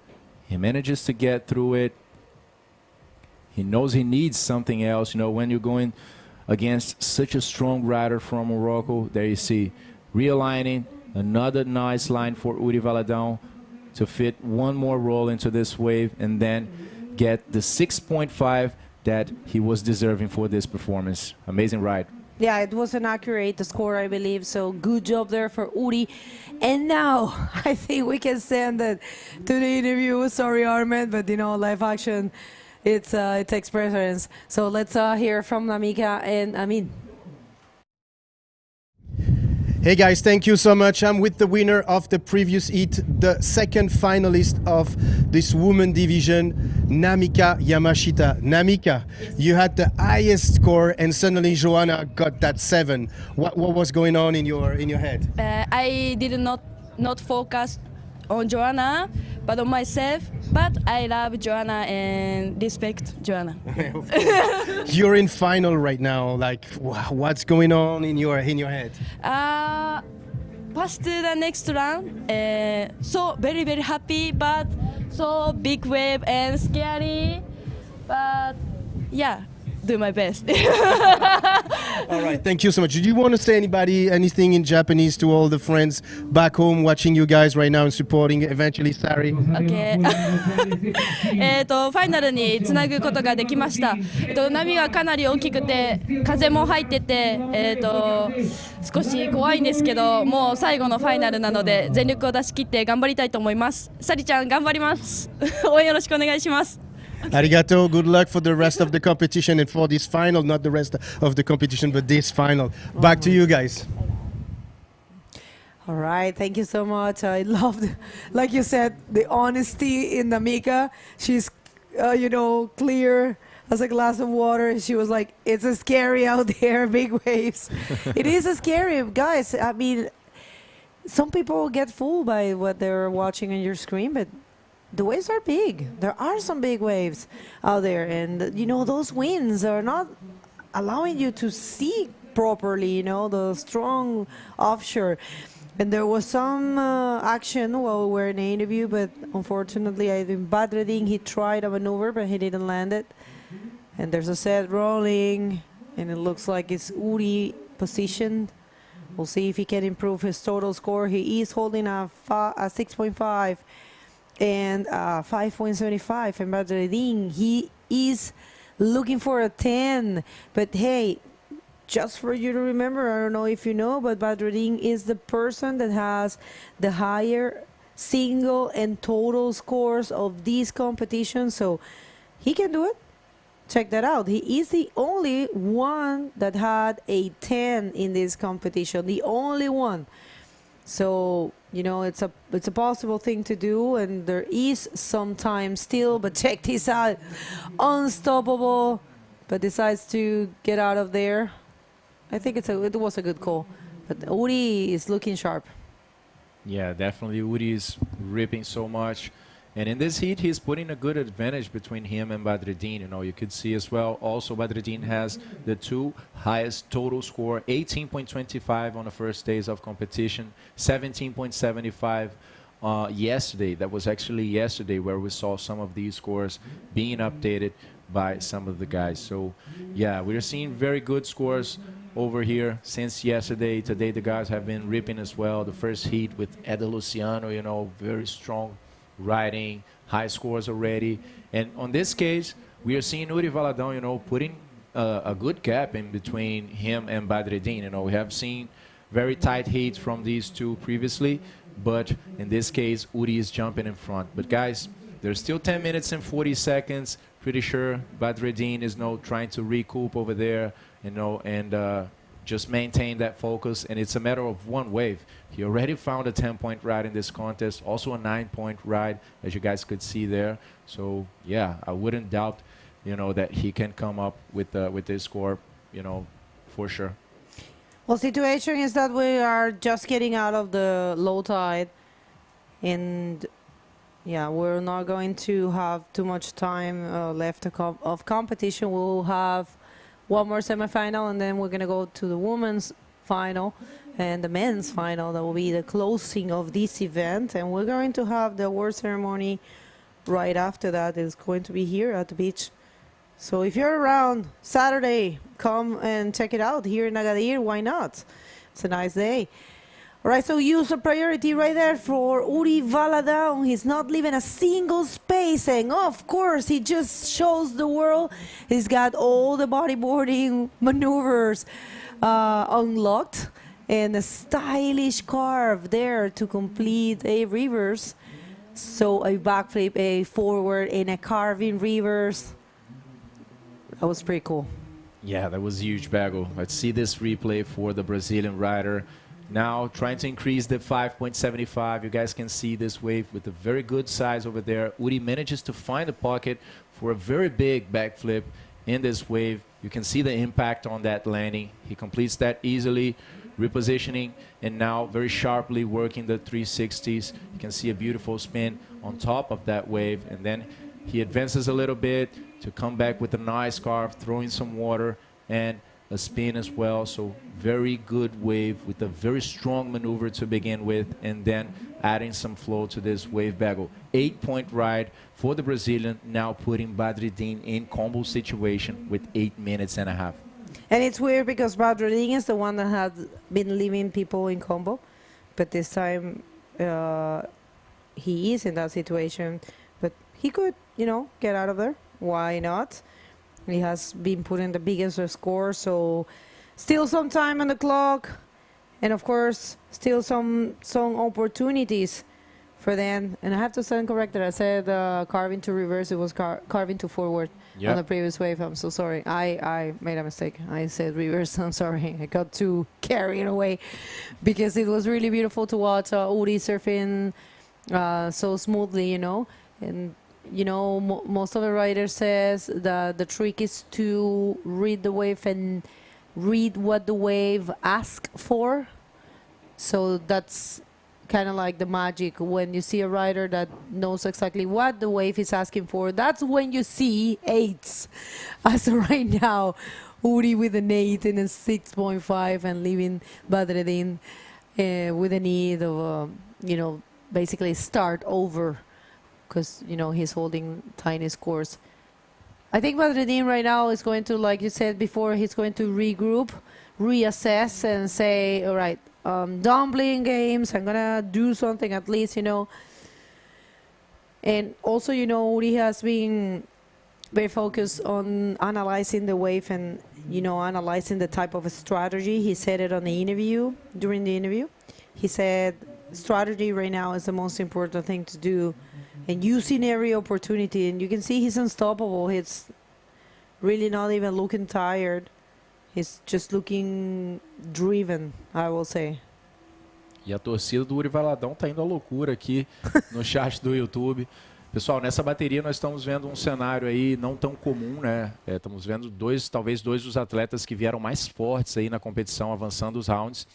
E agora, nesse caso, o Uri realmente conseguiu colocar uma distância muito boa entre ele e o Badreddine, que dispensa comentários, um atleta que está conseguindo as maiores notas, definitivamente é a revelação desse campeonato. Porém, o Uri conseguiu um grande feito aí, que foi colocar essa distância toda entre ele e o marroquino. O marroquino está precisando de uma combinação de 14,51, então tem um longo caminho para percorrer aí, e agora só com 6 minutos restantes. Então, o Uri vai assegurando ali uma posição, por enquanto, na grande final. Muito bem nessa bateria o baiano. Well, you know, it's been a tendency, you see an athlete or, you know, have big scores or he struggles. You know, we saw it with Filipa. She really, it was hard for her. But also Alexandra, that hit was super slow, and both of them, check that out. I mean, you can see the size of Pierre there, and you can see the size of the wave. So we do have 6 feet. And check this out, unstoppable Uri Valadão. He actually performs a bigger backflip. So I don't know what else is there for you. Is he going to find some other section? He is an invert. All right, so yeah, I'm speechless. An even bigger move. Wow, I'm holding myself over here because that was crazy, guys. Check out this set. A huge wave by Uri, a even bigger one behind, but check this. Flying, a huge backflip over there by the Brazilian, completing it in the pocket and going for even one more maneuver. That's got to be a huge score. I believe that can be a 10, Bagel. Going for a closing invert over there, but the first backflip, that was completely ridiculous, Bagel. And it's just, I think you call it. We are waiting for it, waiting for the judges to drop it. But check this out. This is the answer of Badreddine while Uri gets the second 10 of the competition. But let's see Badreddine. Maybe he can find something for himself. It goes for a backflip. And not a complete. What a wave for Uri Valadão. that was a very impressive backflip for him. And it was unanimous. All the judges gave him a 10. And it makes a lot of sense, you know. If you don't see a 10 there, I don't know what a 10 means to you. But that was a 10. I mean, that was actually trademark Uri. Maybe we can have another look to that 10-point ride, because that was the type of backflip Uri does. And his technique, if you compare it with Jeff Hover, for example, these kind of techniques are the ones that allow you to flip those things faster and actually to fly in that way. You saw how high he got, and the execution was perfect, and he was not even over. He actually performed an invert there, so what a wave for Uri. The second 10 of the competition, and it's just sending a message. Imagine, like you said, you actually called it. You said these two riders probably are the best riders of this event so far in terms of what they have accomplished. And you were completely right, because Badreddin is the only one that had a 10 before, and now it's Uri.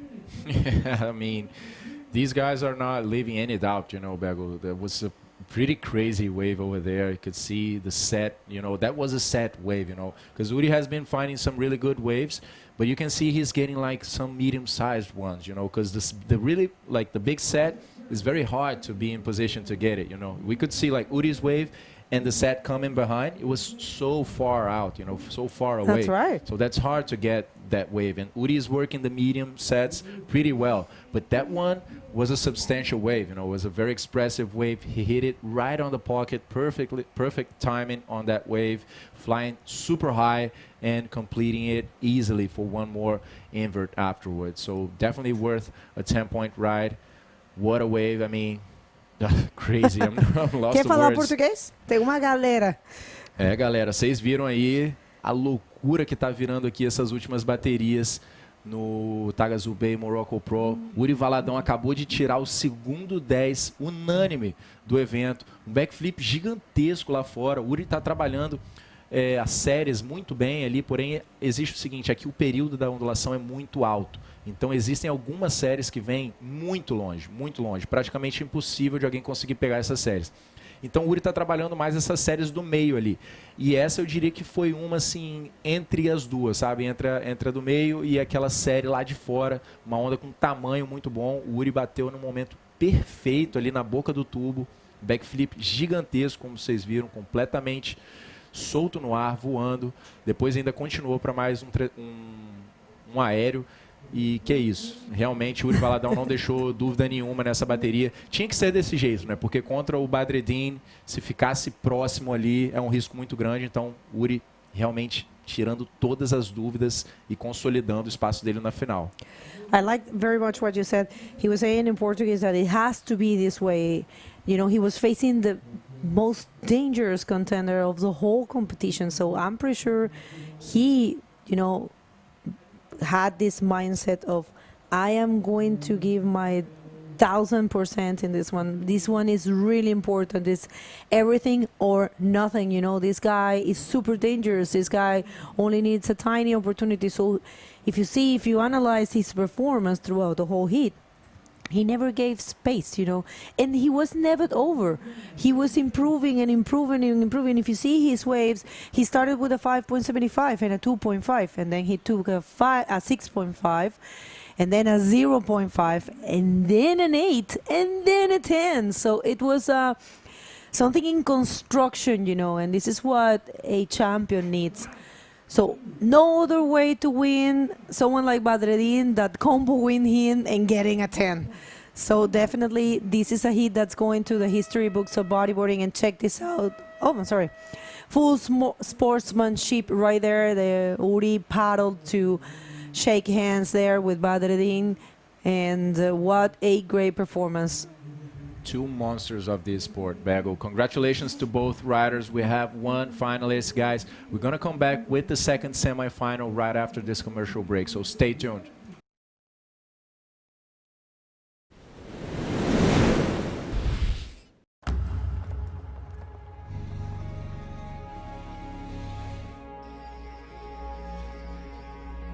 Les plus belles histoires commencent par une rencontre.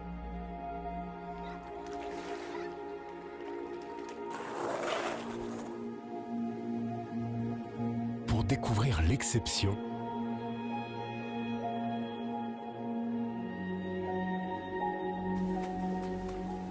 Vivre l'exception.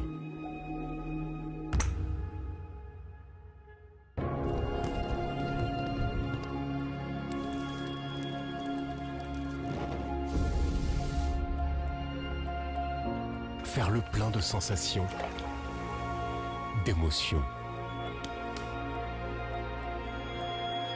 de souvenirs mémorables.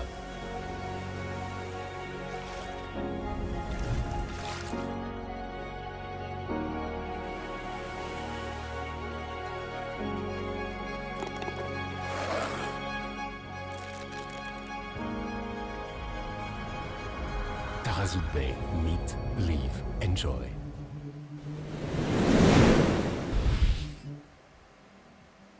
Welcome back, everyone. This is finals day over here. This is the 2025 Taghazout Bay Morocco Pro, the Prime Series event. We already have a final for the women division, and we have one finalist for the men division. That's Uri Valadão. What do we have next, Armin? We have Pierre-Louis Coste and Gabriel Braga in the water right now, the winner of the previous edition of the Taghazout Bay Morocco Pro. Let's go in the water. Let's not miss any single seconds of the action that is happening right now in the water. And look at these guys. Pierre-Louis Coste, the French, versus Gabriel Braga, the Brazilian. So now the question is this. Are we going to have a revenge on that Sintra final between Uri and Pierre-Louis, or are we going to have a full Brazilian final? Wow, that would be crazy. You know, these guys are really like going nuts in the water. Let's see PLC right now. Starts with a roll, very strong maneuver out there. Let's see if there's anything else on for Pierre on this wave. Another one, definitely he's working this wave pretty well. Let's see, goes for the lip one more time. Third roll on this wave, and I believe that's it for PLC to start and get 7 points on this one. So yeah, I mean, we saw Uri, you know, completely going crazy in the last heat. You know, Pierre is also very known for the backflips, you know, the huge backflips that he's been doing here in Anza. PLC finished second in the tour last year, and Gabriel in third. So I think that's a good sign of what's to come, right? Je pense que c'est le moment pour moi d'enchaîner vite fait en français. Cette deuxième semi-finale entre notre français, notre fer de lance du niveau français maintenant depuis quelques années, Pierre-Louis Coste, qui vient d'ouvrir le bal avec un 7 points et qui fait face au Brésilien vainqueur de l'édition précédente de ce Taghazout Bay Morocco Pro, Gabriel Braga, le Brésilien, qui n'est pas étranger à la victoire, surtout sur la droite. Mais attention, Pierre n'a pas dit son dernier mot. No, it was an in and out for Pierre-Louis. Wow. So Pierre-Louis definitely in rhythm and in action. I believe he saw Uri giving it all, and he's like, okay, you got a 10, I want my 10. You know? And, you know, a very good strategy, I believe, for PLC, doing the same thing as Uri did, you know, just staying very active. I don't think it's a type of condition for you to really wait too much and wait for the perfect time, you know, and yeah, that's Badreddine over there, guys. A round of applause for this guy. He was the Moroccan to get to advance the further in this competition. You know, last year we had Garib Abdelhafid going to the quarterfinals and losing to Uri, and this time Badreddine made it all the way to the semifinals, secured a podium. So big congratulations, everybody's super happy for this guy. And I think we should name him the VIP of this competition. But meanwhile, Gabriel Braga taking his first wave. Look at this bomb guy. Ooh, look at this line. He's slowing down a little bit, lifting the nose, getting ready to hit the leap. And I sense his signature move is, oh, what is that going to be? Sorry. I'm too excited. And that's a roll. Yeah. But listen, sometimes, you know, it's better to secure with a simple maneuver. He didn't find the leap on that biggest section that he was taking, and he just, he was a little bit patient, kept the line, did a roll, get some score instead of having to paddle back, because that wave was very long. Yeah, that's what we were talking about, you know, when we mentioned that it is very hard to read the wave, you know. So you saw Gabriel speeding up very well in the first part of the wave, but then he missed the section. He kind of passed by it, and then he held it back, you know, stepped on the brake, and after that, he went all the way to the closing section because, you know, he already covered a lot of ground over there. But let's see this one from PLC. Good-looking set. Very good size on this wave. And he goes under the lip by what I'm seeing over there. And completes that roll. I believe it was a roll. Didn't see it too well. There's a lot of water in the way, guys. But that looked like a big move for PLC. Was he completed? Yeah, he completed in front of the white water and claimed it all the way, you know. Wow, so I didn't see what he did. Yeah, it was very hard to see, like too much whitewash in the front in the first section, and very complicated to see Pierre. I just saw him. I thought he was in the barrel actually, so I was like, oh, he's not gonna come out of this. But wow, very active hit for both of them. That wave Gabriel took was a bomb.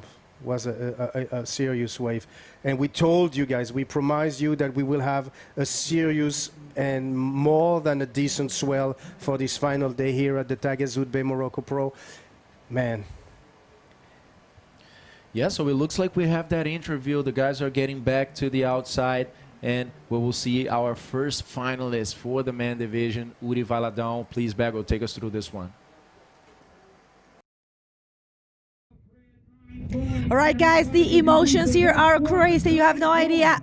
Uri, my lord, that performance in general. I'm pretty sure in your head was the fact that it has to be that way. You were facing the best revelation of this event, the Moroccan rider local with all the support, and he was holding the higher score of the competition and the only 10. And there you, I mean, got that 10 for yourself. So how is it? Ah, muito feliz, foi uma bateria, foi mais uma final na verdade, né? Porque depois nas oitavas em diante, acho que cada bateria é como uma final, o nível é muito alto e muito feliz porque eu apenas me sintonizei, me conectei com o mar e o marroquino não conseguiu se conectar, então eu tive um pouco de sorte, mas também muita concentração, sabe? E deu tudo certo, muito feliz com isso. Well, he said it's basically he connected with the ocean. He feels probably the local didn't have that connection. He feels he got a little bit of luck, and he just felt very connected, and he felt, you know, the rhythm of the things there. That's why he got the scores. So right now we are having the semifinal number 2. We have Pierre and your friend Gabriel Braga coming from your same town. Who do you prefer to meet in the final? Ah, com certeza. Imagina se fosse eu e o Gabriel, 2 baianos na final, seria realmente um sonho. Mas o Pierre também é sempre muito bom competir com ele, porque é o cara que é um dos melhores de todos os tempos, então a gente é sempre muito empolgante. Então, cara, eu não sei como é que tá aí agora, nessa bateria rolando agora, eu não sei nem como é que tá, mas com certeza deve estar pegando fogo e vamos lá, vou torcer para Gabriel, na verdade. Well, he said, you know, in a way, it would be nice to have Gabriel in the final because, you know, they're coming from the same place and it would be very nice to share the final. But at the same time, it's always a pleasure to compete against Pierre. For him, he's the best of all times and he's always pushing the riders, and so, you know, it's a tricky thing for him, but he's going to be supporting now Gabriel in this heat. So you want to say something to someone at this point? Ah, obrigado, galera. Mais uma bateria sinistra. Obrigado por essa energia maravilhosa e vamos para... Falta mais uma. Vamos lá. Parabéns, Uri. Best of luck for the final. Back to you guys. Thank you, Bago. Great interview there. This guy is going nuts in the water. Uri looking very in sync. Pessoal, vocês estão vendo aí, o Uri Valadão realmente destruiu essa última bateria contra um dos caras mais fortes aí. E agora tem Gabriel Braga na água.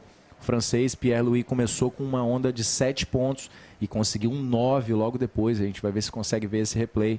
E o Gabriel está agora precisando de uma combinação de 16.1. Ainda tem bastante tempo, 15 minutos e meio ainda no relógio. Yes, absolutely. It's 15 minutes, 30 seconds left. So far right now, Gabriel is in combination, but I don't think it's... we should be worried about it because we know Gabriel is also an incredible surfer, and within 15 minutes he can definitely get back into the score. But that wave that we couldn't really see from Pierre-Louis ended up being a 9, guys. So Pierre right now is in the lead with a 16 points. 9 is a pretty high score, you know. Let's watch the replay, if that's the replay. Go ahead. So we see Pierre dropping in the back. It's very hard to see. And I think it's a rollo on the right side of your screen that was complete.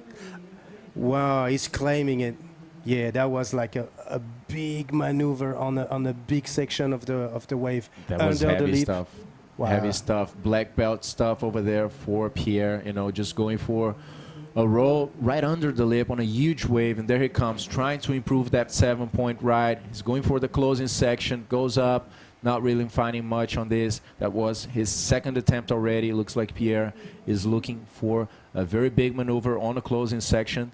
Hopefully we will see that happen in this heat. I mean, the show is on, guys. It is so good to watch. We have offshore winds still maintaining over here. It is not easy indeed. We have some very good size out there. The wave is not easy to read. And Gabriel is not right now holding the priority, looking for a combo of 16.01 as PLC just skyrocketed in front of him. Oui, absolument. Pierre qui nous a fait un rollo. Je ne sais pas si vous avez réussi à voir ça sur vos écrans, puisqu'il était un peu sur la droite, décalé. Un rollo, mais juste incroyable dans une section presque impossible. Et il nous a rentré ça devant. Il la claim parce que il en avait complètement le droit. Et maintenant, il a mis Gabriel Braga, le Brésilien, combo. Mais comme vous le savez, il reste encore 13 minutes, 23 secondes. C'est encore beaucoup de temps pour Gabriel pour revenir au score. Il n'y a aucune raison qu'il n'augmente pas le score actuel qu'il a, puisqu'il ne s'agit que d'une vague et d'un 4. Et Pierre, à l'image de Uri, est très actif dans ce hit. Il ne laisse passer aucune opportunité, il est saisi, pardon, il ne laisse passer aucune option. Toutes les vagues sont bonnes à prendre et à augmenter son score. A beautiful performance so far from Pierre-Louis, very similar to Uri. Like I said, like the two of them were super active, not leaving any wave and taking every options possible.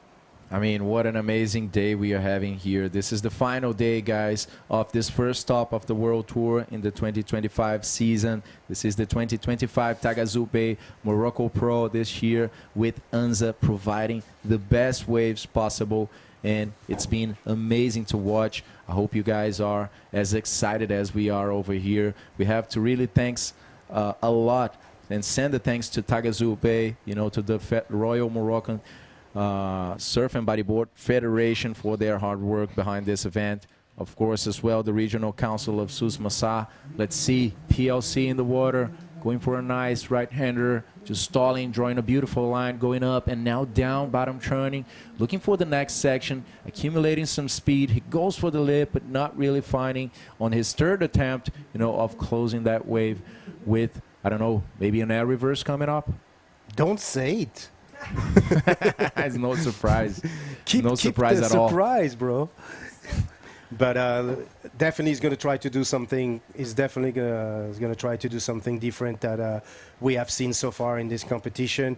I mean, he also wants his 10. He already got a 9, which is a very high score. He's definitely want to get rid of that 6. When you know Pierre-Louis, you know, we are more used to the 7s, the 8, and yeah, it's definitely something that we want to see from Pierre-Louis and new maneuvers. I mean, not new, but different maneuvers, of course. We saw Tristan trying an air reverse earlier this morning. I'm pretty sure we're going to see another one. Is that going to be from Pierre-Louis or from someone else? Who knows?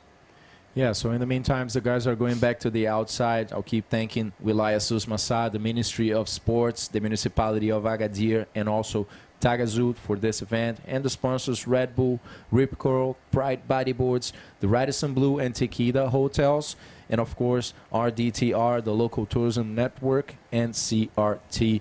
Thank you so much as well to the local associations, Imoran Surf Association, Anza Blue Waves. We also have New Generation Surf, Taghazout Board Riders, and Ariadia TV. This event is a complete success over here, guys. Second year we are closing this event with huge offshore winds, big waves, big maneuvers over there. That's the show of bodyboarding that everyone wants to see, and we really hope that in 2026 we will repeat these doses. Absolutely. We need to thank Mother Nature. We need to thank Anza Beach for delivering today for this final day. We're gonna have like the most craziest final ever. Like next to this one's gonna be the women final as well with Alexandra Rinder and Namika Yamashita. We can expect the best from both as well. It's gonna be crazy and yeah. But right now, guys, the second semi-final of the men division. Pierre-Louis Coste in the water, very active. Gabriel Braga trying to find his rhythm as well. 9 minutes 30 seconds. What is going to happen? Are we going to have that final between Uri and Pierre-Louis, that classic final that we usually have during Sintra, or are we going to have a 100% Brazilian final? Only the time the time left is going to let us know. Yeah, that would be pretty historic to see PLC against Uri. You know, these guys are very experienced. They have so much history already in the World Tour, you know. But definitely what would be historical as well is having two guys coming from Bahia, you know, coming not only from Brazil, but they come from the exact same place, you know, from Stella Maris, Bahia. So definitely the guys there would be super stoked for them. So yeah, we're in for a very historic final day over here. Next we have the ladies coming in, Namika and Alessandra. Alessandra, super strong, you know, coming from a few changes, you know, a lot of changes on her mindset as well, on her performance we could see on this event. And Namika definitely one of the strongest for sure coming out of Japan as well. So guys, stay with us. Make sure to share this live stream right now. We have, after this one, 2 more heats, the 2 big finals coming right next. So send it to your bodyboarding friends, to your family, everyone, and let's make this big and bigger. Absolutely. And wherever you are right now in this planet, on this planet, please, like Lucas says, share this live, watch this live, like this live, you know, connect with us. Get the notification on, and we're going to watch this QR code right now that's going to appear on the left side of your screen. Take your tablet, take your phone, scan this QR code and enter the IBC world, and all the links, the website, the social media, the YouTube channel, everything, and then please share and link with us, stay connected with us. Pessoal, todo mundo agora pegando o celular, escaneando esse QR, se conectando com a gente aqui da IBC. A gente está finalizando esse primeiro dia de competição. Tem muita coisa, o calendário está animal esse ano. O evento de kick está para ser confirmado, mas o primeiro passo está sendo muito bem dado aqui com altas ondas no Marrocos. Então, ajuda a gente aí, se conectem e compartilhem essa live. First priority is to yellow Gabriel Braga right now. Still trying to find this rhythm in this heat, but 7 minutes, 6 minutes, 53 seconds. Gabriel can take one wave and completely go back to the score. You know, it's gonna be more difficult, of course, but with his level, I think it's completely doable. And then, of course, Pierre-Louis has more under his wing, so we're going to see what's next with the next swell coming, the next series coming. Yeah, definitely the potential is over there. We're talking about, you know, the defending champion for this event last year. But one thing that I think is turning against Gabriel right now is the waiting. You know, he's waiting too much. We saw Pierre being very active, and it paid out. We saw Uri being active in the heat, and it paid out, you know, because in this type of condition, in this situation we are seeing today here in Anza, I don't think waiting for the biggest set is the best strategy, you know, because it's very hard to be in position. It's very hard to find that pocket section. So maybe going on those medium sets, you know, as Pierre did, and securing big maneuvers, because the medium sets, I'm talking medium over here, but they're pretty substantial, decent, you know. yeah. So you can get some expressive maneuvers out there on the medium sets, let's put it this way. And Gabriel is floating too much, you know. So now 16.01, 5 minutes and a half. That's a lot to do in not much time. And if you recall the interview that I had with Pierre earlier, that's exactly what he said. His strategy was to be the most active as possible because the waves are not easy to read, and any opportunity is good to seize. Uri adopted that strategy. Pierre follow up on that strategy, and it's paying off. Yeah, definitely there are many opportunities out there. The tough thing is to read them and to really materialize what you're wanting to do, right? So a lot of opportunities being lost as well, by the best riders in the world, for sure, but it's very challenging, guys. So you can't wait too much for a single opportunity, because if you lose it, you have no time to respond to that, So I feel Gabriel is, getting a little stuck in there, not being able to release everything that he has been doing in the contest so far, despite that's a very good campaign also for the Brazilian, finishing in third. Course. If he does, that can change at any moment, man, guys. I'm not confirming that, but that's also a very good start of a year for Gabriel anyway. Absolutely, I totally agree with you. And am I crazy or am I seeing left right now? Yeah, I mean, we are seeing just a small frame, of everything that is out there. And like you said it yourself when you got here, when you're looking on the real vision, it is much wider, right? It is so big out there. And over here we have just a small cut, a small frame. Let's see, Gabriel Braga, good sized wave over there. He goes to the right, getting a lot of speed. Definitely going to go big. The wave just closes and crumble on top of him. Not much for the Brazilian. Yeah, and that's why I'm thinking that, look, told you. Keeping the high line right now, getting the speed, going down. Look at this bottom turn. No, he decided to continue, and this is where he's going to hit it, probably. Let's see what he's going to do. A nice invert on the left side, which is for Pierre. I'm going to reveal a secret. Pierre has a dislocated shoulder. And when he does invert on the left side, he takes a risk anytime he does it. Oh, really? Yeah. Wow. So, but it is what it is. When you're in competition, you need to go for it, and it's becoming, but only on inverts. That's the things that he had to really be careful with. And let's go to this replay. Yeah, so as you said, the lefts are starting to show up. We are basically 3 hours from the low tide. And let's see this one from Pierre, just maintaining that upper line over there, seeing that the closing section is coming far from him. So he goes down, bottom turns, maybe to hit this section, but doesn't really. And then he goes up again, drawing a beautiful long line over there. The wave diminishes in size right now, fades a little bit, and Pierre goes for not such a strong closing section, but although he finds a nice invert over there. Yeah, it's not going to be his highest score. It's a 6.4, but so far he kept the pressure in this heat, and he's like keeping the rhythm. You saw how his shoulder was engaged while he was holding the rail in the line. That's very important, because one of the important technique to hit the leap and get the strength that you need with your body and everything is to get that shoulder, the one that is holding the rail, a little bit up front. And that was a perfect demonstration, technique demonstration here from Pierre-Louis. Yeah, definitely Pierre is a guy that masters, right? Drawing those lines, changing the rails. It's not as easy as it looks. He's leaving the water already. Pretty much decided that the job is done. 1 minute and a half, not really too, I wouldn't say possible, but not probable for Gabriel, to get 2 waves and some 16.01 points.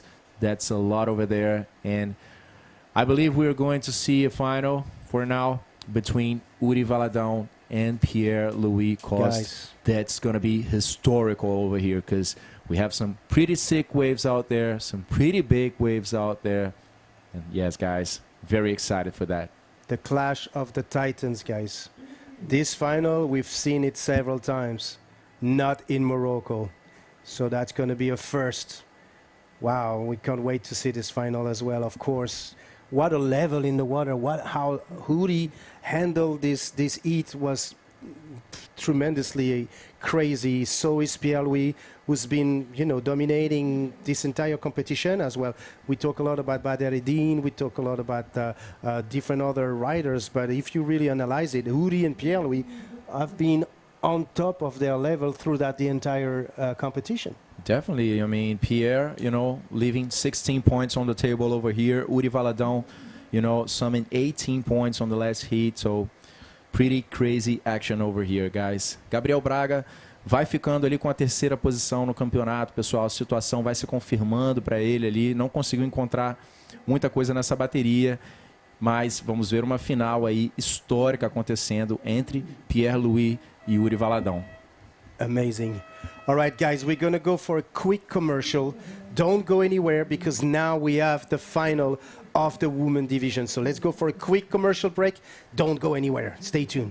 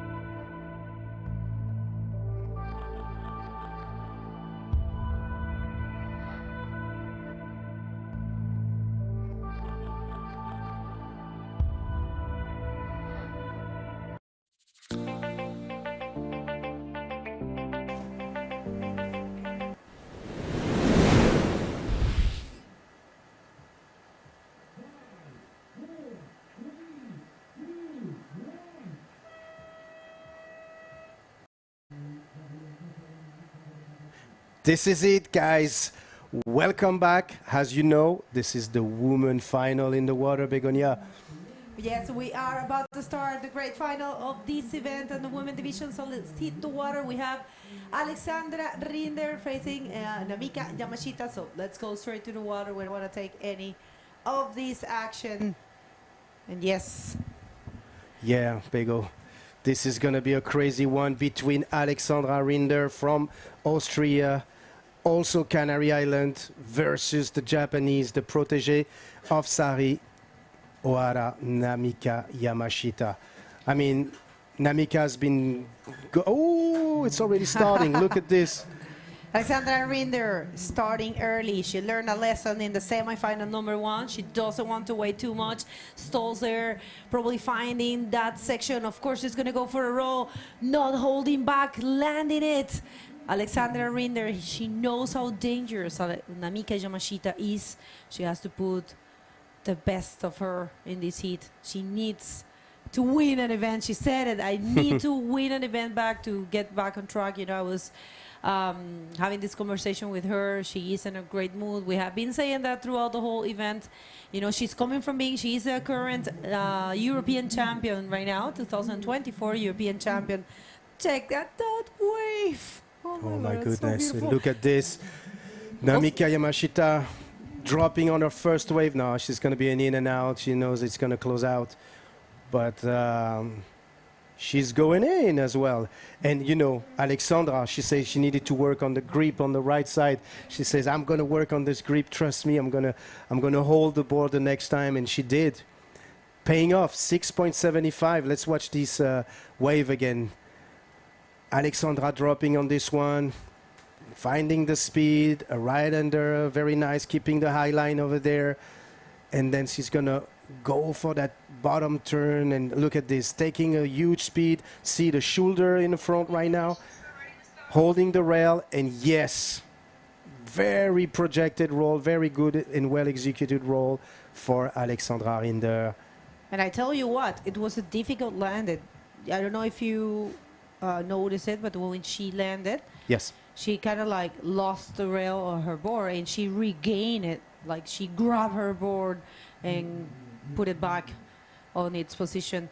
But yeah, great start for Alexandra Rinder. Remember, these are 30 minutes hits. This is the first final. And we have the interview ready with Pierre Lecoste and Lucas, so let's hear from him.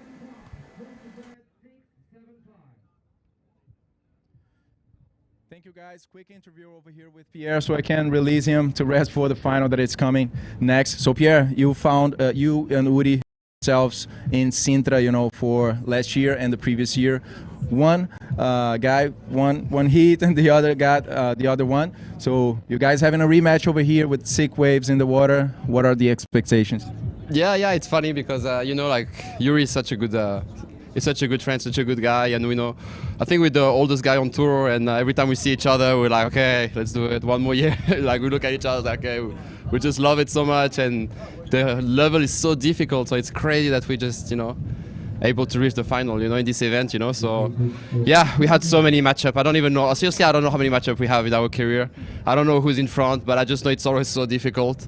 And yeah, final is a final. Final is always a special moment. The last time was the final in Sintra, and now we have the chance to have another one in epic conditions. Yuri is so good in this kind of wave, you know. He got a 10 just before I paddled. I was like, it's gonna be a tough final if I make it, but I love the challenge. Yeah, definitely going to be a historical one. Do you have anything to say to everybody watching you on this first final of 2025? Yeah, for sure. Yeah, like once again, like every time I have an opportunity to thank my family at home, it's weekend, so they're watching, and my friends, my sponsors, like still like super happy to live the dream. And yeah, I would love to take that one, you know, at home. Like I consider Morocco home, you know, because that's where I started bodyboarding. So it will always have a special place in my heart. And I always kind of have that dream to win in a, you know, like a World Tour event here. So I have a chance, and yeah, I will do my best. That's it. Congratulations, Pierre. Good luck on the final. Back to you guys. Thank you so much. Sorry. Definitely a milestone there for Pierre to win here. You know, his second home. So that's going to be something very cool to watch. But Uri is looking sharp. So in the water, Namika haven't taken any wave as of yet.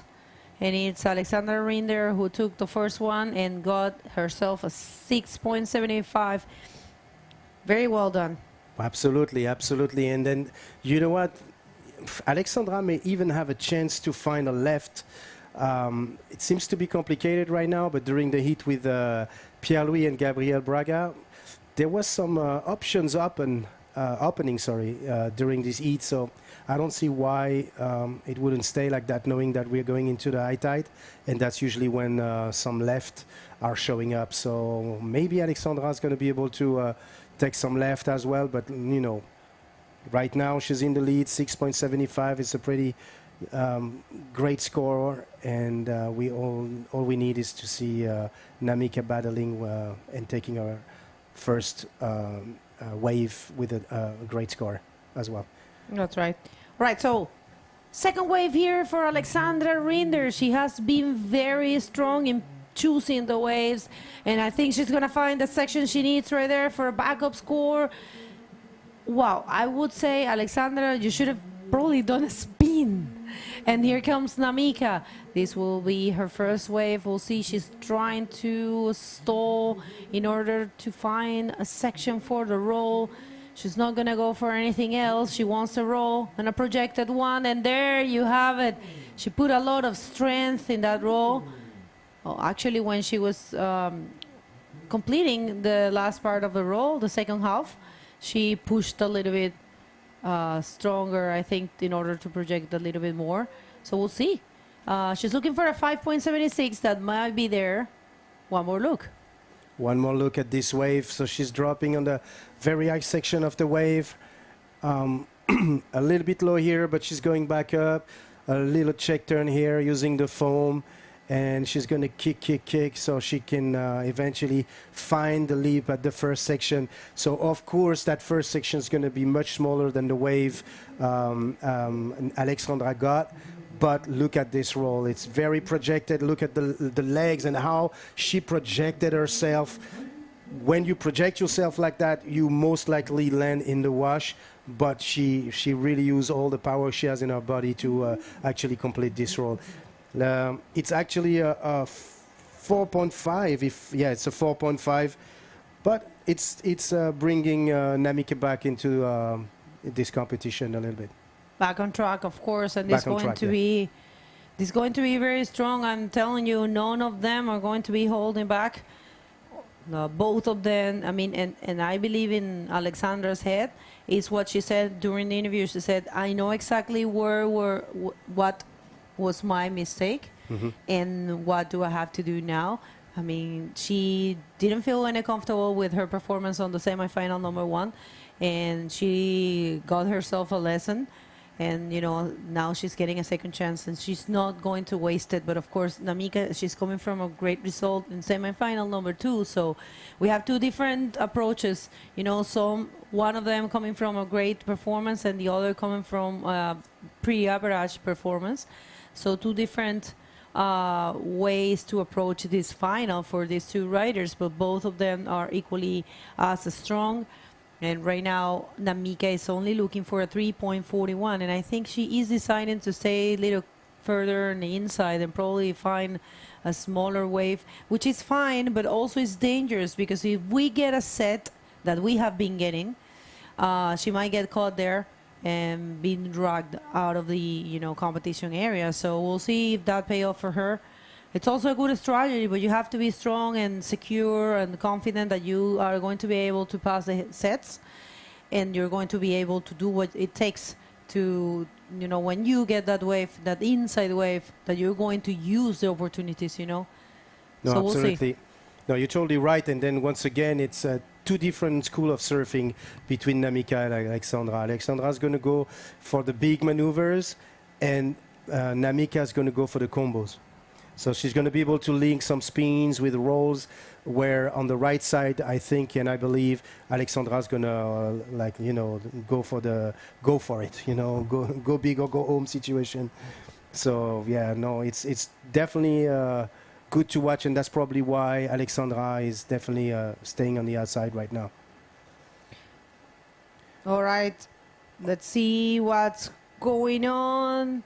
We'll see. Oh, maybe Wow. this wave here? No.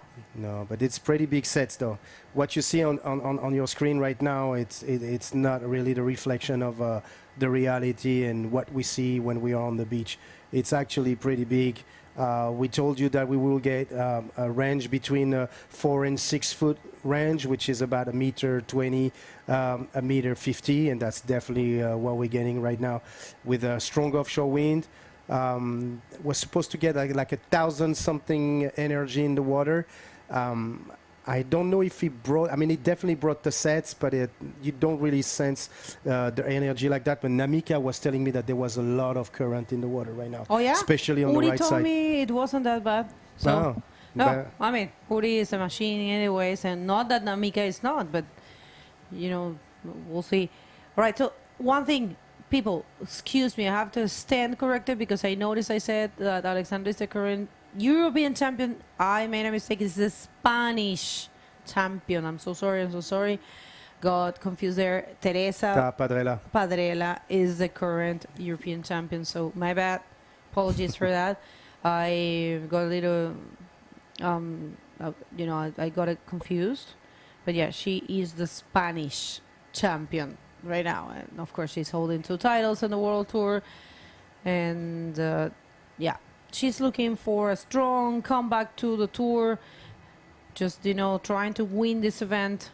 Not only being in the podium, it's been a while for her. I was trying to figure out when was the last podium that she got, and I couldn't find it because, there's so much information. I will gather that for you guys, but I'm pretty sure it was, last year she didn't have any podium, that I know for a fact. And maybe it was in 23 that she got herself a podium, but I don't recall her winning in 23. I'm going to double check that information. But yeah, last year was actually a tough year for her, and now she's coming back stronger.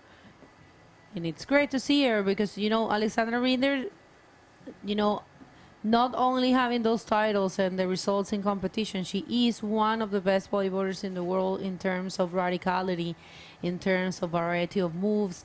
You see her in the free surf, and it's really inspirational to watch her surfing, big conditions. We all know how good she surfs in El Frontón, which is not a normal wave. And she dominates El Frontón, and she dominates the waves also in La Caleta, for example, that are hollow waves, not as big as El Frontón, but she dominates reef breaks very well in big conditions, and she's got all the variety of the maneuvers in her repertoire. So definitely it's really good to see her, achieving a spot right now in the final.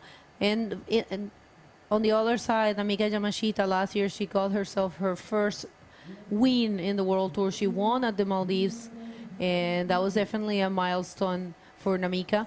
Namika, she has been training really hard, She also has a very powerful style, very powerful performance. And of course, she has been under the wing of Sari Ohara, traveling with Sari since she started traveling. So it is a very good final here. Yes, absolutely. And then once again, I invite you to follow both of them on their social media pages, because you're going to see some crazy free surfing from both. You were talking about Alexandra. She recently posted an invert in her home wave, and that photo is just amazing and beautiful, and it shows how the palette of maneuver that Alexandra has. Don't forget, she's been a serious competitors for the longest, with one of the few women that can achieve backflips, inverts, and many more maneuvers that you'd not necessarily see during competition. On but regular she has basis, because there are women that can do them. No, I know, but that's what I'm saying. That she's one of, yeah. I said, one of the women that can achieve those maneuvers. Of course, you have a lot more, but it's worth watching her Instagram. Same with Namika, and same with every riders. Not only just your favorite riders, but all riders in general. You're going to be blown away sometimes, because you're not expecting their free surfing, and then videos, clips, anything that comes out from them sometimes can be very surprising. All right, so Namika Yamashita, 23-year-old, coming from Japan, only being in tour for 3 years. And look how well she's doing. And for example, in the case of Alexandra, she's not too old. I mean, compared to Namika, she's 26, but she has been on tour since 2013, you know? So she's been in tour for 12 years now, and Namika only 3 years. So definitely Namika, it's one of the rising stars of the World Tour of the IBC, because I think, Namika started on the IBC, started with us. Remember, this is the 4th year for the IBC World Tour. So yeah, she has been, Namika, 3 years on tour only. Great. I wonder if her first competition was actually Sintra. I wonder, 3 years ago, that might be possible. But yeah, and then of course, like you said, imagine 2013, Alexandra, and she's up and riding right now. All right, so let's see this one for Alexandra. She's looking to better herself. Of course, she wants a big score. She wants a big score as backup. She's not over. She wants to win properly, you know. But, well, that didn't offer. She had a couple chances there. I mean, if he would have, you know. But it's easy to say from here. If we were out there, it would be a different story. So, yeah, she not only wants to win, she wants to win with big scores. We know her. And I saw the look in her face, you know, when she was giving the interview. She was like, I'm not satisfied with what I did in that semifinal. And she was looking for big waves, because she really wants to do that. She really wants to go big. I remember once in Maldives, she was the first woman in getting a barrel, deep left barrel, very good. She loved to do those kind of things, you know, separate herself from the average, you know. She doesn't want to go for the classics. And if she do the classics, she wants to do it in the most critical sections or in the biggest waves. So that's probably what is in her head. But also, you know, Namika, what I stand out about the Japanese mentality in competition, they're super driven, and they know exactly what they have to do, you know. I haven't seen them nervous in the water, you know, that they don't show that. And if they are, they don't show it. Sari said, and I remember in the times of Jack and everyone, they used to say they do feel nervous, but they don't show it, you know. They know how to control their emotions very well, and I think that's also important in competition. And look at this set, Bego. Ooh, these are bombs. It's coming hard and it's coming big. Wow. And then let's see if Namika is going to be able to take that wave in the back. Which, yeah, it might be a little bit soft, and it may have options of closing out as well. But that set was huge. It was a big set. Yeah. You know, the thing is, this is like what I love with this new generation. It's hard to to say that about Alexandra, but she's still so young, is that they're pushing the level of the women bodyboarding super high. And it's beautiful to watch women that don't set limits in their surfing, you know, and that want to do the same maneuver as the man, and then some of them succeed, some others don't, but not all the men and not all the women are able to do what those professionals in the water right now are doing on an everyday basis. That's right, that's right. But yeah, you know, it's I mean, I get the chance to travel, and I know good part of the bodyboarders in the world, and I'm telling you, there are very good riders out there in the women division. It's just that they don't compete, but they are pushing their limits in the free surf, and it's becoming really inspirational to watch. You know, these days the ladies, they learn faster how to do the maneuvers. There's of course globalization, which allows you to, you know, there's so many videos and so many information out there. Back in the day, we will have to wait for someone to bring a video, you know, in a VHS or you know, VHS, yeah, a DVD eventually. Yeah, I remember I used to have a friend, but not even me. He used to have No Friends 4, and I watched that video. I used to go to his house to watch it and watch it and watch it and watch it. I know all the songs in there, and that was the only video that we have, and we used to watch it every single time that we could. And I didn't have any magazines, you know, because Venezuela didn't get any, you know, we didn't have access to imported things, you know. So that was back in the day. No internet, no globalization, no references, no schools. You know, these days, Namika is coming from a school, you know. She's been trained since she started bodyboarding. Back in the day, no one will train you, you know. They don't even let you surf. You were in the water, you were the only woman, and you were not getting any wave. And you were not getting any advice. Yeah, and nothing wrong with it. It's just two different schools. But look, Namika right now up and riding on this beautiful wave. She's cutting through the sections. Is she's going to go for a spin here, or she's going to hit the leap right away? Let's see. Ooh, nice roll from Namika. She's continuing on this wave. It's not done. Yes, it is. That roll, she needs a 3.46 to take the lead. 8 minutes, 46 seconds. Wow. There's some juice in that one, I'm telling you. That's way more than a 3.46. Probably the best roll of this heat. We'll see. The judges are the one that knows. But definitely, look at the size of the wave, and she was fearless. She approached the leap, approached the pocket, and performed the roll in a great fashion. So, and she was actually trying to do something else and decided to get out of there. She could have, you know. Absolutely. She, I mean, like on that replay, the when she hit the first roll, I got a little bit concerned because she was very low on the wave. And usually when you're very low on the wave, it slows you down a lot. So it's very hard to go back up and hit the leap. And she had a beautiful control on that one. And yeah, going to see what the score is going to be. But I sense it's going to be a pretty high score for Namika for sure. Yeah, I think, like I said at the beginning before the scores were dropping, I think this is going to be the best wave. It is the best wave of the heat. It's a 7. Pretty similar to Alexander's score, only 0.25 more.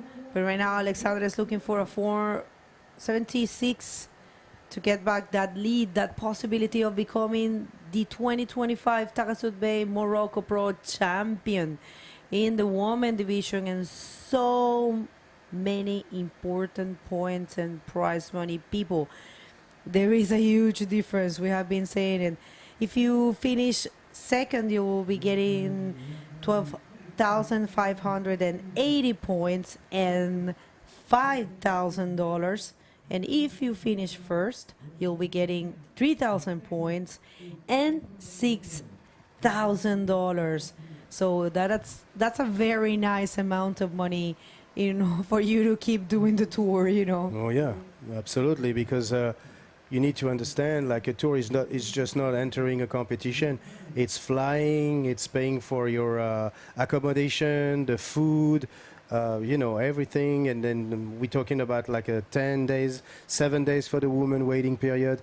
It's a long time away from home, and everything costs money, especially nowadays.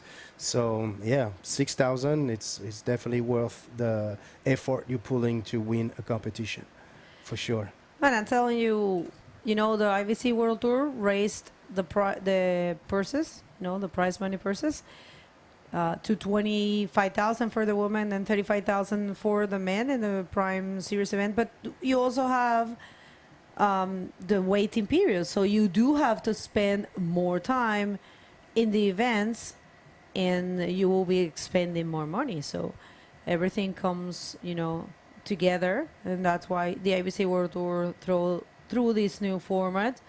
And of course, this year it's kind of a pilot. Of course, it's being put into. Oh, wait a second, Alexander Rinder in a bomb. Let's see, Taghazout. Good choice. Good choice. Yeah, you know why? Because she's gonna remain there in the area, and now she will get priority. I don't know where Namika is, but yeah, that thing closed out on her, so she docked out. That woman is fearless. Let me tell you, dropping on a bomb like this. Ooh, yeah.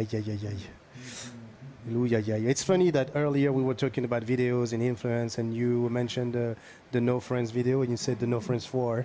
And that Ryan Hardy section in No Friends 4, ooh, it's a school book. It was Guilty by Association, I think, right? The name? Guilty by Association? Yeah. I think. All right, people, so situation in the water is Namika Yamashita winning, becoming the champion of this event for now, because Alexander Rinder only needs a 4.76, and she is holding the first priority. You saw that Namika rode very far away from the peak. She is on the inside and struggling to get back out there. There's got to be a current in this today here. And, you know, the riders, we have only seen Jan Salon taking a left, I think. One or two left he took, but the rest... Yassin, all right. But, yeah, not much. No one else has really gone for lefts. Unfortunate for Alexander, because she loved those lefts. But still, you know, she serves really good to right, I have to say. So we'll see if she can turn this situation around. If not, she will get herself a great result. This is a great final, people. Good points, good prize money, good new format. Like I was saying, this is a pilot year. We're putting in place everything and, you know, reaching different organizations and waiting for organizations to reach us, to put in place the Rising Series and, you know, work with them for their local, regional, national rankings. And yeah, hopefully bring new athletes and also train new staff as well. You know, an event brings a lot of opportunities for people. You know, it's not just the athletes. You get to know new staff members and possibilities for photographers, cameraman. There's so many jobs involved in a World Tour event. So if you're tuning in, if you're interested in the new format, we let you know that the Rising Series are open and we can help you to organize one in your country. You don't need a huge amount of money. And it's easier these days. And check that set. Alexander is like, all right, I'm running away from this. She's paddling there, and it's an even bigger wave out the back. Take that line. Stay with the riders, cameraman. Where is Ale? Maybe taking on this wave? I wonder where is Namika right now, because no, Namika it's is been a far minute away. that we haven't seen her. So I wonder if it's the current, and then of course, you know, in Japan, unfortunately, they don't have that type of conditions in the water, in the wave. So I think it's a little bit more challenging. There you go. Here she is, probably her last chance. She has to go big or go home. You know, there's only 1 minute and 58 seconds. Could Alexander Rinder get only a 4.76? She has to go big. It's now or never. There will be no more chances. Coming back to the inside is no choice at this point. She didn't do it. It's okay. I'm not going to criticize her because it's difficult, you know. I'm not going to say that was a difficult a huge wave. It was a bomb. The engagement to take that bomb, to surf it, and to look for the leap on that. Oof, kudos to Alexandra, because it's. She was trying. Yeah. She was aiming. You see, she was all the time riding the wave and like searching for a spot to hit, but it was a big wave. Yeah, you know? yeah. And it was kind of like closing. The landing I don't would know. have been crazy if she hit in any of the section that she would have been able to hit. Landing would have been. 1 minute in the clock, and Alexandra Rinder right now doesn't have the priority. What would you do if you were her? Probably take one of those inside waves. It's a 4.76 what she needs. What do you think? Most likely, because it's a 4.76, like you just said. I will try to stay in the middle section and connect eventually a spin and a rollo, knowing that it's a middle section that's going to connect to a smaller section. At least to do a combo and end or start the combo by the roll or hand by a roll. To get that 4.76 is not a lot. But I think Alexandra is struggling a little bit on the right, so she knows she can throw those rolls. I don't know if she's going to be able to control the spins the same way that she does on the right, but let's see. She's being dragged there, man. Yeah. The current is really strong. That's what prevents Namika from getting back in the inside. But check this out. It looks like Namika Yamashita is going to have her second win in the World Tour with only 3 years on tour, but no. All right, so it is defined. We do have the 2025 Taghazout Bay Women Champion. It's Namika Yamashita from Japan. Second time in her career, only 3 years on the World Tour, and she is winning this heat. So congratulations to Namika. We are not going to take any time from the final. We're going to throw it to a commercial and come back with the last heat of this event right after this.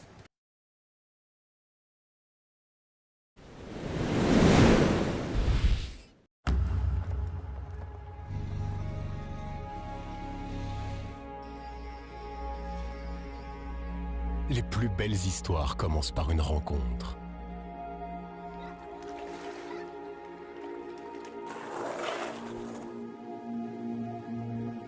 Pour découvrir l'exception,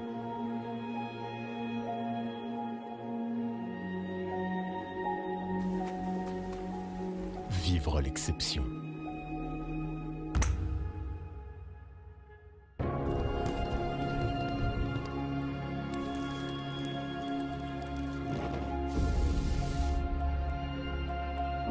Faire le plein de sensations, d'émotions, de souvenirs mémorables.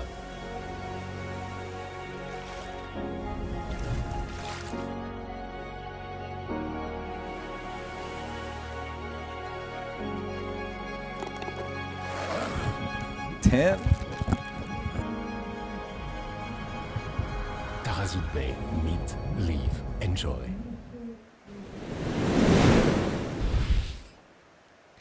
Right, everyone, if you're just getting here, this is coming down to the wire. We do have our 2025 Taghazout Bay Morocco Pro Women Champion. It's Namika Yamashita. She completely destroyed this last heat. And a huge congratulations to Alexandra Rinder for her second place. It's a very good result. But right now, we have the last heat of this event, the great final for the men division. So let's hit the water. We don't want to miss any of the action. Yeah, big congratulations to both these ladies. You know, Namika saying that she was scared, you know, but she went pretty well to the lip on that wave to get that good score. And check this out, PLC already in action out there, going left on a big, big wave. Let's see, he's going to hit that lip for sure. And check this out, guy, huge invert. Oh, and he completed this one. What a sick wave on the first seconds, not even a minute into this heat, and Pierre already flying over that left. Huge invert, Bago. No, Pierre knows exactly what he has to do. You know, he's stopped playing games. I mean, not that he has been. Check this out. Kept the middle line at all times. Release the brakes right there. Approach the leap aggressively and completed that invert. You can tell he had a hard time there with his legs at the end of the invert, but it was a fully complete maneuver, so what a way to start. And there comes a response for the Brazilian, going right in this case, goes for a pocket, nice roll, a lot of impact in that landing. He goes for something else, Another roll for the Brazilian. 2 strong maneuvers over here. And I believe that's it for Uri Valadão on this first wave. Definitely going to be an excellent score for PLC on that left. You know, it's very hard, Bego, to see how much the wave will project you, you know, because there's pretty good size out there, but sometimes it gets too mushy, you know, not really a very good ramp. So very hard to calculate, but crazy action already. I think Uri was conservative here. He knows the waves are long, you know, he knows he has to use every opportunity, so he wanted to go for the basics just to start things. It was actually a very good roll. Yeah. Projected, pocket, maneuver, and one more there. And yes, it was a very good exchange actually for these two riders. We're waiting for the scores and see who's going to get the best out of it. But definitely, I mean, that left. And also just keep in mind, we haven't seen much lefts so far. It is difficult. It will take Pierre a while to come back.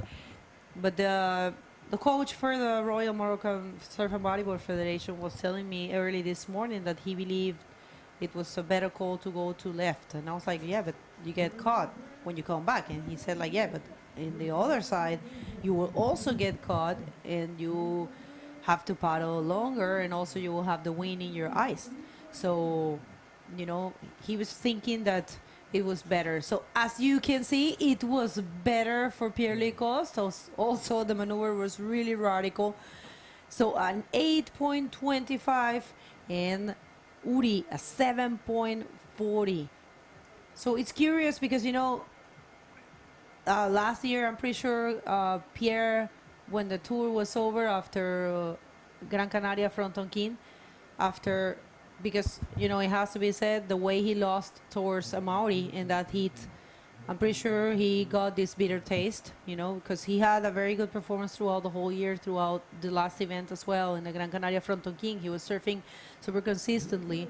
And then he reached this point where he was facing the person that is one of the most fierce athletes to meet in Gran Canaria Frontonquín, you know, which is Amaury Laverne. And I think he probably, you know, had maybe the pressure, or don't know exactly what was, but I'm super sure he was not happy with that performance. And, you know, leaving the tour, and then the tour runner-up once again. It's been a number of years that he has been runner-up. I'm pretty sure he had some, you know, mental training, and a lot of things have changed in his mind. And this year, coming to the tour with that mindset of following the whole tour again after a number of years, it's what I think it's giving him the strength that he needs to be that Pierre Lecoste that we know, and put big scores, big maneuvers, not even thinking about the size of the wave at the very beginning of the heat. So yeah, this is my own humble personal analysis. Yeah, I think that's a very good point, Bego. You know, sometimes we get, let's see if Uri is going to go on this wave, because he's staying very active out there on the last heat. Yeah, that's what we're talking about. Uri going right, looking for his backup score, goes for the pocket with the roll under the lip in this case, realigning for one more maybe, just kicking off of this wave. But yeah, Bego, getting back to that point, you know, sometimes people get very confused with competition, and they think that whoever wins is the best guy, you know, and there's no such thing. There's no such thing. Like Uri and PLC, for example, they faced each other in Sintra last year and the previous year. Each one had a win over the other, you know, and it's so many factors that take place over here, you know, everything. There's so many things that take place over here for one or the other to win, you know, but there's no such thing as one guy is the best. You know, you can't crave that. So yeah, both of these athletes have the potential, you know, of coming out on top. That's the really nice thing about it. You can't have any expectation, right? Right. So I'm gonna comment on that after this wave. This last wave of Uri, it's a 5.5. Of course, he gets the first position because he's holding 2 scores. We're waiting, of course, for a backup score for Pierre, because Pierre has a highest score of the heat so far. So yeah, just to add to what you were saying, definitely the best rider is not necessarily the one that gets the titles, you know, or to win the events.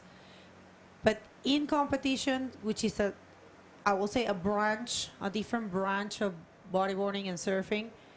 You know, it takes a lot of preparation, and in competition, you definitely need to win and get the best spots possible. So for that, there are so many factors, as you were saying, that you have to control. You have to train yourself in all the tools and abilities and skills that require to compete with only 25 minutes, sometimes with 4 in the water, priority system, different types of conditions. You know, for me, one of the most difficult things to do in order to train, besides of the mental factor, it's the fact that you have to surf all kind of conditions, and it's so hard to go and surf when it's bad, you know. Yeah. For everyone, you know, you get to the beach, you see the conditions, and you're like, going back to my house, this is really bad.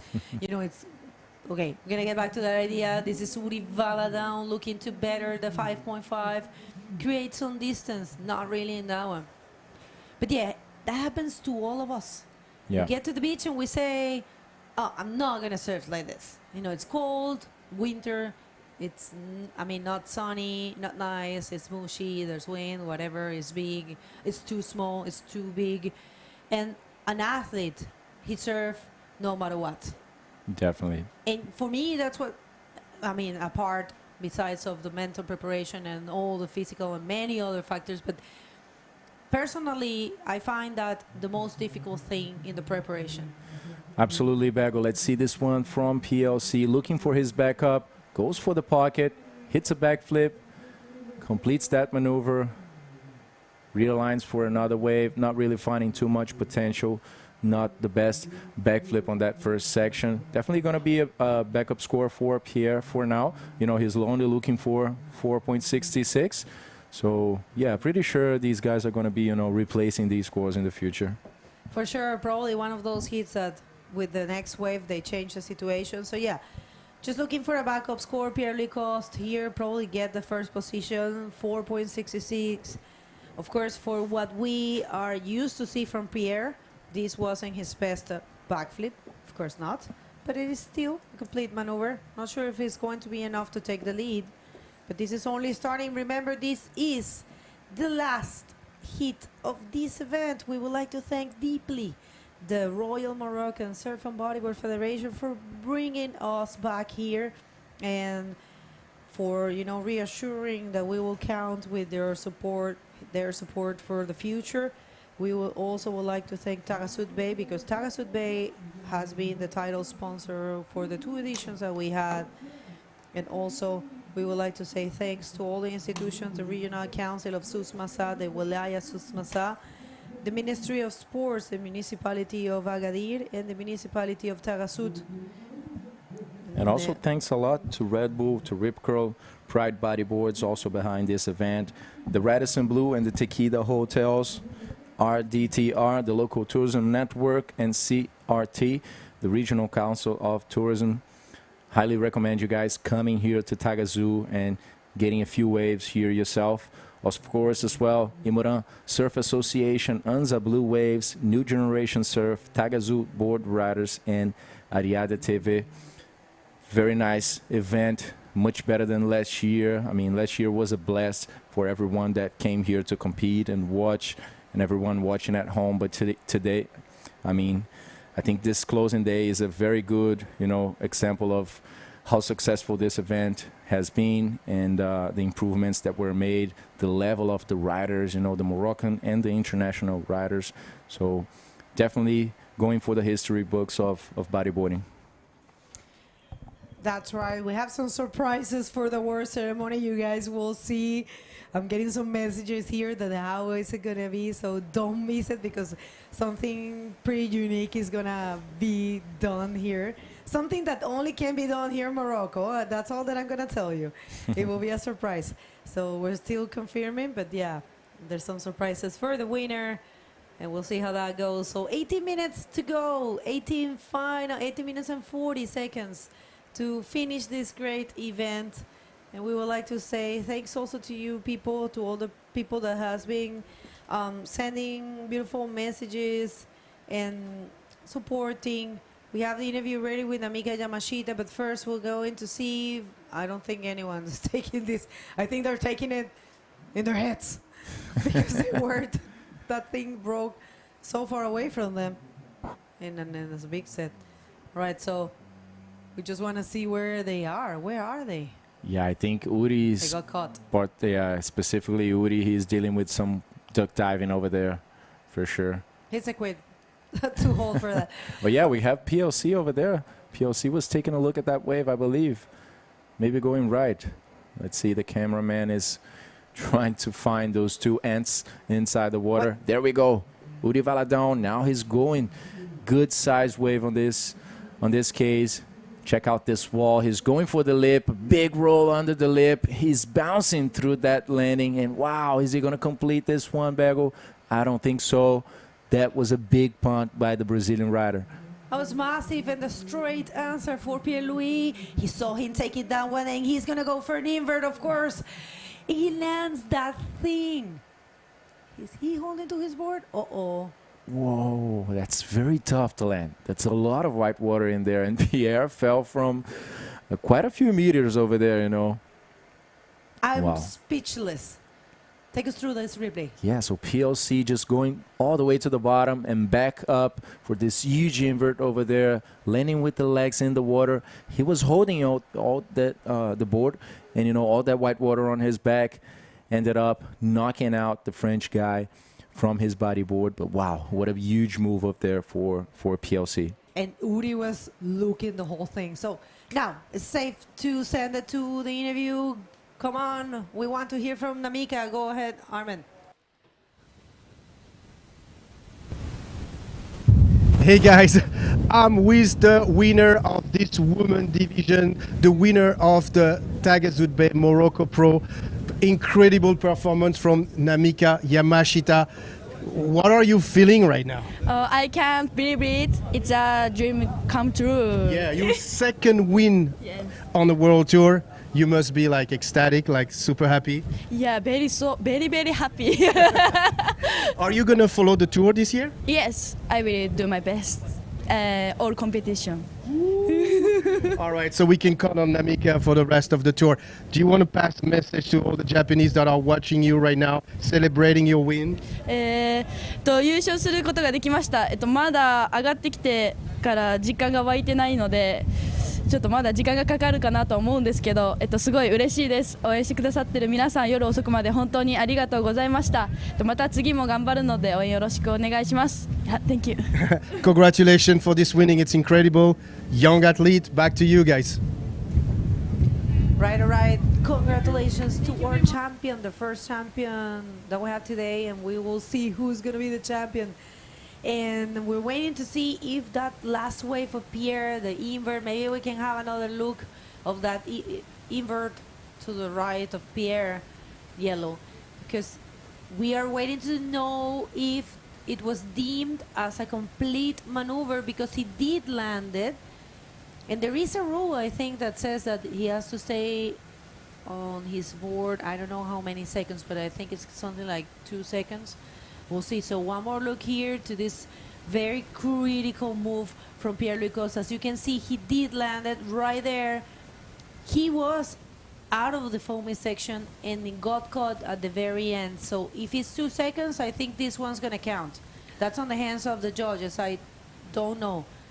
Yeah, he did land it. Yeah, definitely, Bego. I think he did as well. You know, he landed before the lip, you know, and he had a lot of control. He landed with the legs in the water, held the bodyboard, and then after maybe 2 seconds, as you said, you know, the lip fall over him. So it is a complete move. That's it. That's a 8.25 for PLC, just putting another big score. So 8.25 and 7.9 for the French rider. Now leaving Uri looking for a 8.76.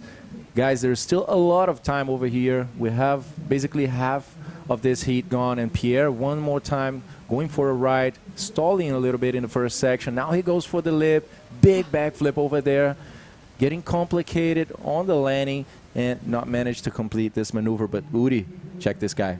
All right, Uri, not holding back at all.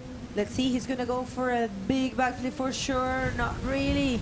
I was in Pierre's face, you know. that was give some impact on Pierre for sure. Yeah, these guys are two machines over here. I mean, non-stop action, you know. They're staying very busy since the semifinals. They're playing a good game. Definitely we're going to see very high scores, you know. Pierre already presenting them. Still waiting to see a bit more from Uri, who's now in a position where he needs to respond, you know. It's worth the title. So that's the first stop of the tour, you know, very important step to begin the 25 season. So both these guys are monsters. Let's see what's coming up. Right, if you're just getting here, this is a great final, and Pierre-Louis Coste just is winning. I mean, just put 7.90. He's winning this heat a Soviet because there's still, I mean, a Soviet not so far. There's still some time, 12 minutes and 30, and it's super possible for someone that's coming from doing 18 points, you know. Uri just got a 10 for himself, and check this out. Unstoppable Pierre decides to not go. Good call. That was a small wave, and that's not going to give him more than what he is already holding. What he has to do is try to come back to the lineup and wait for a huge wave and go for a huge maneuver, and that will be the only way that he can separate seriously Uri from himself, because Uri is coming from one of the best hits that we have seen against Badreddin, and Uri, he got himself a 10 and an 8 point something. So Pierre knows he has to go huge. There he comes, PLC, on a medium-sized wave, not a big set, but they are staying very active. You know, they both are playing this game. Check out Uri Valadão right now, coming from behind, very late in this wave, getting some speed. He goes for a big backflip, completes that one. He's trying to get through that section, but not really. But definitely, I think Uri is going to increase that 5.5 bagel. What a battle. This is going to the history books for sure. Check this out. Uri, of course, he is, check that out. I was just speechless thinking about the execution of this maneuver and how difficult it is. I mean, we saw Alexandra, who is one of the best riders in the world, not able to perform maneuvers on that big wave that she took. And these guys are not holding back. They're just leaving everything on the field. So, all right, we're waiting for the score. Uri is looking for an 8.76 to take back that possibility of leading this heat and winning this event. But it was not enough. It was a 7. Now still looking for the same score, and Pierre is reaching the lineup, and I think he's going to sit there with the priority, and he's going to be searching for a 10. Pierre wants to win, but wants to win in the best possible way, with the best possible score. I'm telling you that. And that's the same goes for Uri, you know. Yeah, definitely they have been showing that in the water bagel. Pierre just got out there holding the priority number 1. You know, despite the priority system taking place, both of these guys, I think the less heats, the less rounds that we had today were a very good filter, you know, because I would say these two guys are the ones that are in a better sync with the waves, you know, today, in positioning themselves, in finding that pocket section, you know. Both of them are really, you know, in tune with the waves. We are seeing many waves in each heat for both of them, you know, many high scores in every single heat. So, yeah, I'm looking forward to see the rest of this heat. Uri Valadão, as I said, getting one on the inside, you know. And I think that this very good tune that they are having with the Oceans, they are not even going all the way back to the spot, you know. They are getting waves midway over there, you know, and waves that have potential. They are throwing those back flips, huge maneuvers, and they're not waiting for too long. You don't really have to wait for too long if you know, find a good wave and make a good reading as they are doing. Yeah, I agree with you. They're going halfway, you know, they're not going all the way to the lineup, because some of those waves, the biggest ones, we saw them closing out, you know, not really offering the possibility of a ramp, you know. But we'll see how this one unfolds. I have to tell you, Lucas, I have I want to see more, you know, because I know these two, they will be bringing more. I have a sense that we're going to see bigger maneuvers. The conditions are there. We don't get that all the time. You know, we don't get big waves and good conditions for finals all the time. It depends on the mother nature, and they are all training for this moment. You know, this is their moment to show their skills. So, and they have been doing so today in the previous heats that they have surfed. So I am looking forward to see bigger maneuvers and bigger scores from these two riders, and I think there's gonna be there. Check this out. I mean, right now Pierre Louis, he's got the priority. I think he's just, you know, getting his breath back after that long paddle, as well as Uri. Yeah, Bago, I think, as you said, you know, it's not every day that we have a final with big waves, with big sections, with offshore winds, you know. I was a little worried about today because we had strong winds since the very morning, you know, and the wind is predicted to change around right now. So I was hoping that, you know, the wind was going to hold offshore, and, you know, and if you go back to the situation in the heat, Pierre needs to improve from a 7.9. Uri needs something better than an 8.76. So from now, it's just excellent range waves, you know, that we are going to be see the guys attempting, you know. So yeah, definitely these last 7 minutes are going to be insane. We are seeing a flat moment right now, and you know what that means. We are going to be seeing a big set in a while for sure.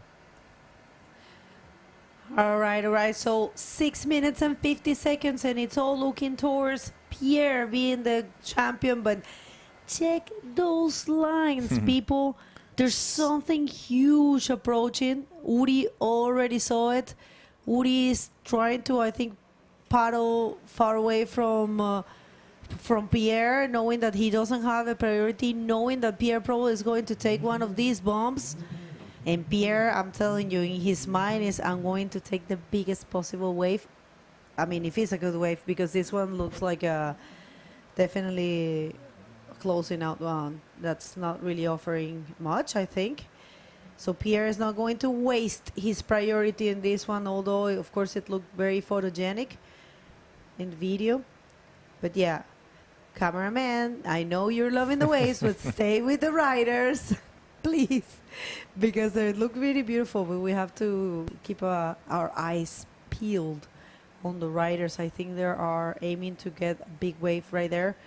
It's Pierre-Louis Coste with the priority. Let's see if he's going to go. No, this is a closing out one.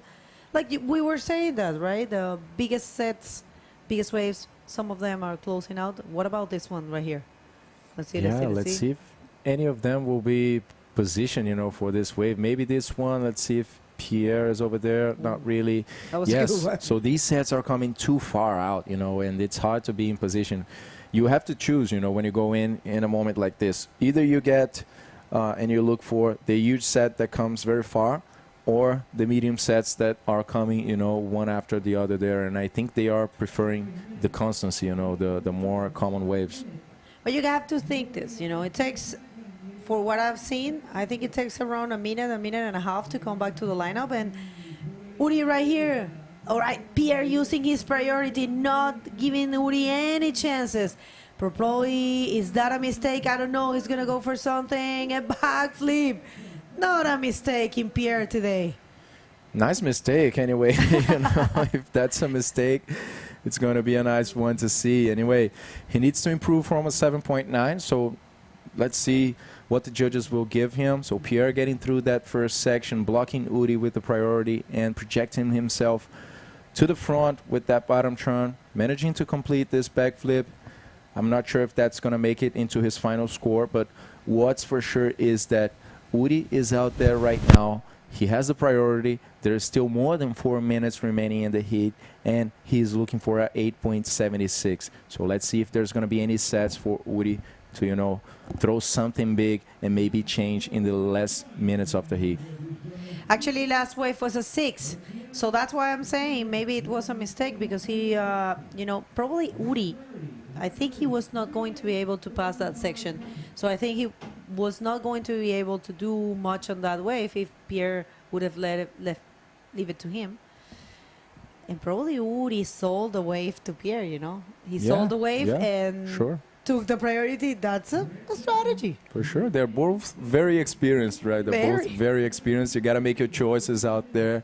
And Uri, managing to gain some time in this heat right now and a good possibility of a change. We'll see. Probably, Uri, that was part of his strategy, so because you see, one thing that caught my attention is that when we saw the lines, Uri, instead of paddling towards the right, he was paddling towards the left, opening from Pierre. Why would he do that? He didn't have the priority, Mm-hmm. So I thought probably because he was waiting for Pierre to take one of those big waves and he could take the next, but probably because he was going to sell the wave to Pierre and keep the priority. Maybe, who knows? Yeah, and also the bigger sets, they're sweeping way far, to the right. So let's see, PLC right now going for one wave, trying to improve a 7.9, building that speed. Not the biggest wave of the set. Yeah, that you can see. And, oh my God, we're seeing Uri out there. He came with a backflip, I think it was, guys. That could have been a mistake, a mortal mistake for PLC, and big roll for Uri Valadão. He's claiming it. Are we going to see a change in the last 2 minutes, Begoña? Wow. I don't know. I'm sensing that could have been the case. I'm sensing that Uri could have apply a very good strategy, and people, that's completely in place. It's completely accepted.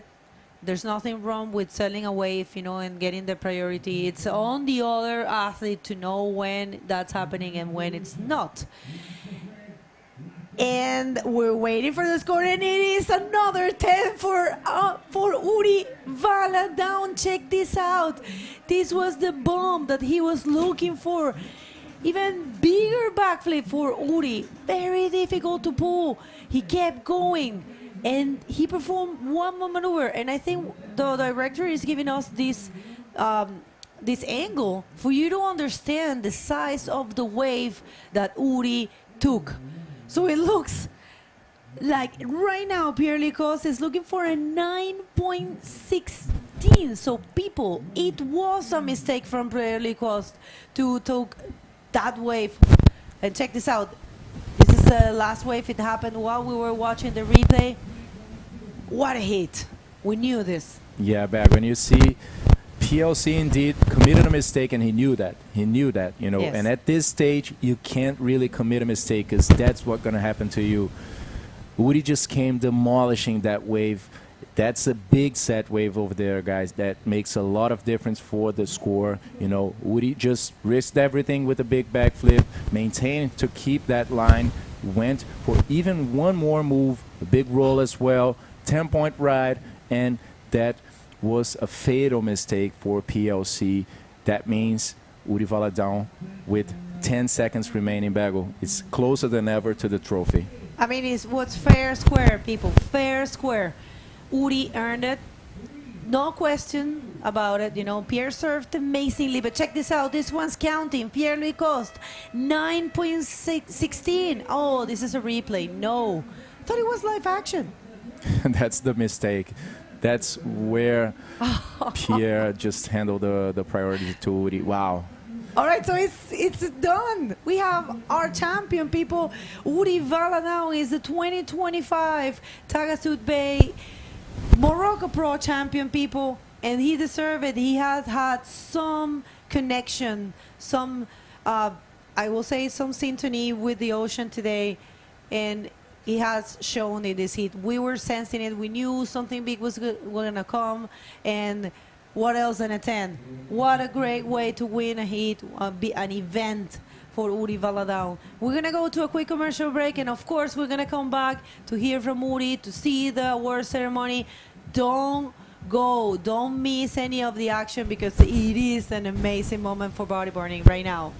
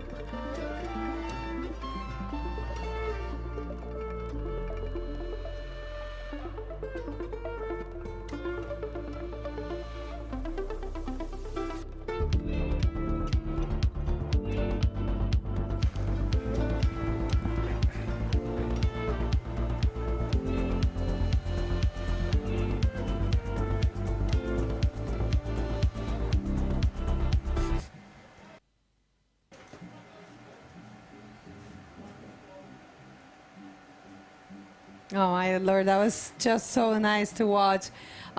We saw Uri coming out of the water, and what a way to win an event, right? Yeah, Bego, I think that's the most special part. Uri didn't leave no doubt. I mean, 2 10-point rides, in the semifinal, in the final. He was showing himself very consistent since the beginning, but in that final, I mean, the 2 best riders we can say from the competition, PLC and Uri, and no doubt, é do Brasil, pessoal. Uri Valadão muito merecido essa final, conseguiu mais 10 pontos ali, realmente levando para a Bahia essa vitória, tá de parabéns. That's right, definitely. That's it's not just winning, it's winning in that way. And there was no other way against someone like Pierre. Pierre was super solid as well, did a great job throughout the whole heat. He kept the first position almost the whole heat. And then, I do think I would like to ask Uri. Maybe we're not going to have the interview because we're going to go straight to the award ceremony. And, of course, Uri is going to say some words, and the rest of the winners, of the finalists are going to say some words. But I really would like to ask Uri if he thought about selling the wave to Pierre and get the priority in order to get that wave that gave him the 10. I kind of think he did, Yeah. I think, at this point, at this stage in the competition, Bego, as we have been seeing, everything escalating so much, at this stage is the detail that really makes the difference, right? So Uri just doing his best, going to perfection, and really achieving that. And then also the final with Namika Yamashita and Alexandra Rinder was a good battle too. And we have very good battles today. We had very good heats. If you guys missed it, you can scroll back and see everything that happened today. It's been a great event. We would like to greatly and deeply thank the Royal Moroccan Surf and Bodyboard Federation for trusting in the IBC World Tour, for trusting in bodyboarding and bringing this event for the 2nd year in a row. And we would like to thank Taghazout Bay for being the title sponsor, all the institutions, all the sponsors that are involved. Without you, this wouldn't be possible, and all the athletes, and of course the locals as well. We can't forget about them. They're, letting us use their wave, which is difficult sometimes. You get a World Tour event in your hometown and a lot of people training, and you don't get to surf as much as you would love. But yeah, it's been a pleasure to be back in Morocco, and we are counting on you for the rest of the calendar. This is only the start. We are in the first event for the Prime Series for the women and the men. Yeah, definitely. We're still waiting for Ikiki to be confirmed. I think that we can safely say, Bago, that this was a very successful first step for the 2025 World Tour, closing in this way, with such offshore winds, big-sized waves, 10-point rides coming out all the time, the ladies as well being warriors out there, the juniors going to the lip. The juniors, very amazing to see that. And, of course, on my side as well, thanks a lot to everyone that helped make it happen, so many people putting their grain of sand, for it to become a reality. And it was very clear that this year, especially, the event was much better than last year. That was pretty good already, but this year they could improve a lot. So big thanks to the Royal Moroccan Surf and Bodyboard Federation and everyone here for receiving us as well. That's right. That's on behalf of the whole staff of the IBC World Tour, and on behalf of our men as well, who didn't get the chance to say bye because we can't see 3 here. But yeah, thank you so much, everyone. I know the award ceremony is getting ready, and maybe we can just leave you with a recap of the best waves of today, and then you're going to get to see. Don't lose it. Don't miss it, because it's a very important moment for the athletes. We have the ladies, they gave their best. We have Filipa and Joana, 2 Portuguese, sharing the 3rd place. We have Alexandra in 2nd place and Namika in 1st. And we have, for the first time, a Moroccan rider sharing the 3rd place on the podium of the men division. And we have, of course, Pierre and Uri winning this event. So thank you so much, everyone. Shukran Vesef. For your hospitality, and we see you next year, and we see you in the tour for sure. This is only starting. That's it. Stay tuned.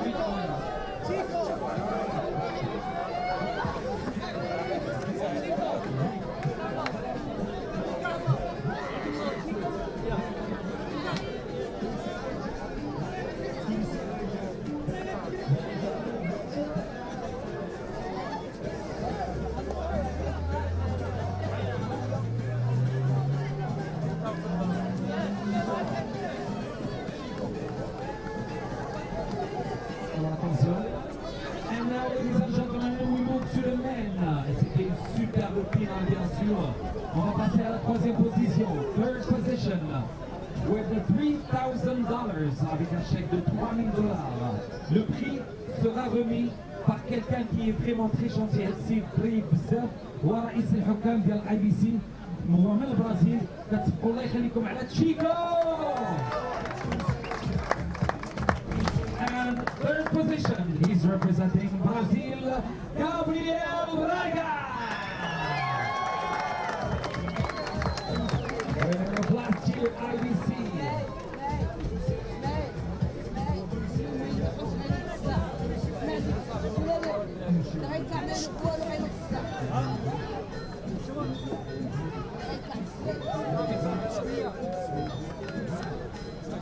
$3,000.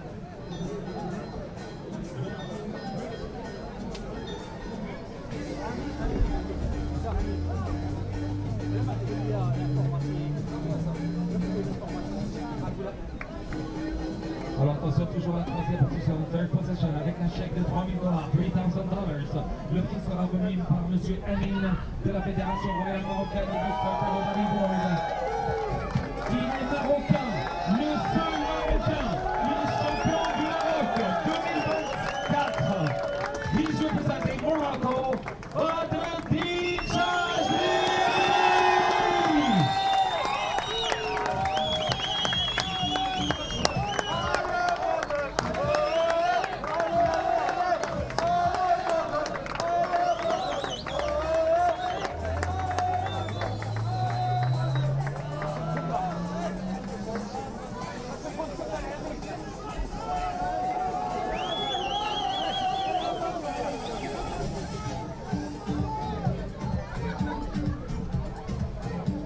Alors attention pour la second position, le prix sera remis par Monsieur Saïd, représentant Red Bull, avec un chèque de Shell. $5,000, $5,000.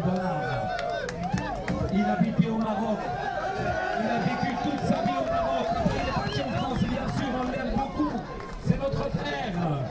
Ladies and gentlemen, representing France, Pierre-Louis Costes.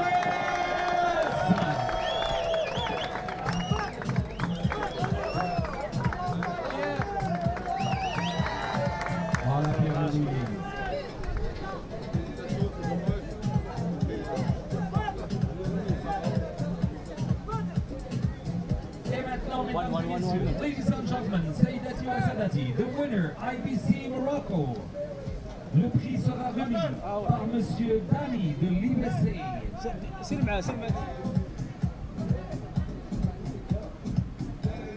Avec un chèque de $6,000, $6,000. He's representing Brazil, Yuri Vaz.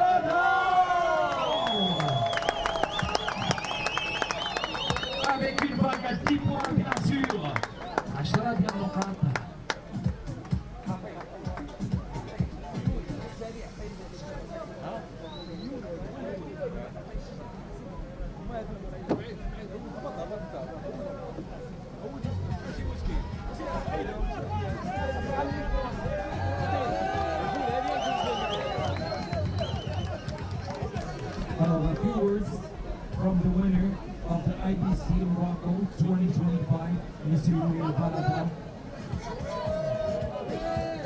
Some few words for Morocco and FIFA. Salam alaikum. A lot of emotion this moment for me. Actually, I can't believe that because finished the contest in the final with Pierre, and then the last minute changed the condition. It's for me, it's amazing and a dream come true. And thanks everybody for the good vibes. The Brazilian team, thank you so much. Valeu, galera. All the support. Congratulations, all the hard here for the show. Thanks Brian and everybody here to do this possible. And I hope back next year for sure. Thank you so much. Some words about the wave of Anza. What do you think about the wave of Anza? Amazing, Olivia. I love this condition like this to ride and long ride, and the last one was amazing. I have no word for this moment. It's amazing moment for me. It's a lot of emotion. Thank you. Shukran, shukran.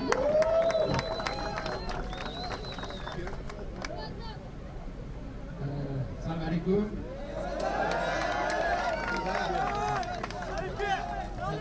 Hello everyone. There's a lot of people speaking French too, a lot of Moroccans. I'm going to say a few words in English for everyone to understand. Sorry. I'm super proud to be the final victory. It's funny because we are the whole time on tour. Every time we see each other, like every year we see each other at the first event, we just think like, how do we do it? Let's do it again, let's try it again, let's play it, we're in the final again. And to be honest, like I believe exactly what I'm feeling right now in the jury. After like hanging with a rock. But I want to say thanks to everyone, thanks to my friend Brahim, the federation, parents you think, already this event was supposed to already like this. Je dis un petit mot en français aussi à tous ceux qui sont ici, qui ne comprennent pas. Je voulais juste le Maroc pour moi c'est un pays super important. Je me sens aussi marocain parce que j'ai commencé ici, c'était un rêve de pouvoir gagner ma petite étape au Maroc. Je me sentirais toujours à la maison ici, donc voilà, merci à tous, merci au Maroc, merci à tous et j'espère que l'année prochaine je serai pas ici.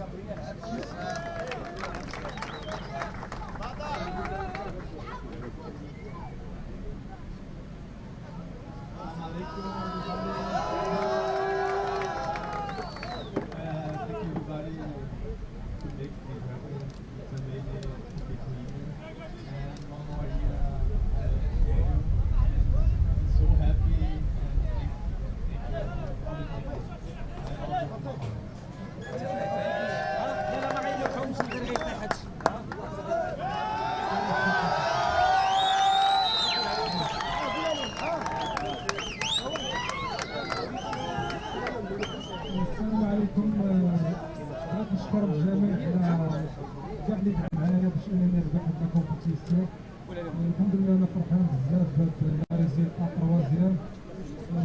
هادي اول بوديوم لي في الشامبيون دي موند الإيطاب الاولى. كنبغي نشكر الناس اللي دعاو معايا، لي سبونسور ديالي، الكلوب اي بي سي ولا فيدراسيون، وكنهدي هاد التروازيام بلاص الرياضي الاول الملك محمد السادس وديما المغرب. شكرا للسلطات، الناس كاع اللي سهروا على هاد الكومبيتيسيون كالجمعيات وكل شيء. الحمد لله انا فرحان، والا تحت لي الفرصه ان شاء الله راه نتشدر التور ونكون ننافس على بطل العالم. وكرهشان في التنظيم يعاوني باش ندير كل مجهود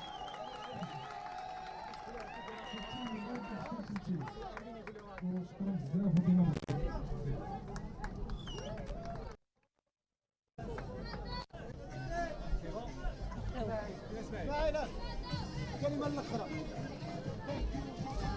merci tout le monde. شكرا جميعا. عندكم الدليل عندكم